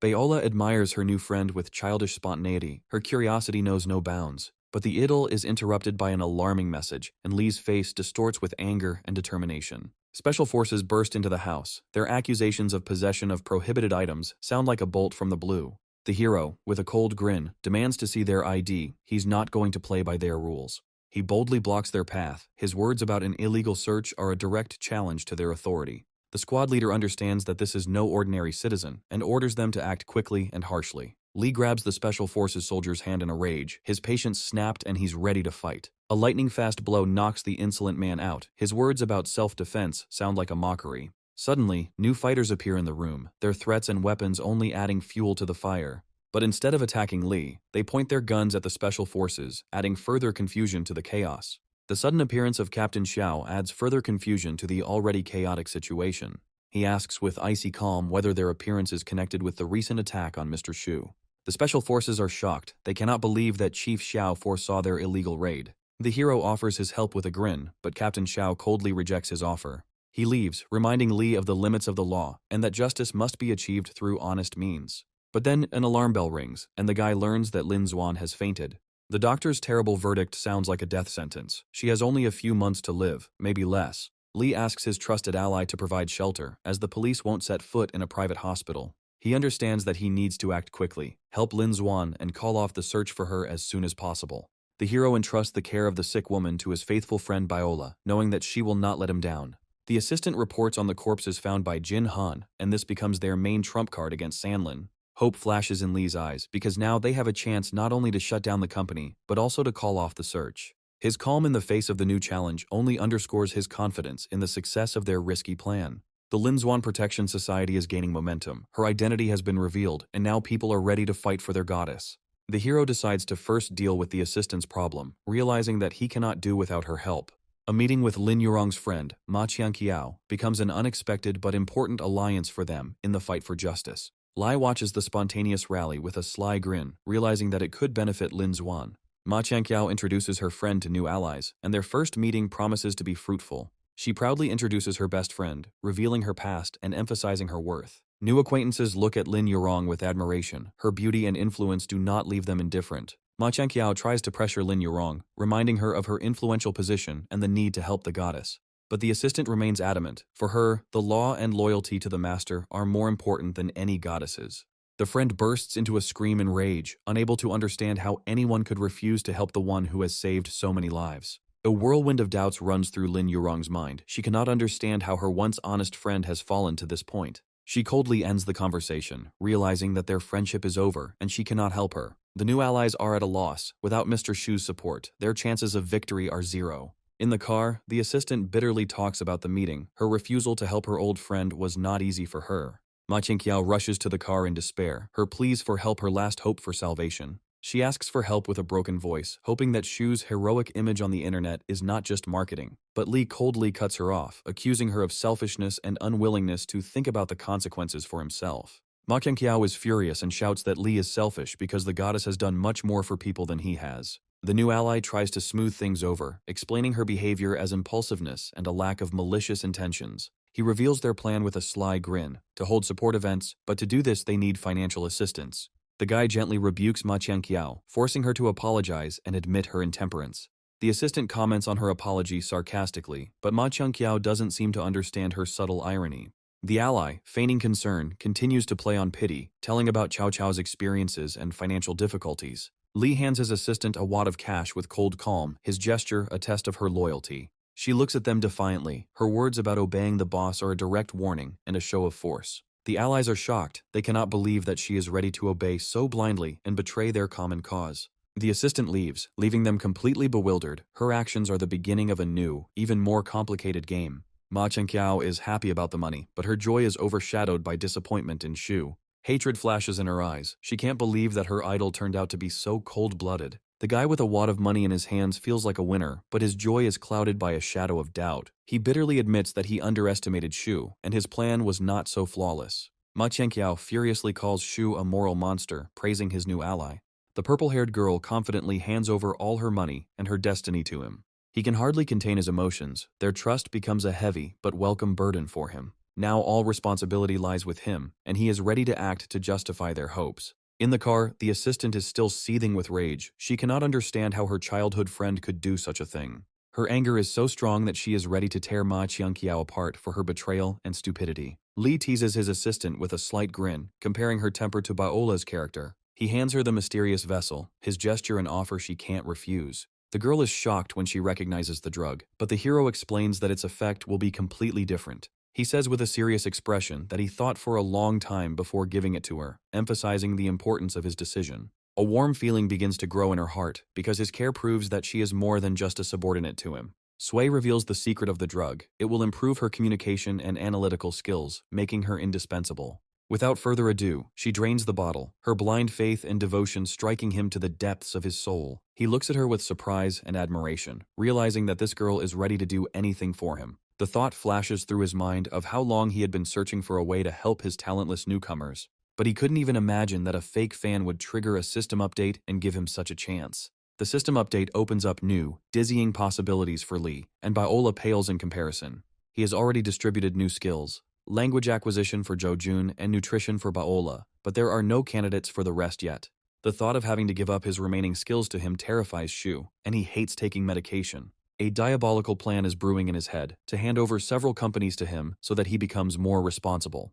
The assistant comes to, her eyes glowing with a new, incredible power that fills her. She feels great. Her transformation is the birth of a new, perfect, and confident woman. The girl enthusiastically offers to take another drug to become his personal bodyguard. But he coldly cuts her off, reminding her of her true purpose and that he has other people to protect him. Her confused question about what would happen if he was in danger betrays her budding feelings. She panics, realizing that she has crossed the line, and her question sounds like an obsessive pestering. Lee gently reassures his assistant, his words about her always being there, sounding like a promise of protection. With a flirtatious smile, she offers him to buy the empty buildings next to his house. Her hint is obvious. He agrees easily, his words about them becoming even closer, making her heart beat faster. A trusted ally reports a new development. A medical expert has confirmed the authenticity of all the evidence against Sanlin. The hero calmly gives orders to monitor higher-level organizations. He is prepared for any developments. The counterfeit drug scandal is gaining momentum, and the person responsible, Ling Qian, has already been arrested. Lee notes with surprise how quickly Sanlin's company collapsed. Their fall was swift and inglorious. But his loyal assistant reminds him that despite Lin Qian's arrest, the case is still being hushed up. Fear grips him because the silence of the media suggests that very influential people are behind this case. But Lee, with a mysterious smile, makes it clear that he has foreseen everything and the authorities will not be able to ignore their actions. A loyal assistant reports with concern that the authorities have expressed serious criticism and the situation is getting out of control. He realizes that Ma Songming underestimated them, thinking that he could shut up all the dissatisfied people. But Lee bitterly admits that he had no choice. He had to reveal the truth, no matter the cost. Now there is no turning back. He goes for broke, ready for any outcome of this deadly game. He is interested in only one thing, what means the deputy of one of the supervisory agencies will use against him. He has already conducted an investigation and knows that Ma Songming's connections reach all the way to the top, but this does not frighten him. Suddenly, he is met by the police, and the arrest warrant comes as a complete surprise to him. He looks at the handcuffs with irony because he had driven the enemy into a corner and, in response, received only a pitiful warrant. There is tension in the police station. His enemies think they have won, but this is only the beginning of the end. He calmly enters the cell, knowing that in 4 hours a new, decisive round of this battle will begin. Lee bitterly realizes that he was simply locked up without any charges, like some kind of animal. Suddenly, a familiar face, his old enemy, appears in the cell, and tension hangs in the air. Prisoners gather around them, their looks full of menace, ready to treat their new cellmate.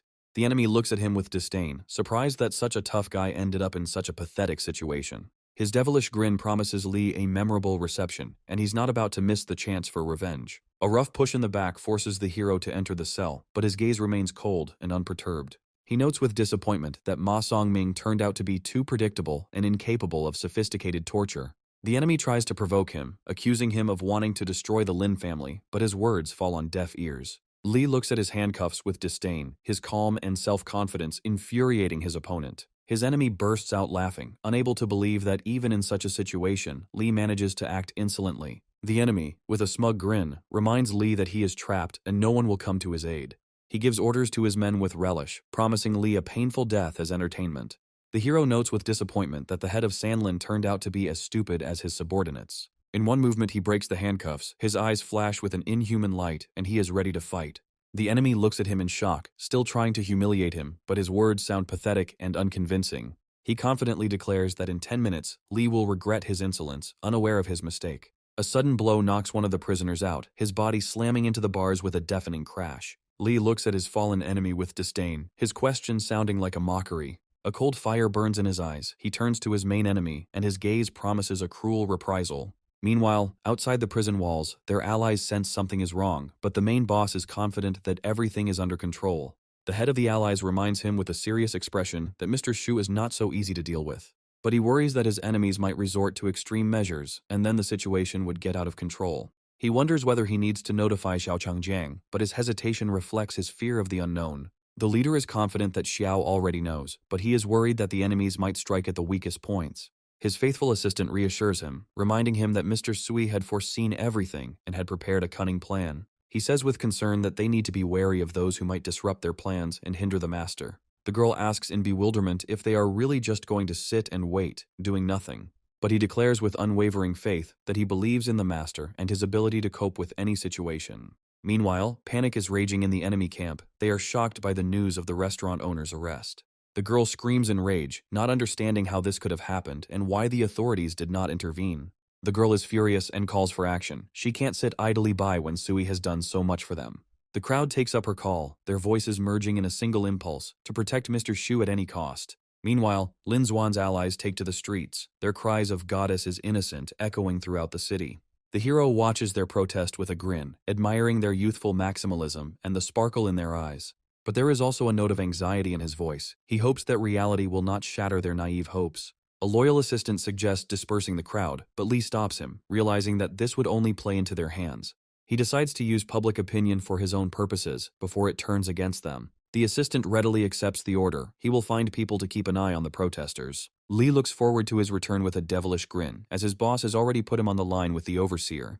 But before starting a new battle, he decides to take a good rest, because a decisive battle awaits him. A few days later, tension hangs in the courtroom as the fate of not only Lin Xuan, but the entire system is being decided. Warden Sun Zhengfa introduces himself with feigned politeness, his smile a mask of a predator.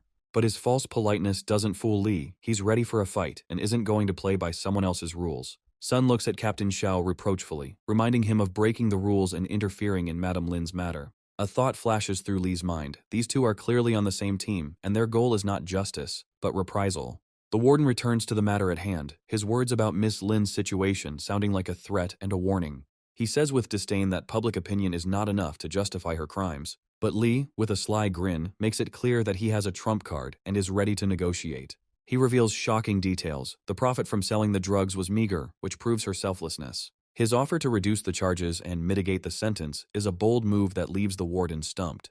The warden coldly declares that the entrepreneurs should not worry about the sentence, his words full of cynicism. There is not a drop of sympathy in his eyes. He is sure that the law must apply, even if the people forget about kindness. But the thought of a 1,600 yen bribe makes him shudder, and he realizes that this boy's hand is too big. He asks suspiciously about his relationship with Ms. Lin, but Lee easily laughs it off. The warden respectfully accepts his proposal, realizing that the matter will benefit the people, and they have no reason to refuse. A handshake seals their deal, and now they will begin their retribution against Ma Song-ming and the Sanlin Company together. Ma Song-ming, crushed and humiliated, sits in the dark, his career and reputation destroyed. He escaped death, but his enemies, thirsty for revenge, will find him wherever he hides. The Sanlin Company fell, its dirty dealings leading to the death penalty for the chairman and his father. The remaining culprits received life sentences, their miserable existence in prison the price of their greed. Lee looks at the defeated city with satisfaction because they uprooted the Sanlin Company. Lin Xuan, acquitted and free, stands before the court, her name cleared and her future full of new opportunities. The warrant for her arrest is lifted, and she appears in public for the first time in a long time, ready for a new life. In the car, Paola chatters with delight about how everything has worked out, her optimism infecting everyone around her. But Lee gently chides her, reminding her that Lin Xuan has been through a lot of stress and needs rest. A sudden call interrupts their conversation. On the other end of the line is Ma Qiangqiao, Lin Yurong's friend. She eagerly asks if they can meet Lin Xuan, their voices full of hope. The guy readily agrees. Their meeting is a chance to establish new, important alliances. The girls run to their leader with delight. The news of meeting the goddess inspires them. He lets them go, realizing that he needs to return to the hotel and prepare for the next stage of their game. Lin Yurong conveys the information with a smile. Their plan is entering a decisive stage and everything is going smoothly. The guy is looking forward to the meeting. His joy and anticipation indicate that he is ready for a new stage. Half an hour later, girls appear in the parking lot, their eyes full of admiration and awe for Mrs. Lin. Lin Xuan greets them gratefully, her voice trembling with emotion and unexpected support. Their handshake is a symbol of unity and a common goal. They are ready to fight for justice to the end. But she reminds them with a wise smile of the importance of the law, her words a call to reason and caution. The girl anxiously reminds them about their sister's health. Their time is limited, and they need to act quickly. Ma Qiangqiao enthusiastically introduces her to the organizer of their event, her words full of admiration and respect. Meanwhile, in the car, Paola is enthusiastically proposing to her boyfriend. She is sure that they are the perfect couple. But the idyll is interrupted by an alarming call. Lee reports that journalists are approaching, and they need to leave immediately. The young man realizes what a dangerous and unpleasant trap he has fallen into. The girl begins to suspect that their relationship is being skillfully manipulated. Anger flares up in her soul at the thought of a treacherous financial deception. The hero remains cool, not even realizing the brewing storm. She desperately tries to reach out to her friend, warning her against blind trust. The seeds of doubt that were sown make Sister Zuxian look at everything from a different angle. Suddenly, the cute character sings praises to his idol, radiating pure adoration. The story of the guy's devotion turns their love story into a true legend. A heated debate erupts among fans about which hero is better. The third hero proclaims their ideal union, where each plays an irreplaceable role. The exhausted hero feels like just a pawn in someone else's insidious game. A tense silence hung in the air as the boy stood before the three girls. A desperate call becomes his only hope of salvation from yet another predicament. A new family responsibility falls on the young man, threatening to ruin all his plans. Teasing a friend only increases his reluctance to fulfill the ridiculous request. His mother starts a conversation about his personal life, gently pushing him to meet his sister. The young man cannot hide his indignation at his mother's unceremonious attempts to arrange his fate. Arrival at the airport turns into chaos, hinting at a meeting with a real celebrity. In the crowd of fans, they are surprised to recognize someone they least expected to see in the spotlight. Behind the striking appearance and star status lies an ordinary guy, which evokes mixed feelings. Yubao's live appearance creates a sensation. His charisma literally blinds the crowd. Trying to escape the fan frenzy, Zhenyang takes his companion away from the epicenter of the chaos. The long-awaited reunion between Sister Min and Aunt Lin is filled with incredible warmth and tenderness. The boys greet their sister, whom they haven't seen for so many years, with genuine delight. The girl notes with slight mockery how much Zhenyang has changed and become more handsome during their separation. Finding themselves in the spotlight, the embarrassed trio decides to escape from the annoying fans as quickly as possible. The star's manager tries to control the unruly crowd by calling for order. Watching the commotion, the heroine secretly hopes that this popularity will not turn into disaster. A chance encounter in a crowd instantly escalates into a furious and unexpected conflict. The young man's anger reaches its limit, and he demands an immediate apology from the offender. The woman is overcome with a chilling horror at the thought of the fans' madness and its consequences. The conflict escalates to a boil as the boy and girl exchange heated exchanges of words. The unexpected intervention of a celebrity brings a whole new twist to the brawl. One of the heroines suddenly decides to leave, leaving behind a trail of unspoken words and intrigue. A shocking call brings news of a betrayal to Qiao Qiao that will cause her entire world to collapse. The girl desperately clings to hope, refusing to believe in the treacherous act of a loved one. The cold voice of the operator, informing her of a non-existent number, becomes a death sentence for her. The realization that they have been blocked and abandoned plunges the friends into a state of complete despair. A tough conversation reveals the bitter truth about blind trust and lost money. An unexpected revelation about the boss's generosity forces one to look at the situation from a completely different angle. Tension mounts in the car as Zuxian is unfairly accused. The guy can hardly contain his irritation, because all this time he was secretly protecting her. Even obvious facts cannot extinguish the flame of poisonous suspicions in the heroine's soul. The girl leaves her friends alone with a choice that could change absolutely everything. The realization of the bitter injustice done to Suyu hits her with all its force. Tormented by guilt, she decides to take a desperate step and sincerely asks for forgiveness. The revealed secret of Zuxian's illness hangs in the air, but is immediately dissolved in words of forgiveness. Concern for a friend's health unites the girls, forcing them to forget past grievances. A slight smile hides a desperate desire to escape from cruel reality. She makes a promise to herself to plunge into madness, because silence would be an unforgivable weakness. An evening wine tasting promises to be the start of something special and unforgettable. Bayola's sly smile betrays her secret intentions, while Zuxian sleeps peacefully. Left alone, the boy and girl find themselves in the grip of an awkward but exciting moment. Having succumbed to the influence of alcohol, the heroine gathers the courage to take the first and decisive step. In the shadow of the doorway, their silhouettes merge in a passionate and long-awaited kiss. After a stormy night, a young man carefully covers a sleeping girl, but there is no tenderness in his gesture. The satisfied grin on the guy's face suggests that his cunning plan has finally worked. He looks down on her, enjoying his small victory and her naive defenselessness. The hero leaves with regret because the presence of his girlfriend did not allow him to stay until the morning. Lying alone, he consoles himself with the hope that Baola will still dare to come to his room. In the fog of passion, she whispers about an old promise, drawing him into a new abyss of temptation. Cold water can't wash away the shock of the hero, realizing that he spent the night with Zuxian. In the reflection of the mirror, he sees a confused young man desperately trying to convince himself that this is all a dream. A new, seductive figure appears in his mind, blurring the already thin line with reality. The guy's mind explodes with anticipation of a new battle in which he risks losing himself completely. An unexpected witness stands frozen in silent condemnation as he watches the humiliating scene. The celebrity's commanding voice cuts through the tense silence, demanding an immediate end to the violence. Full of contempt, the young man makes it clear that the words of the arrogant upstart are empty words for him. Confident in his superiority, Yubao resorts to open threats, not tolerating disobedience. The hero's rage erupts into a crushing blow that lands on the face of the smug star. The fans' rage flares up with renewed vigor, and they rush to the defense of their humiliated idol. In a panic, Zhang Yu tries to shield his loved ones from the angry and unruly crowd. The hero is instantly consumed by a wave of hatred, because for the fans, he has become public enemy number one. The defeated star is putting on a whole show, threatening a loud scandal and a lawsuit. Auntie looks at Zhen Yang with concern, his frightening appearance making her heart clench with fear. The arrogant artist can't believe that someone dared not recognize his media face. The young man sends the message with icy calm, devaluing all his glory with one gesture. Comparing their idol to yet another artist sends fans into an indescribable and blind rage. Surrounded by adoration, Yubao revels in his power, anticipating a brutal reprisal against the offender. The conflict reaches a boiling point when the celebrity promises to destroy him, leaving no trace. The sudden appearance of the star's lawyer dramatically changes the balance of power, foreshadowing serious trouble. The cold threat of legal action hangs in the air, and the price for insolence could be prohibitive. Suddenly, a squad of enraged women enters the fray, sweeping away everything in their path to protect the heroes.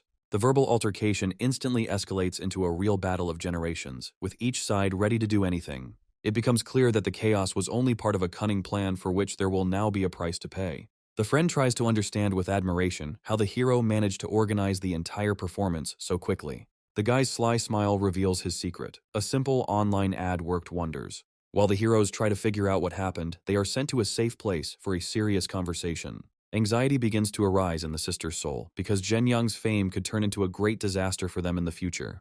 The friend scornfully devalues the hero's glory, hinting at the existence of someone much more powerful. A cunning plan is born in the friend's head on how to teach the presumptuous turkey a lesson. The hero is only irritated by his friend's idea, and he decides to cool his ardor. The hero demonstrates complete superiority because all he needs to win is one wave of his hand. The young man's devilish grin promises his friend a mysterious gift of unprecedented power.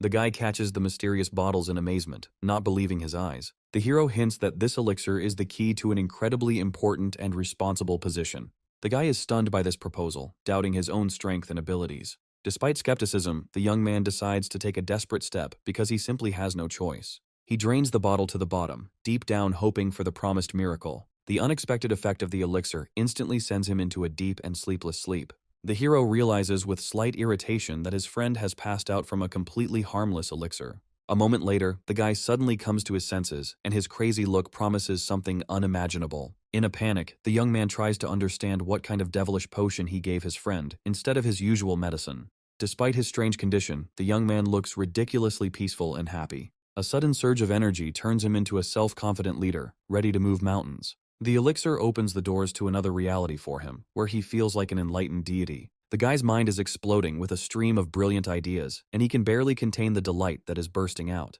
The hero tries to calm his enraged friend with a smile, promising to explain everything to him. He secretly hides the second bottle, because his insidious plan is far from complete. Having finally calmed down, the guy prepares to listen about the companies he will be managing. Arriving at Zhang Yu's old house becomes the starting point for their new, crazy reality. The casual offer to buy the apartment only emphasizes how much the hero has changed. His words hit where it hurts most, because in this kennel, it is not only his friend who is suffering, but also his mother. The guy freezes in silent shock, unable to digest the flood of revelations that have fallen upon him. A kaleidoscope of skyscrapers flashes through his friend's head, realizing the scale of his suddenly acquired power. The thought of having to manage these business sharks fills him with real horror. In a desperate attempt to return to reality, he begs Old Shu to hit him with all his might. A light, ironic pinch on the cheek becomes the anchor that brings him back to Earth. Lifting heavy suitcases, they realize that their sister has come for a long time and is very serious about her visit. The voice from behind the door takes them by surprise, and that simple "I'm back" sounds like the beginning of a new chapter. The sisters' panic descends on the boys, because a letter from a lawyer threatens them with complete disaster. The hero takes control of the situation, and a fateful piece of paper ends up in his hands. The cold lines of the letter reveal all the baseness of the actor, who brazenly distorted the truth. The humiliating demand to kneel becomes the last straw for a friend. He is bursting with rage, because the blatant injustice of what is happening simply cannot be grasped. All eyes are on Zhenyang, as he is their only hope for salvation. On the other end of the line, the venomous voice of a celebrity revels in his impunity. The young man's icy calm in response to the threats suggests that this game is just beginning.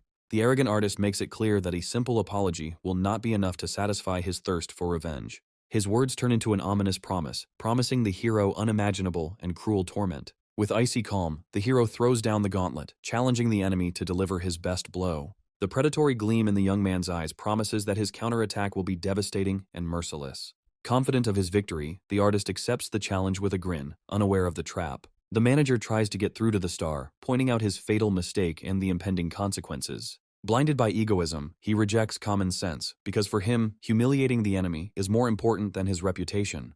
The woman leaves him alone with his arrogance, issuing a final, chilling warning. She knows for sure that the slightest miscalculation will be the beginning of a shameful and inglorious end for him. Suddenly, the artist realizes that in this media war, he risks losing everything due to his own stupidity. The appearance of a mysterious masked stranger brings a new, unpredictable intrigue to the story. Her fierce gaze and aggressive behavior speak of blind devotion, ready for any sacrifice. The hero remains unwavering even when faced with a furious but completely useless attack. A wave of blind fanatical rage sweeps through the space, ready to destroy anyone in its path. The truth about the star's mediocrity spreads at the speed of light, causing only anger and disappointment among people. The injustice done to Mr. Shu kindles the flames of righteous anger in the hearts of his supporters. The artist's world is crumbling before his eyes as the compromising video continues its triumphant march across the internet. With chilling calm, the manager reminds the panicking star that this fall is his own fault. Desperate orders to remove the video are drowned in silence, and his former power turns into a pitiful puff.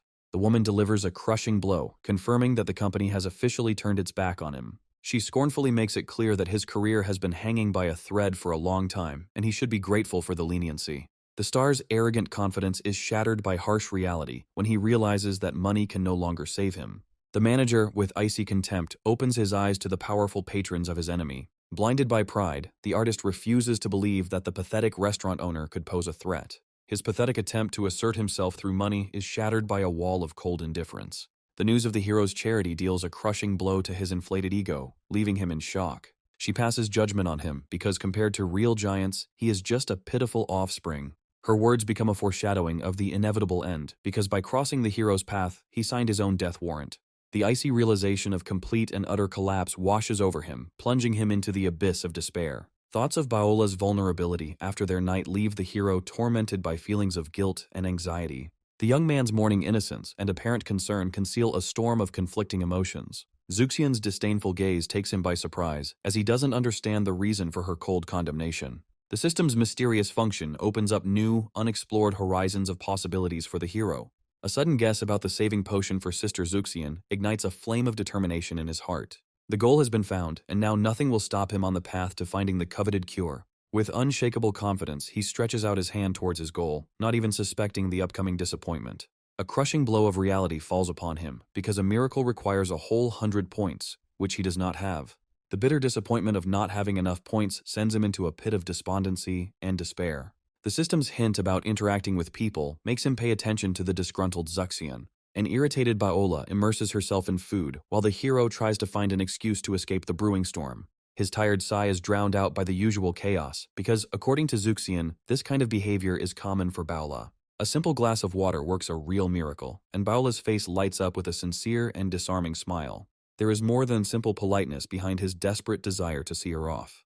Her flirtatious smile becomes a mask behind which hides a cunning and dangerous game. Anxiety about the future makes the hero forget about himself, because the impending threat requires immediate action. In the silence of the car, he makes a decision that will change the course of their destinies forever. Baola's unexpected question about Zuxian's feelings becomes a spark that is ready to ignite the flames of jealousy. His world is turned upside down by the thought that Zuxian could have found out his deepest secret. The girl's penetrating gaze reveals his secret feelings, which he was afraid to admit to himself. Every word she says is a blow, because his sister's revelations make his position even more precarious. The realization that he could have been Zuxian's first hits him with unbearable weight. Her confession of long reflection hints at the emergence of a plan that could destroy everything. Behind Zuxian's sweet smile lies a cunning plan, as she skillfully pulls the strings of other people's destinies. The direct accusation of self-interest takes Baola by surprise, causing her to question the purity of her own motives. The terrible truth about her sister's illness falls upon the girl, and the hero's anger becomes understandable and justified.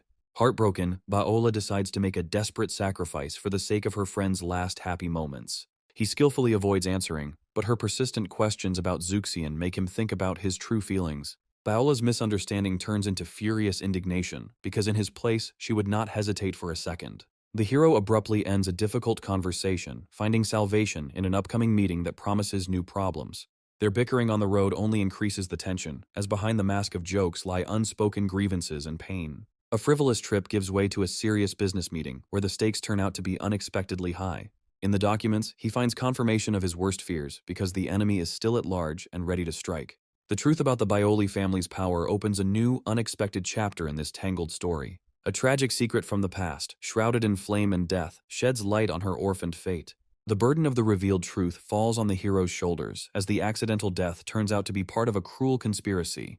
The new evidence in his hands promises even more shocking discoveries, bringing him closer to solving the mystery. The arrival of relatives from the past turns Baola into a vulnerable target, and a mortal threat looms over her. The hero's icy order to strengthen security suggests that he is willing to do anything for her safety.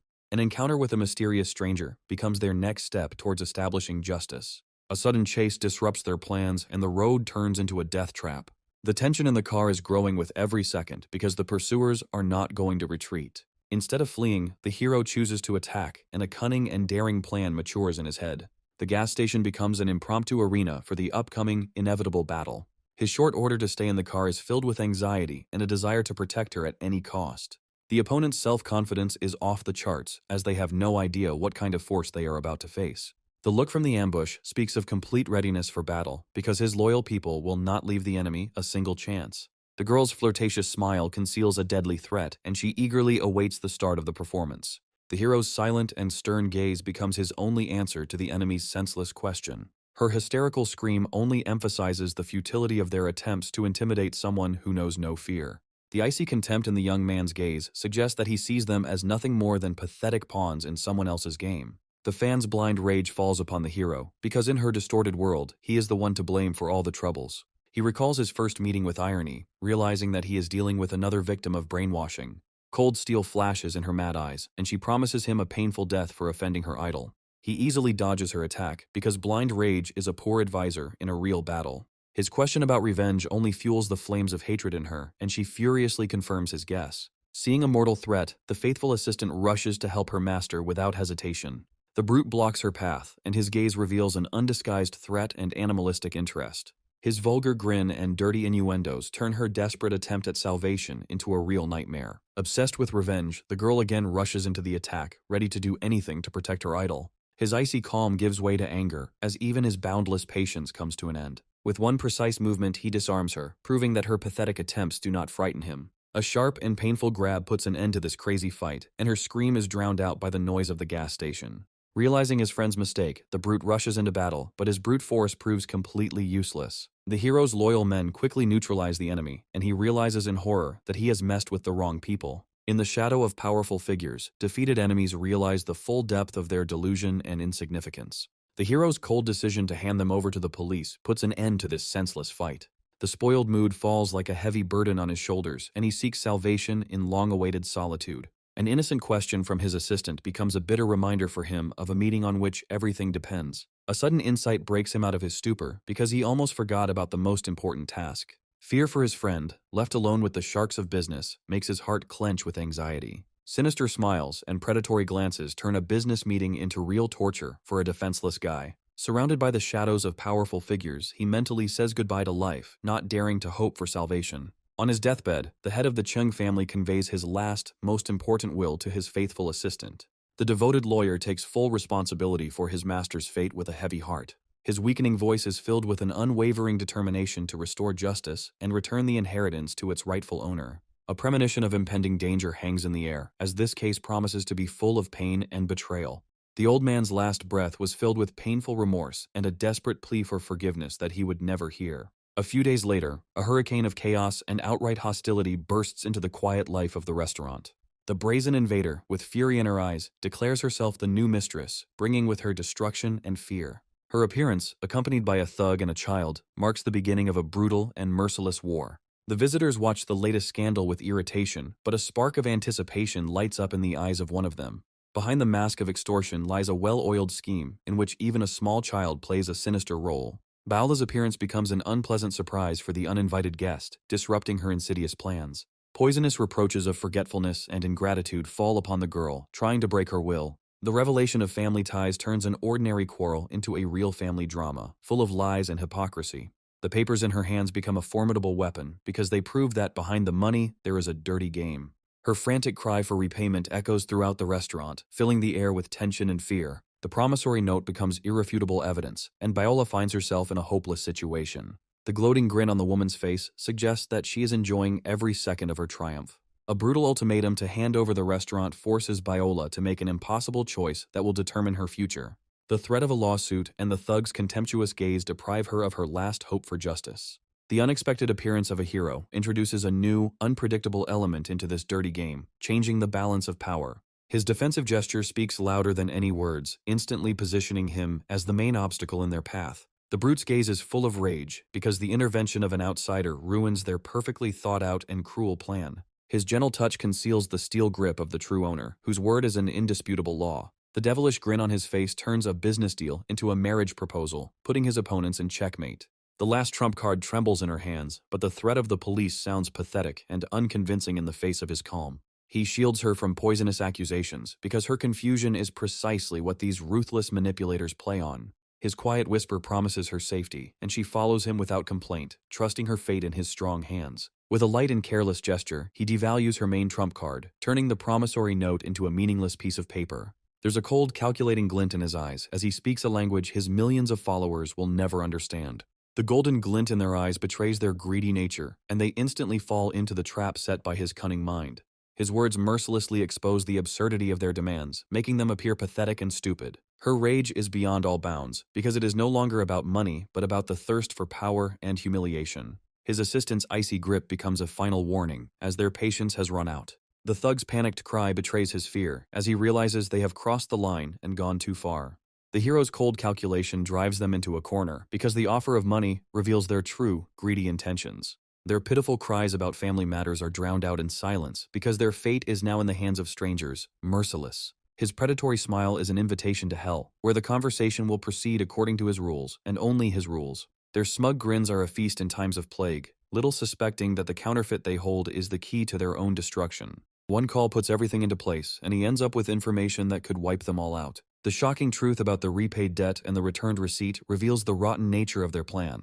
The information he received only confirms his fears, because the Chung family's methods leave no room for fair play. His icy calm is disarming, and he demands the main trump card on which the outcome of this battle depends. Animal fear flashes in her eyes because the loss of this piece of paper is tantamount to complete and utter defeat. With a flick of his lighter, he mocks her pathetic attempts, demonstrating his complete and total superiority. With a sharp and precise movement, he snatches the fake from her hands, and the woman falls to her knees in horror, powerless. He towers over her like a judge, because now in his hands is not just a piece of paper, but the key to her shameful fall. Beola's angry look, confirming the long-ago repayment of the debt, becomes the final nail in the coffin of the deceivers. His devilish offer of double payment is not generosity, but a sophisticated torture that makes the blood run cold. The cold threat of physical violence makes them realize that they are dealing with someone for whom human life is a bargaining chip. A chilling promise directed at a defenseless child finally breaks their will, plunging them into the abyss of animal horror. A silent warning sounds louder than any scream because behind it lies a chilling threat.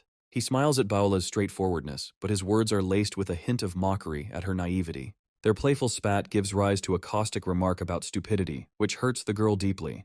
The sudden appearance of an enraged man breaks their uneasy truce, foreshadowing a new, brutal battle. By standing up for an offended girl, the hero unwittingly gets involved in someone else's conflict, risking trouble for himself. Desperate pleas for forgiveness are broken against the wall of his anger, because he is not going to forgive her so easily. Her tears and promises not to repeat her mistakes are drowned out by his furious desire to punish her for what she did. His insane cry for revenge suggests that he is ready to do anything to satisfy his thirst for revenge. At the last moment, the hero stops his hand, because the spilled blood will remain on his shoulders as an indelible stain. His intervention only evokes contempt and anger, because in the eyes of the madman, he is nothing but pathetic trash. His rage goes beyond all bounds, and he blindly threatens to destroy anyone who dares to stand in his way. A sudden memory of a mysterious girl forces the hero to ask a question that changes the rules of this dangerous game. Recognizing his sister in the stranger's story shocks the boy, and his former rage is replaced by confusion. He recalls the past with a grin, but his words are full of poisonous contempt for the one who is trying to enter their family.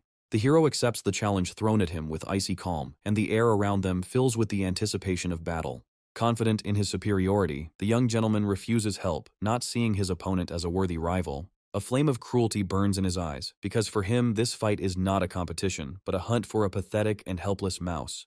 The grand arena stood in anticipation, preparing to witness a battle that would go down in martial arts history. The solemn speech about honor and tradition sounds like a mockery against the backdrop of the upcoming duel. The masters' faces are full of determination and courage, because for them, this is not just a tournament, but the protection of their legacy and their shared path. The focus is on a young man ready for the upcoming test. The girl trusts him to represent the honor of her entire family. The heroine assures him that their secret agreement is still valid. The fulfillment of all his desires is at stake, and she guarantees it. Suddenly, another fighter disturbs the peace, intending to thwart their plans. The appearance of her brother comes as a complete surprise to the guy. Despite his insolence, she sees her brother as a reliable person. The speaker decides to publicly recall the clan's past humiliation. The stranger's angry speech escalates into a direct accusation. The hero is declared an imposter and has no right to be here. The enraged fighter refuses to believe that a great master could lose to such a nonentity. But the young man remains icy and unperturbed in the face of brazen insults. In a fit of anger, the enemy throws him a daring challenge to a duel. The girl is furious that this upstart is provoking her chosen one to a mortal fight. The guy accepts the challenge with a slight grin, as if it were just a fun game. He is amused by his opponent's old-fashioned and pretentious speeches, as if from a cheap novel. The enemy continues to press on his low origins, trying to break his spirit. He sneers maliciously, absolutely confident of his easy victory. In response, the hero makes a shocking move by announcing the creation of his own clan. He introduces his two powerful protectors, leaving everyone amazed. He casually mentions the mysterious student, stirring up the crowd's interest. Now that all the formalities are completed, the guy is ready to enter the game. The heroine is stunned by his crazy plan to create a clan for the sake of one battle. His words about the mysterious student make her heart clench with jealousy. Zhang Tai can't believe his ears. This upstart decided to commit suicide right here. Even a seasoned master is puzzled by the audacity of an unknown youth. The elders see his actions as a brazen provocation and a challenge to all clans. The young man declares that he has a personal score to settle with this impudent fellow. The enemy sees in his calmness only a mask hiding his true intentions. The enemy unleashes all his deadly might on him, leaving no chance for salvation. With one lightning-fast blow, the young man crushes the enemy, not giving him a chance. He looks at the defeated enemy with cold contempt, disappointed by his weakness. The defeated fighter cannot believe what happened because he did not even see the blow itself. He desperately tries to convince himself that it's just about speed and not true skill. Now that his pride has been hurt, he is ready to show his true, ruthless strength. In a rage, he launches a new attack, putting all his hatred and despair into it. But his crushing blow again meets only emptiness and the shadow of the enemy. The hero easily intercepts his hand, questioning his belonging to the great clan. He reveals the true reason for the attack, accusing the boy of stalking his sister. As punishment for his insolence, he unleashes a barrage of humiliating slaps on his enemy. The girl is horrified to realize that her family's inaction has provoked a real monster. She sees his dark determination and understands that he will stop at nothing. He asks a rhetorical question with a smug grin, enjoying his power. He mockingly acknowledges the strength of the clan that was just humiliated in front of everyone. His new daring challenge leaves the crowd on the edge of their seats. Suddenly, a new fighter bursts into the ring, ready to take up the throne gauntlet. Sun Daojin of the Sun family, a formidable warrior, demands a duel to teach the insolent man a lesson. The audience is shocked because this young master has already achieved incredible heights in martial arts. The Sun clan plays its trump card to avenge the shame they suffered. The hero is intrigued and eager to find out how powerful this renowned genius is. Sun Daojin ups the ante by demanding a death pact be signed before the fight. The girl panics when she realizes that her protector is about to be killed legally. Even his mighty comrades tensed up at the news of a life-or-death battle. The heroine, in despair, orders them to protect Shu because this agreement means certain death. But the bodyguards just sit down with popcorn, as if this guy was asking for trouble. She is amazed by their icy calm because they are not at all worried about their master. The judge gives an ultimatum: sign the death warrant or quit the fight forever. Refusal means the inevitable collapse of his new clan and eternal shame. With a sly smile, the young man sees this as the perfect chance to kill the enemy without any consequences. His gaze turns steely. He is ready to take the life of anyone who dares to encroach on his own. The solemn ceremony of signing the death contract begins, bringing the inevitable denouement closer. A murmur of doubt grows in the crowd about the young man's reckless self-confidence. Those in the know understand that his opponent will not shy away from using dirty tricks to win. Suddenly, the genius of the Tang family appears in the arena, looking at what is happening with disdain. Her arrogance shocks even seasoned fighters, as she has no regard for recognized masters. Sun Daojin flies into a rage, humiliated and ready to tear his enemy apart. The insightful Tang Yuxi gives her verdict: this impostor won't last even 2 rounds. But in one instant, the hero delivers a crushing blow, defying everyone's expectations. He continues his merciless attack, not giving the enemy time to recover. The final blow puts an end to the duel, forcing the genius of the Sun clan to fall to his knees. The earth shakes from the crushing force of the final blow, leaving only ruins. The winner looks on with dispassion at the motionless body, while the crowd wonders if the loser is alive. He had never intended to kill, but now he was faced with the consequences of his terrifying power. 2 enraged masters of the Sun clan prepare to avenge their fallen genius. With icy calm, the hero provokes them, ready to finish off the hostage at any moment. The father of the defeated fighter desperately begs for mercy for his son, admitting defeat. The judges intervene, demanding that the Sun clan abide by the rules and not dishonor their name. One of the elders is adamant, because in a battle to the death, pity is inappropriate. The young man understands that even a powerful clan would not dare to go against the laws of the martial world. With a contemptuous grin, he throws the body to his father, demonstrating his complete superiority. The guy warns that he is not looking for trouble, but will destroy anyone who stands in his way. The head of the Sun clan acknowledges his crushing superiority, realizing the futility of further resistance. With 2 easy victories under his belt, he stands in the center of the arena as the undisputed champion. With defiant confidence, the young man takes on a new challenge, seeking a worthy opponent. No one dares to go out, because the fear of being maimed in seconds paralyzes the will of the fighters. Suddenly, the silence is broken by Tang Yuxi, the genius of the Tang family, accepting his daring challenge. The crowd freezes in shock, because even the elders do not dare to contradict this legendary girl. Viewers are debating whether he will get what he deserves, or whether he has been hiding his true power until now. With a disarming smile, the young man declares that his principles do not allow him to hit girls. Enraged by his condescension, she unleashes her crushing energy, preparing to attack. She assesses his strength with a cool head, confident that calm will bring her an easy victory. Suddenly he pounces, shattering her confidence with his unpredictable speed. Her powerful energy blast collides with his technique in a blinding flash. With one movement, he stops her attack, getting close and depriving her of the chance to counterattack. Utterly defeated, the genius of the Tang clan bitterly admits her crushing defeat. The judge announces that Sui has accepted 3 challenges and is looking for the last daredevil. In deafening silence, he is declared the absolute winner of this bloody tournament. With a disarming smile, the young man suddenly apologizes to everyone present for disturbing him. The elders are perplexed because his humility after a mortal battle looks like a cunning plan. The Chief Justice respectfully offers him an alliance, hinting at future mutual assistance. The wise elder understands that behind the young man's audacity lies a desperate and important goal. Finally, the hero reveals the true reason for his shocking invasion. Now his fate depends on the goodwill of those he has just publicly humiliated. The boy's mysterious request arouses the curiosity of even the most powerful masters. He turns to the entire congregation with a desperate plea, promising a generous reward for their help. The Chief Justice officially recognizes his status and promises full support in his search. He celebrates his small victory with relief because his risky plan worked. Suddenly he notices the strange silence of his faithful companions, sensing something is wrong. His bodyguards suddenly fall to their knees, their strange behavior hinting at a hidden secret. The girl, feeling guilty, approaches him with a sincere apology on behalf of the whole family. She realizes with horror that their cunning plan has failed, turning a potential ally into a mortal enemy. He generously forgives her, but the cold distance between them suggests that there is no turning back. His farewell ends with an icy warning, promising cruel reprisals against her brother. Suddenly, a mysterious elder offers him what he risked everything for, priceless information.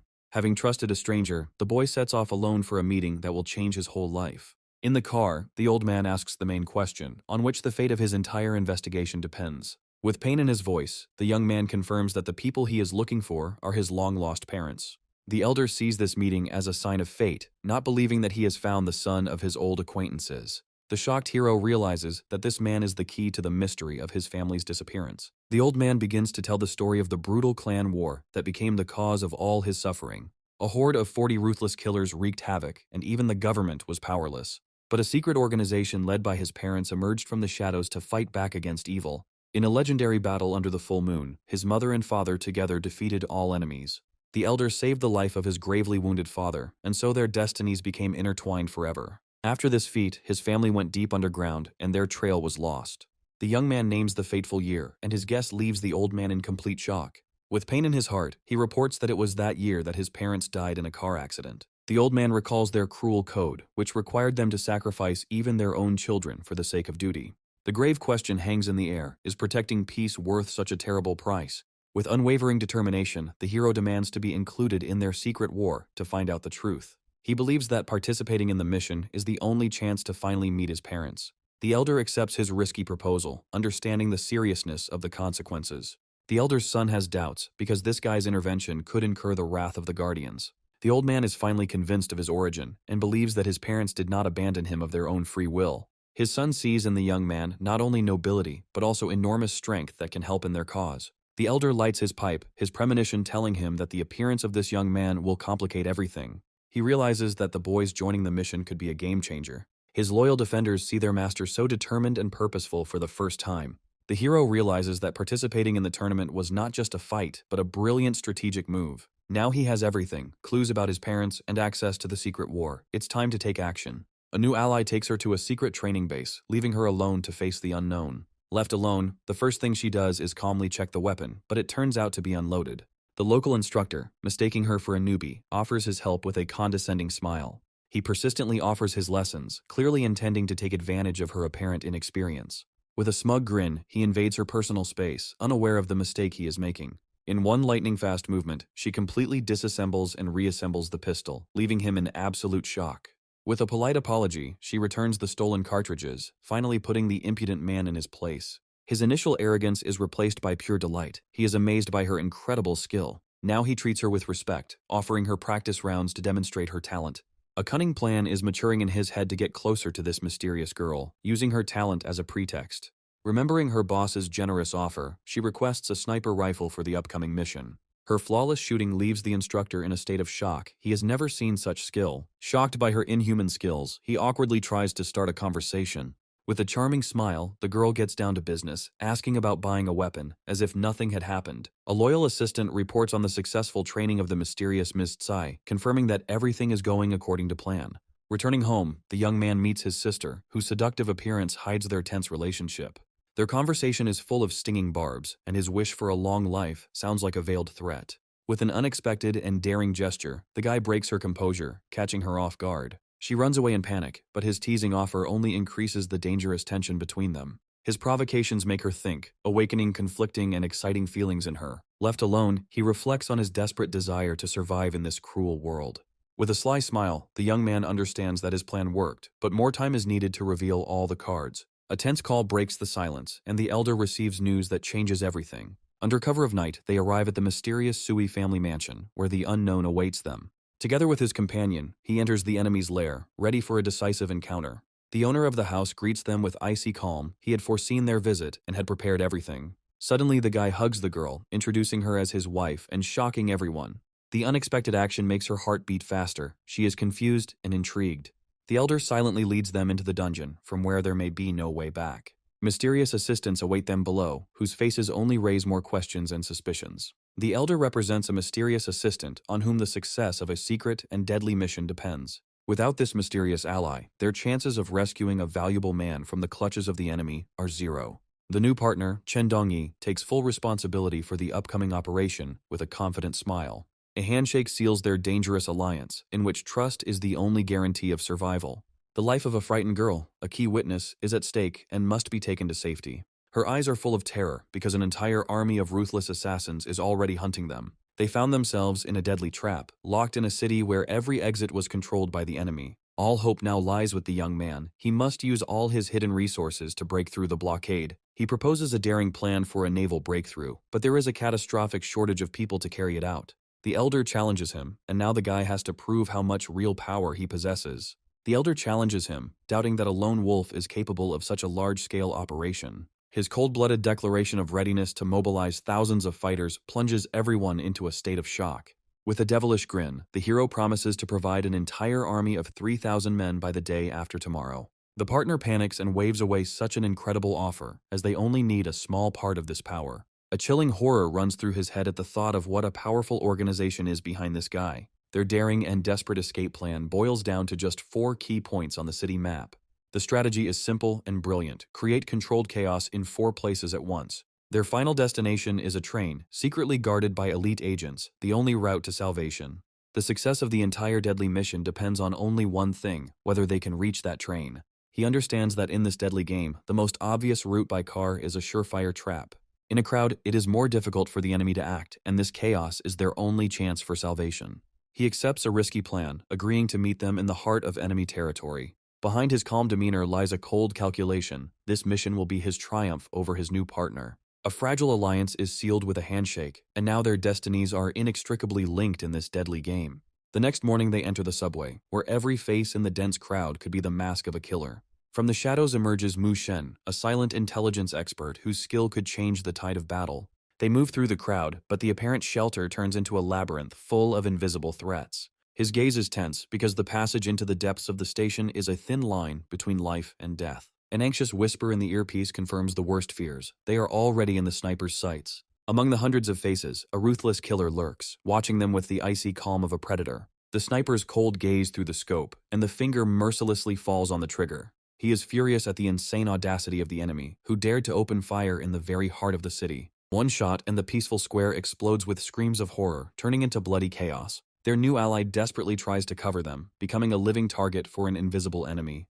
The next moment, his life is cut short by a precise shot to the head, leaving no chance. Grabbing the unconscious body of the witness, the hero makes a desperate dash out from under the heavy fire. He hands the precious burden to his partner, ordering her to leave the battlefield immediately. Their eyes meet in a silent vow to protect this girl at any cost. A difficult call to the elder brings terrible news about the failure and the first victim of their damned mission. The faceless killer coldly reports on his lost target, continuing his deadly hunt. The death of the organizer ruins their entire plan, and now the elder is desperately trying to save the remains of the mission. Taking command, the hero gives a merciless order to hide the witness and replace the identity of the fallen.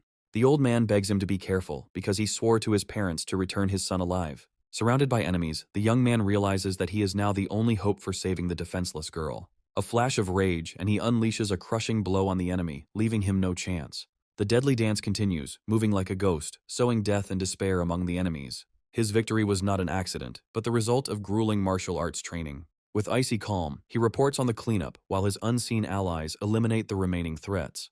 The regrouping begins. They move to a new point, but the deadly chase is not over yet. His loyal comrades are already waiting in the shelter, reliably guarding the frightened witness. Under cover of machine gun fire, they make a final dash for the rescue vehicle. Now that they are safe, the whole team is ready for a swift retreat. He demands answers, trying to understand why this girl has become the key to such a dangerous game. In hysterics, she denies everything, her fear and panic only complicating an already desperate situation. With icy calm, he takes control of the situation, developing a new plan on the fly. Now that the witness is safe, he returns to the elder for the missing information. The old man admits that his knowledge of this matter is as meager as that of the young man himself. He suggests starting with the weakest link, the frightened girl, to get the truth out of her. But the guy understands that she is just a pawn, and her knowledge is insignificant compared to their own. Now they have only one thing left to do, wait for orders from above, while guarding their valuable captive. The elder makes a fateful decision, choosing a path that will change everything. He is ready to risk everything, because the power of this young man is their only chance of victory. For everyone's safety, he decides to operate in the shadows, temporarily removing his family from the case. Now the young man takes everything into his own hands, demanding only information and reserving the right to act. Their fragile alliance is sealed with a promise, and now he has the power of an entire clan behind him. The death of an ally opens up new opportunities for him, and he is ready to take advantage of this chance. Each successfully completed task is a step towards the main goal, meeting with parents. He gives an order to his mysterious assistant, setting his own daring plan into action. In the smoke-filled hall of an underground casino, a new game is unfolding, where the stake is not money, but power. A new player enters the scene, declaring himself king and challenging the entire criminal underworld. The White Tiger issues an ultimatum to the entire city: submit or disappear forever. Bloody carnage in the streets, his people deal mercilessly with dissenters. One of the old bosses is furious that some upstart dares to dictate his terms to them. He vows to teach the insolent man a lesson, reminding him that the old guard has not yet given up its positions. But his fury is met with ruthless force, and the younger generation sweeps away everything in its path. In the shadow of the moonlight, a new player appears, whose long silence was only the calm before the storm. Stone Tiger, another legendary warrior, enters the game and the stakes are doubled. The old crime bosses are confused. They don't understand what this mysterious Lin Chongjian is planning. Chen Chucheng is furious that this new player dared to challenge the entire criminal group. But at the negotiating table, tensions subside, giving way to a fragile and forced compromise. The crime boss is furious that he is being forced into war with no choice. Any dissent is brutally suppressed, and the dissenter's hand is pinned to the table with a knife blade. The blood-drenched smiling tiger announces the beginning of a new era, where all will submit to a single ruler. Far from the bloody carnage, the hero calmly receives reports, his plan unfolding perfectly. His faithful assistant reports that the entire criminal underworld of the city has been successfully suppressed and is awaiting orders. With a sly grin, the young man announces his true intention: to become the Shadow King of this city. His triumph is interrupted by the appearance of a mysterious stranger, the very witness he saved. She calls herself the daughter of a recently deceased rich man, and this news changes everything. The boy recalls the official version of death with suspicion, feeling that there is a lie behind it. In a fit of despair, the girl reveals the terrible truth: her father was brutally murdered to cover up his crimes. Clutching the incriminating evidence, she vows revenge, her despair turning into an icy thirst for blood. The real enemy emerges from the shadows, a powerful and ruthless player whose power knows no bounds. Rumors of murder are confirmed, and now every detail of this mysterious death points to a deep and dangerous conspiracy. He tries to put together the disparate pieces of the puzzle, realizing that everything depends on its answer. Blinded by the thirst for revenge, she is ready to do anything, not even knowing who to trust with her last and only hope. He leaves her in a safe shelter, but this calm is only a temporary respite before the coming storm. The betrayal comes from an unexpected direction, but his icy calm suggests that he was prepared for this turn of events. He sets his own cunning plan into motion, using disinformation as bait for an invisible enemy. His secret army, which has been gathering for weeks, is ready for battle, and now the entire city will become the field for his final game. The next day, all eyes are on the shopping mall, which will become the stage for a bloody and brutal denouement. Wounded and frightened, she begs not to be abandoned, because in this world, she has no one else to trust. Scorpio, a ruthless hunter, coldly identifies his defenseless target. The poisonous snake is surprised by her appearance, because their prey itself came straight into the mouth of the predators. Old Tiger gives the order, and the full might of their secret organization falls upon the unsuspecting city. A girl enters a shopping mall, unaware that she has become bait in a deadly game where her every move is tracked. An unexpected meeting between old acquaintances throws chaos into a perfectly planned operation. The next moment, the secret agent neutralizes the guard with one precise and painful blow. His body shakes with inhuman pain as the electric discharge paralyzes his will. With icy calm, she reports the capture of the first target. The operation is just beginning. From the secret headquarters, the coordinator issues new orders, directing his pawns in this complex chess game. The coordinator gives orders with a calm voice, setting traps throughout the shopping center. His true goal is not to capture him, but to create the perfect trap for the powerful Mr. Shu. He is confident in his plan, because any attempt to save the girl is doomed to crushing failure. The enemy emerges from the shadows, his devilish smile boding ill for the defenseless target. But his self-confidence is shattered by an unexpected and crushing blow from his own bait. Having defeated the enemy, she looks at him with contempt, disappointed by the weakness of yet another opponent. Behind the mask of a defenseless victim lurked a cunning and deadly deceiver who played her role perfectly. Scorpio is furious that their perfectly planned operation failed because of such a stupid mistake. The poisonous snake mockingly reminds him that in their business, even the best plans can fail. Old Tiger is furious as their enemy not only foresaw their trap, but also caused them to lose a dozen elite fighters. Now it's a matter of honor, and Scorpio is ready to do anything to wash away the shame of defeat. She realizes that all the underground forces of the city have united under the rule of one mysterious leader. With a devilish smile, Poisonous Snake decides to take matters into his own hands and show them some real class. In a rage, he stabs the target's photograph, because for him, this enemy is just another faceless target. Their main goal is to capture Mr. Shu himself, because this is the only way to break the enemy's will.